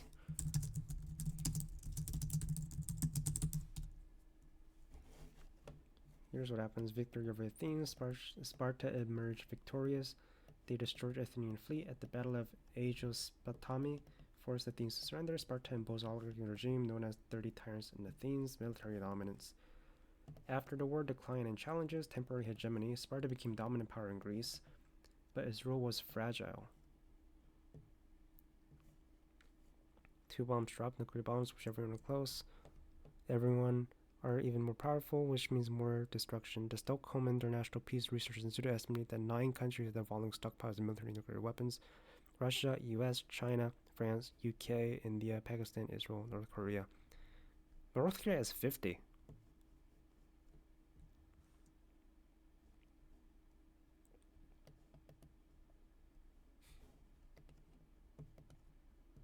They have 50. How much of them actually work though? Also, I hear that China's gonna overtake like everyone within like 10-20 years.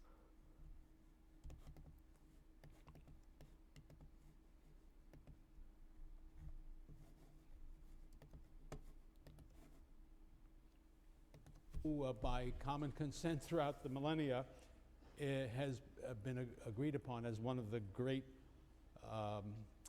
historians ever. Is sort of the second one that we know of in all of history, but also one who is much esteemed.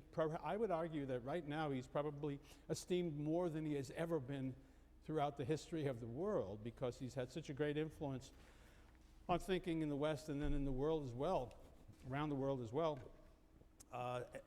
Ever since the 20th century, he really came into his own as events like the First and the Second World War, to be followed then by the Cold War, seemed to observers of the time to be much illuminated by studying Thucydides' account of the Peloponnesian War, and as a consequence, his own way of thinking about history and about war and about international relations and about behavior of human beings in the mass and a whole variety of subjects in the realm of politics and diplomacy and war.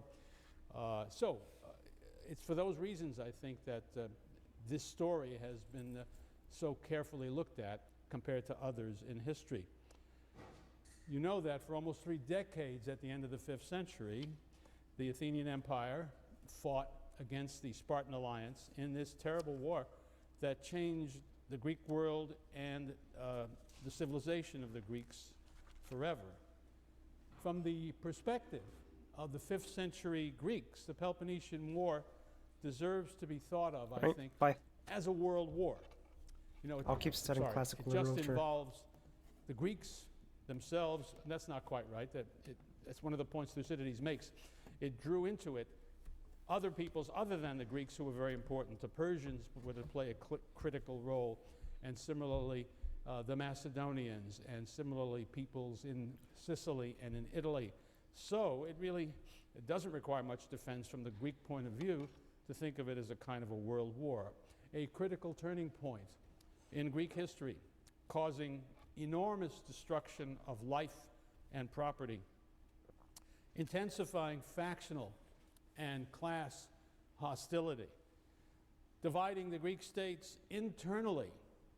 It was the cause of civil wars throughout the Greek world, throughout its history and subsequently, destabilizing the relationship of classes within cities and between, and the relationships between cities. Ultimately, as we can see from hindsight, making the capacity of the Greeks to resist an outside threat much weaker, and helping to bring about a situation in which they finally did lose their independence, their autonomy. So from so many points of view, the war may... Wait a minute. Thucydides. So what does Thucydides add to this? He has objective eyewitness account. He was an Athenian general historian who lived through much of the war. History is based on careful investigation. Mix of the first scientific histories, focuses on factual accuracy and cause-effect relations. Realistic analysis of power and human nature. He portrays Sparta not just as a historic military society, but as a political power driven by fear of Athens and ambition. Insight into Spartan's weakness and strengths. He provides descriptions of Spartan military discipline, training, and tactics, explains why Sparta was dominant on land. He also shows their limitations, such as a relatively weak navy, rigid social system, which contributed to their eventual decline. He highlights internal political tensions and the challenges Sparta faced, maintaining alliances and controlling its empire. Focus on key events and leadership. His accounts include critical battles, Pylos, Mantinea, Agios political events that shaped Sparta's rise and fall, sheds light on Sparta's leaders, strategies, decision-making, often contrasting them with Athenian counterparts.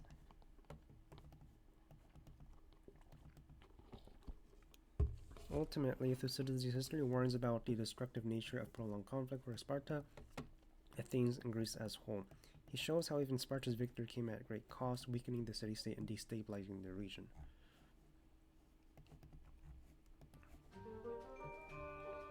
Our freshman years of college and the channel was still 90% Shakespeare videos by volume, I was a little BB economics major with near zero interest in history outside of Assassin's Creed and absolutely no involvement with OSP. That all changed when my humanities class assignment had me cracking open Thucydides' History of the Peloponnesian War. In a week's worth of reading, listening to lectures, and discussing it in class, I became so enthusiastic about the book in particular and ancient Greece in general that I just needed to tell someone about it. Luckily, the internet is purpose-built for shouting into the void, so Red graciously let me channel this new enthusiasm into my first ever history video. It is very bad, and I am sorry that it exists, but it's the reason that I'm here today. So Thucydides is someone I'd solidly qualify as my boy, and this episode has me very excited because all these videos about places that aren't ancient Greece have me feeling homesick. But enough about little old me and more about bigger and much older Thucydides. Though the History Makers series has discussed many non-historians who've had a hefty influence on how we engage with the past by way of journals or stories or philosophy, today we're focusing on a guy who basically codified the way we do history. So, to see how this Greek boy created the field as we know it, Askanoume Studia. This video is brought to you by Squarespace. Start building your website at squarespace.com/overly-sarcastic. Despite a truly depressing lack of semicircular roof architecture to be found in this particular setting, classical Greece still made for some pretty killer source material. Back in the 5th century BC, the architectural mainstay was big heckin' triangles on fancy marble columns, which is a very passable substitute. Politically, Greece wasn't one unified thing, but was the domain of hundreds of small city-states. Every polis had its own government, but shared a common culture, language, and sporting event. So when Stephanos the Corinthian went to the Olympics, he and his Theban pals could laugh it up over their most recent playthrough of entitled Zeus Game. That said, the classical Greek world was a lot wider than what we today consider Greece. Settlers from Attica crossed the Aegean to the coast of Anatolia, and Peloponnesians made their way west across the Ionian to southern Italy and Sicily. And up to the north, the Macedonians were bopping around too, but they don't become plot relevant until the 4th century. So the Greeks were spread out across land and sea, largely minding their own business and only going to war when the town next door started eyeing their farmland a little too keenly. There were, however, 2 occasions when most of Greece did come together. One was the quasi-mythical Trojan War as described by Homer's Iliad, go read it, and the other was the much more recent Persian invasions in the early 5th century as recounted by Herodotus' histories. And that second instance directly sets the stage for the subject of Thucydides' history. After the Persian Wars, Athens and Sparta found themselves as the most prominent states in Greece, kind of on accident. For one, they were probably more than a little surprised their anti-Persian death crusade worked, and Athens had to rebuild their burned-out city from scratch. But by virtue of being the guys who saved Greece, they had some goodwill, and more importantly, some big-ass armies. Sparta remained the pinnacle of hoplite warfare, and while Athens was still a wimp on land, they could boast a shiny new navy, and as we'll see, the only navy that mattered. So after the Persian Wars, both cities followed their strengths. Sparta went like that, and Athens went like that. Now, as one Athenian general noted, the typical intercity balance of power was even and local and didn't have the potential to engulf the entire Greek world. But this time, no. This Athenian was named Thucydides, and he realized very early on that the gravity of the situation warranted taking some notes. And it's those notes about the Greek world during the rivalry of Athens and Sparta that would become his history of the Peloponnesian War. So, obvious segue, who is this Thucydides guy and why is he writing nerd stuff? Well, he tells us a couple key details about himself. He was a general in the Athenian army who lost a very important battle against an unbeatable Spartan general, at least he says it was a very important battle against an unbeatable Spartan general, and he was then exiled from Athens, whereupon he wandered around Greece and spent some time in Sparta. So he had first-hand experience with the war, he was familiar with both factions, and he had nothing better to do. Obviously, this biography is a little slim, but as far as understanding the text goes, let me tell you, we've had worse. Though what really makes this book A+ is that he tells us his methodology. He says outright that his goal is to write an account of the biggest, lengthiest, and by far the most thematic conflict ever seen in the Greek world, and a task this momentous requires only the highest standards of quality. You know how you hear a thing and then you go to write it down? No! Garbage! You gotta corroborate that with multiple different eyewitness accounts, because sometimes fools misremember stuff or they just make shit up. Now this is a pointed contrast with his rough contemporary Herodotus, who tells you every single thing he hears, makes no judgments about what's true or not, and never lets anything get in the way of a good story. Who is this guy?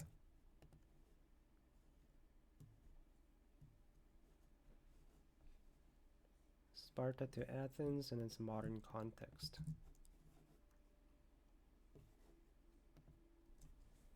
In the aftermath of the Persian invasion of Greece, 2 city-states began to fill the power vacuum.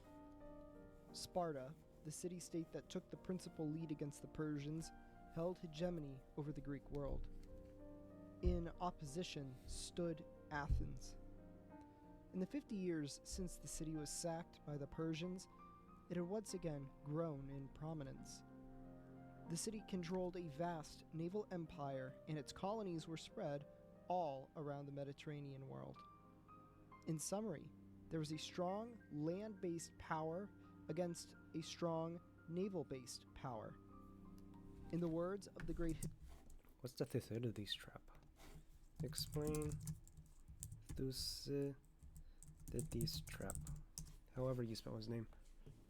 The concept inspired by Thucydides' analysis of Peloponnesian War and became popular in modern political science and international relations to describe a recurring pattern of conflict. It's the rise of Athens and the fear that inspired Sparta that made war inevitable. Rising power.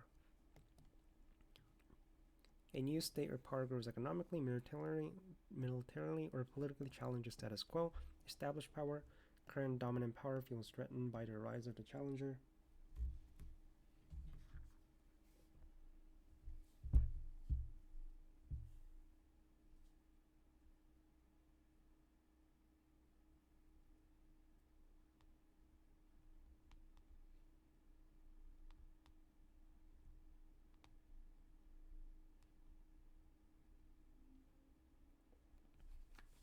The established power fears losing influence or control. Both sides prepare for potential conflict. Mistrust grows. War often becomes more likely, sometimes inevitable, as both sides seek to secure their position. Why is this important? Is the classic example. Athens was rising rapidly, threatening Sparta's dominance, which led to decades of destructive war. The trap highlights structural pressure that makes peaceful coexistence difficult during power transitions. Scholars use it to analyze modern rivalries like between US and China. Modern applications. The term was popularized by political scientist Graham Allison in his book Destined for War. Allison studied 16 historical cases, rising and rolling powers, finding that 12 ended in war, showing how this trap plays out. Athens, with growing naval empire influence, established power, Sparta dominant land, fear and insecurity. So Thucydides didn't come up with the Thucydides trap. Other people analyzed his trap, right?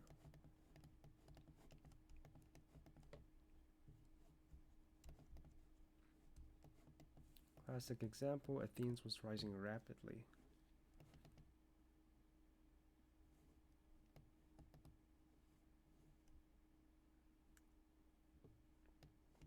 So, does he say anything on Athens' democracy? Yes, he discusses Athenian democracy when he provides some sharp insights. Athenian democracy as vibrant and powerful. He acknowledges that the Athenian democracy allowed for broad participation in political decision-making, which was unusual in the ancient world. It empowered citizens, free male Athenians, to debate, vote, and influence policy, fostering a sense of shared responsibility. The system helped Athenians mobilize resources effectively, especially at its naval power. Democracy in public debate often represents speeches and debates in the assembly, showing how rhetoric and persuasion were central to the Athenian political life. The Pericles' funeral orientation, Book 2, is an example where he praises virtues of democracy and replied criticisms. At the same time, Thucydides is critical of how democracy could lead to populism, rash decisions, and mob rule. He shows moments where the assembly made impulsive or harsh decisions during the Mytilean debate, Book 3, where the initial decision to execute an entire city was reversed after cooler heads prevailed. Thucydides highlights how persuasive speakers could manipulate public opinion, sometimes to disastrous effect. Contrast to Spartan oligarchy. Through his narrative, Thucydides often contrasts the open, participatory Athens with closed, militaristic oligarchy of Sparta, showing different political cultures and their impact on war and society. Democracy under stress. During war, Athens' democracy faced serious challenges. The plague, military defeats, internal political strife, like rise and fall leaders such as Cleon and Alcibiades. Thucydides portrays how war tested the resilience and flaw of the democratic system. Strength. Inclusive, risk susceptible to populism, impulsive decisions, popular culture. Open rhetoric, persuasion, contrast with Sparta, democracy versus oligarchy, open debate versus discipline. War impact. Democracy stressed but enduring. Key excerpts like Pericles' funeral orientation or the Mytilean debate. Analysis of how democracy influenced war strategy. Comparisons of democracy and oligarchy. Decision making in war. Just let me know.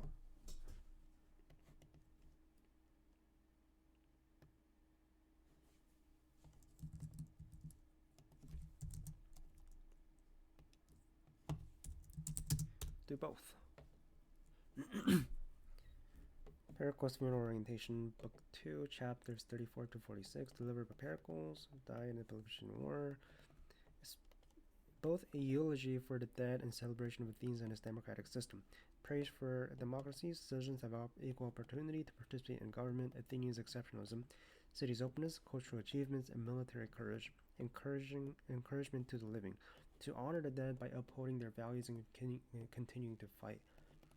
Our Constitution does not copy the laws of neighboring states. We are called a democracy because the power in its hands, not of minority, but of whole people. We are free and tolerant, to our city open to all. We cultivate the arts, justice, and public service equally. The courage shown by those who died is proof of city's greatness. The Mytilenean debate. After a revolt of Mytilene, an ally city against Athens debate whether to execute all the men and enslave women and children as punishment. Initial decision is harsh, but second debate leads to reversal. Two speeches. Cleon's speech argues for a strict, punitive approach to deter rebellion, claims that leniency would encourage others to revolt, emphasizes power and fear as tools of empire. If you show weakness, no one will respect your power. You must punish severely to maintain control. Argues for pragmatism and mercy, or believes harsh punishment could be counterproductive, breeding hatred and further rebellion. Advocates for measured justice based on what is best for Athens' long-term interests. We should consider what is useful, not what is in anger. Harshness can undermine your empire.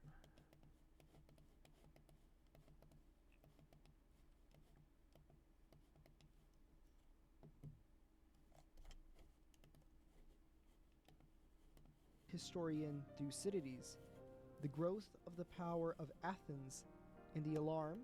How many books is this?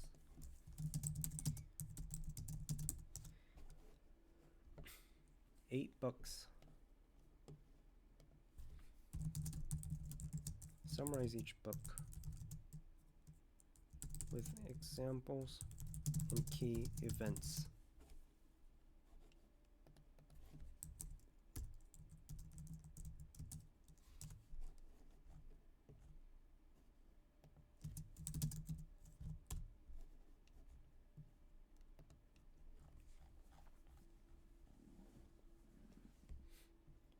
Here it is. State of Greece from the earliest times to the commencement of Peloponnesian War, known as archaeology. From the end of the Persian War to the beginning of the Peloponnesian War, known as Pentacontagia. Second Congress to Lacedaemon and the Corinthian speech. Excursus on Cylon. Book 2. War begins his attempt to subvert Plataea. Account of mobilization. First invasion of Attica. Archidamus leads Peloponnesian army into Attica. Plague of Athens. Second invasion of Attica. So, right. Book 1, background. Focus on the conflict. History of tensions between Athena and Sparta. Causes of wars. Key themes. Rise of Athenian power. Fear and Sparta. Diplomatic failures. Corinthian complaints against the Athens and Spartan ultimatum to Athens is a stage of detailed political diplomatic context. First year of the war. Pericles' strategy. The plague in Athens. Pericles' funeral. Praising Athenian democracy. The plague that devastated Athens, killing Pericles himself. Early skirmish and raids. Show Athens' strengths and vulnerabilities in the war. The war intensifies in political upheaval. Focus. Political turmoil in Athens, including the rise of demagogues and revolts. Mytilenean debate on how to punish a rebellious ally. Revolts in Athenian subject states, the death of Pericles and changing leadership. Significant reveals the democratic tension and challenges in wartime Athens. Spartan campaigns and naval battles. Focus. Spartan military campaigns, especially under Brasidas and Thrace in naval engagement. Key events. Battle of Pylos and Sphacteria. Athenian surprise victory capturing Spartans. Brasidas' success encouraging revolts in Athens. Shows dynamic and shifting fortunes of war. Peace of Nicaea and diplomatic maneuvers. Negotiations leading to the Peace of Nicaea, intended to last 50 years, were fragile. Peace treaty between Athens and Sparta. Ongoing conflicts in other regions despite peace. Temporary halt and large-scale fighting, but underlying tensions remain. Athens' ill-fated campaign in Sicily. Initial phase. Athens' decision to invade Sicily. early battles and setbacks. Significance marks a major strategic gamble with long-term consequences.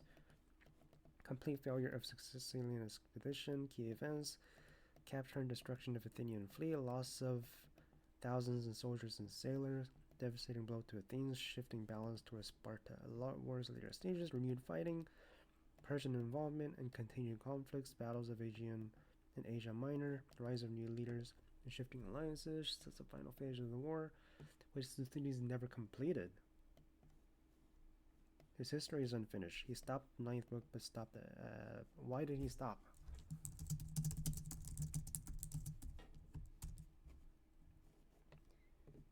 Because war, history of Philippines are likely because one or more of these reasons: exile and political circumstances.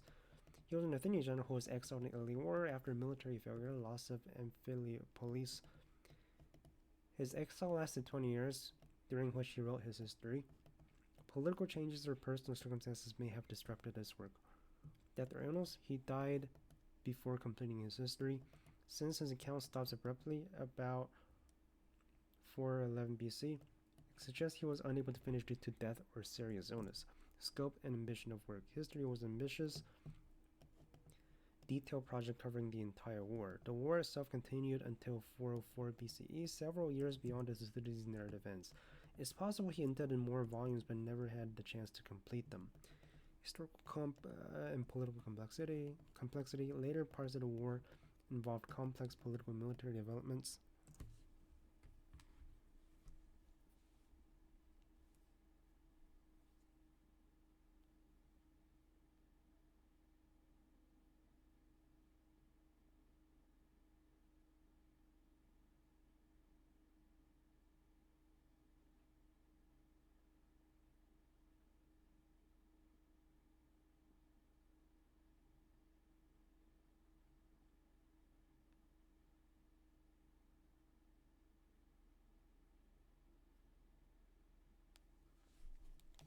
What happened after? The historian Xenophon later wrote Hellenica, continuing the history of Greece where Thucydides left off.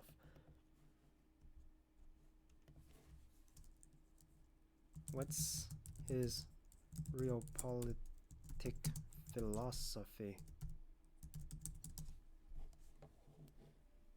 It's often credited as one of the earliest thinkers to express form of realpolitik, a real political philosophies focused on pragmatism, power, and self-interest over morality. Power and interest drive politics. He argues that the pursuit of preservation of power, not morals or ideals or divine will, are the true motivations behind state actions. States act primarily to secure their own survival and advantage in an anarchic world without higher authority. Fear, honor, and interest as motivators. In his famous analysis of Peloponnesian cause, Thucydides highlights three drivers: fear. Sparta feared Athenians' growing power; honor. Both sides wanted to maintain their reputation and prestige. Interest. Each sought to protect and expand their own interest. Melian Dialogue, a realpolitik manifesto. This is one of the most famous passages of his works. In it, Athens tells neutral island of Melos, the strong do what they can and the weak suffer what they must. This brutally candid statement sums up realpolitik. Power matters most, and moral arguments are secondary or irrelevant. Skepticism and idealism of morality. Thucydides is skeptical of naive idealism, such as the appeals of justice or righteousness often fail in international affairs. Morality, justice, and law exist, but are often tools used by powerful states to justify actions, not binding constraints. Human nature and political realism. He believes in a fairly pessimistic view of human nature. People and states naturally seek power and act out in self-interest. Wars and conflicts are inevitable results of struggle for power.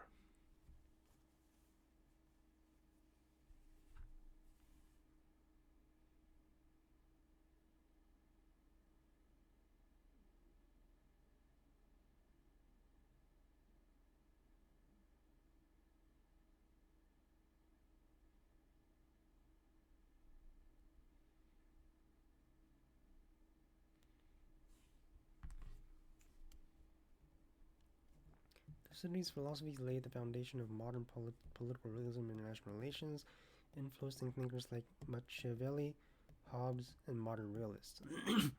It remains highly relevant in analyzing power politics today. Tell me more.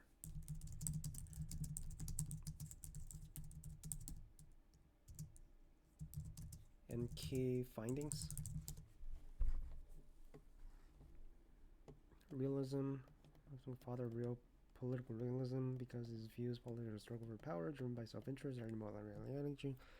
States act primarily to maximize their security and influence, often through conflict and coercion. Idealism, justice, or divine favor take a backseat or to pragmatic considerations. Human nature is fundamentally self-interested.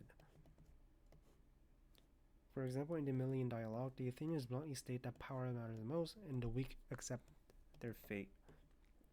Fear, honor, and interest drive conflict. In his famous statement on the causes of war, he writes, "The growth of Athenian power and we already know that. Inevitable tragedy of war. War is seen as the most inevitable consequence of human nature and power dynamics. Thucydides depicts war as brutal, destructive, and tragic, not heroic or glorious in romantic sense. Peloponnesian War reveals the breakdown of norms, increasing brutality and suffering of ordinary people. The role of chance and contingency, while the power and human nature are central, Thucydides acknowledges the role of chance, accidents, and unforeseen events in shaping history. This makes history complex and unpredictable rather than deterministic. Critical approach of history and evidence. He is a pioneer of critical historic method. He cross-checks resources, investigates evidence, and avoids myth or divine explanations. His work is model for empirical and analytical history, importance of leadership and decision-making, explores how individuals' pericles affect course of events. Leadership quality and decisions can alter fate, states dramatically, decline of morality during war, documents how war erodes ethical standards and civility, leading to atrocities. He shows that in times of crisis, fear and survival often override justice. Okay, so we're reading the same thing over and over now.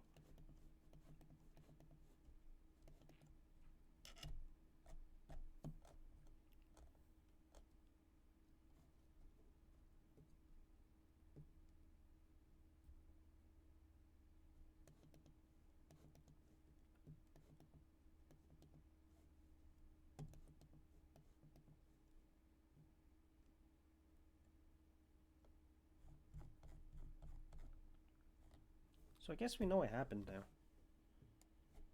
That's pretty much the second part. Livy, History of Rome, especially early books.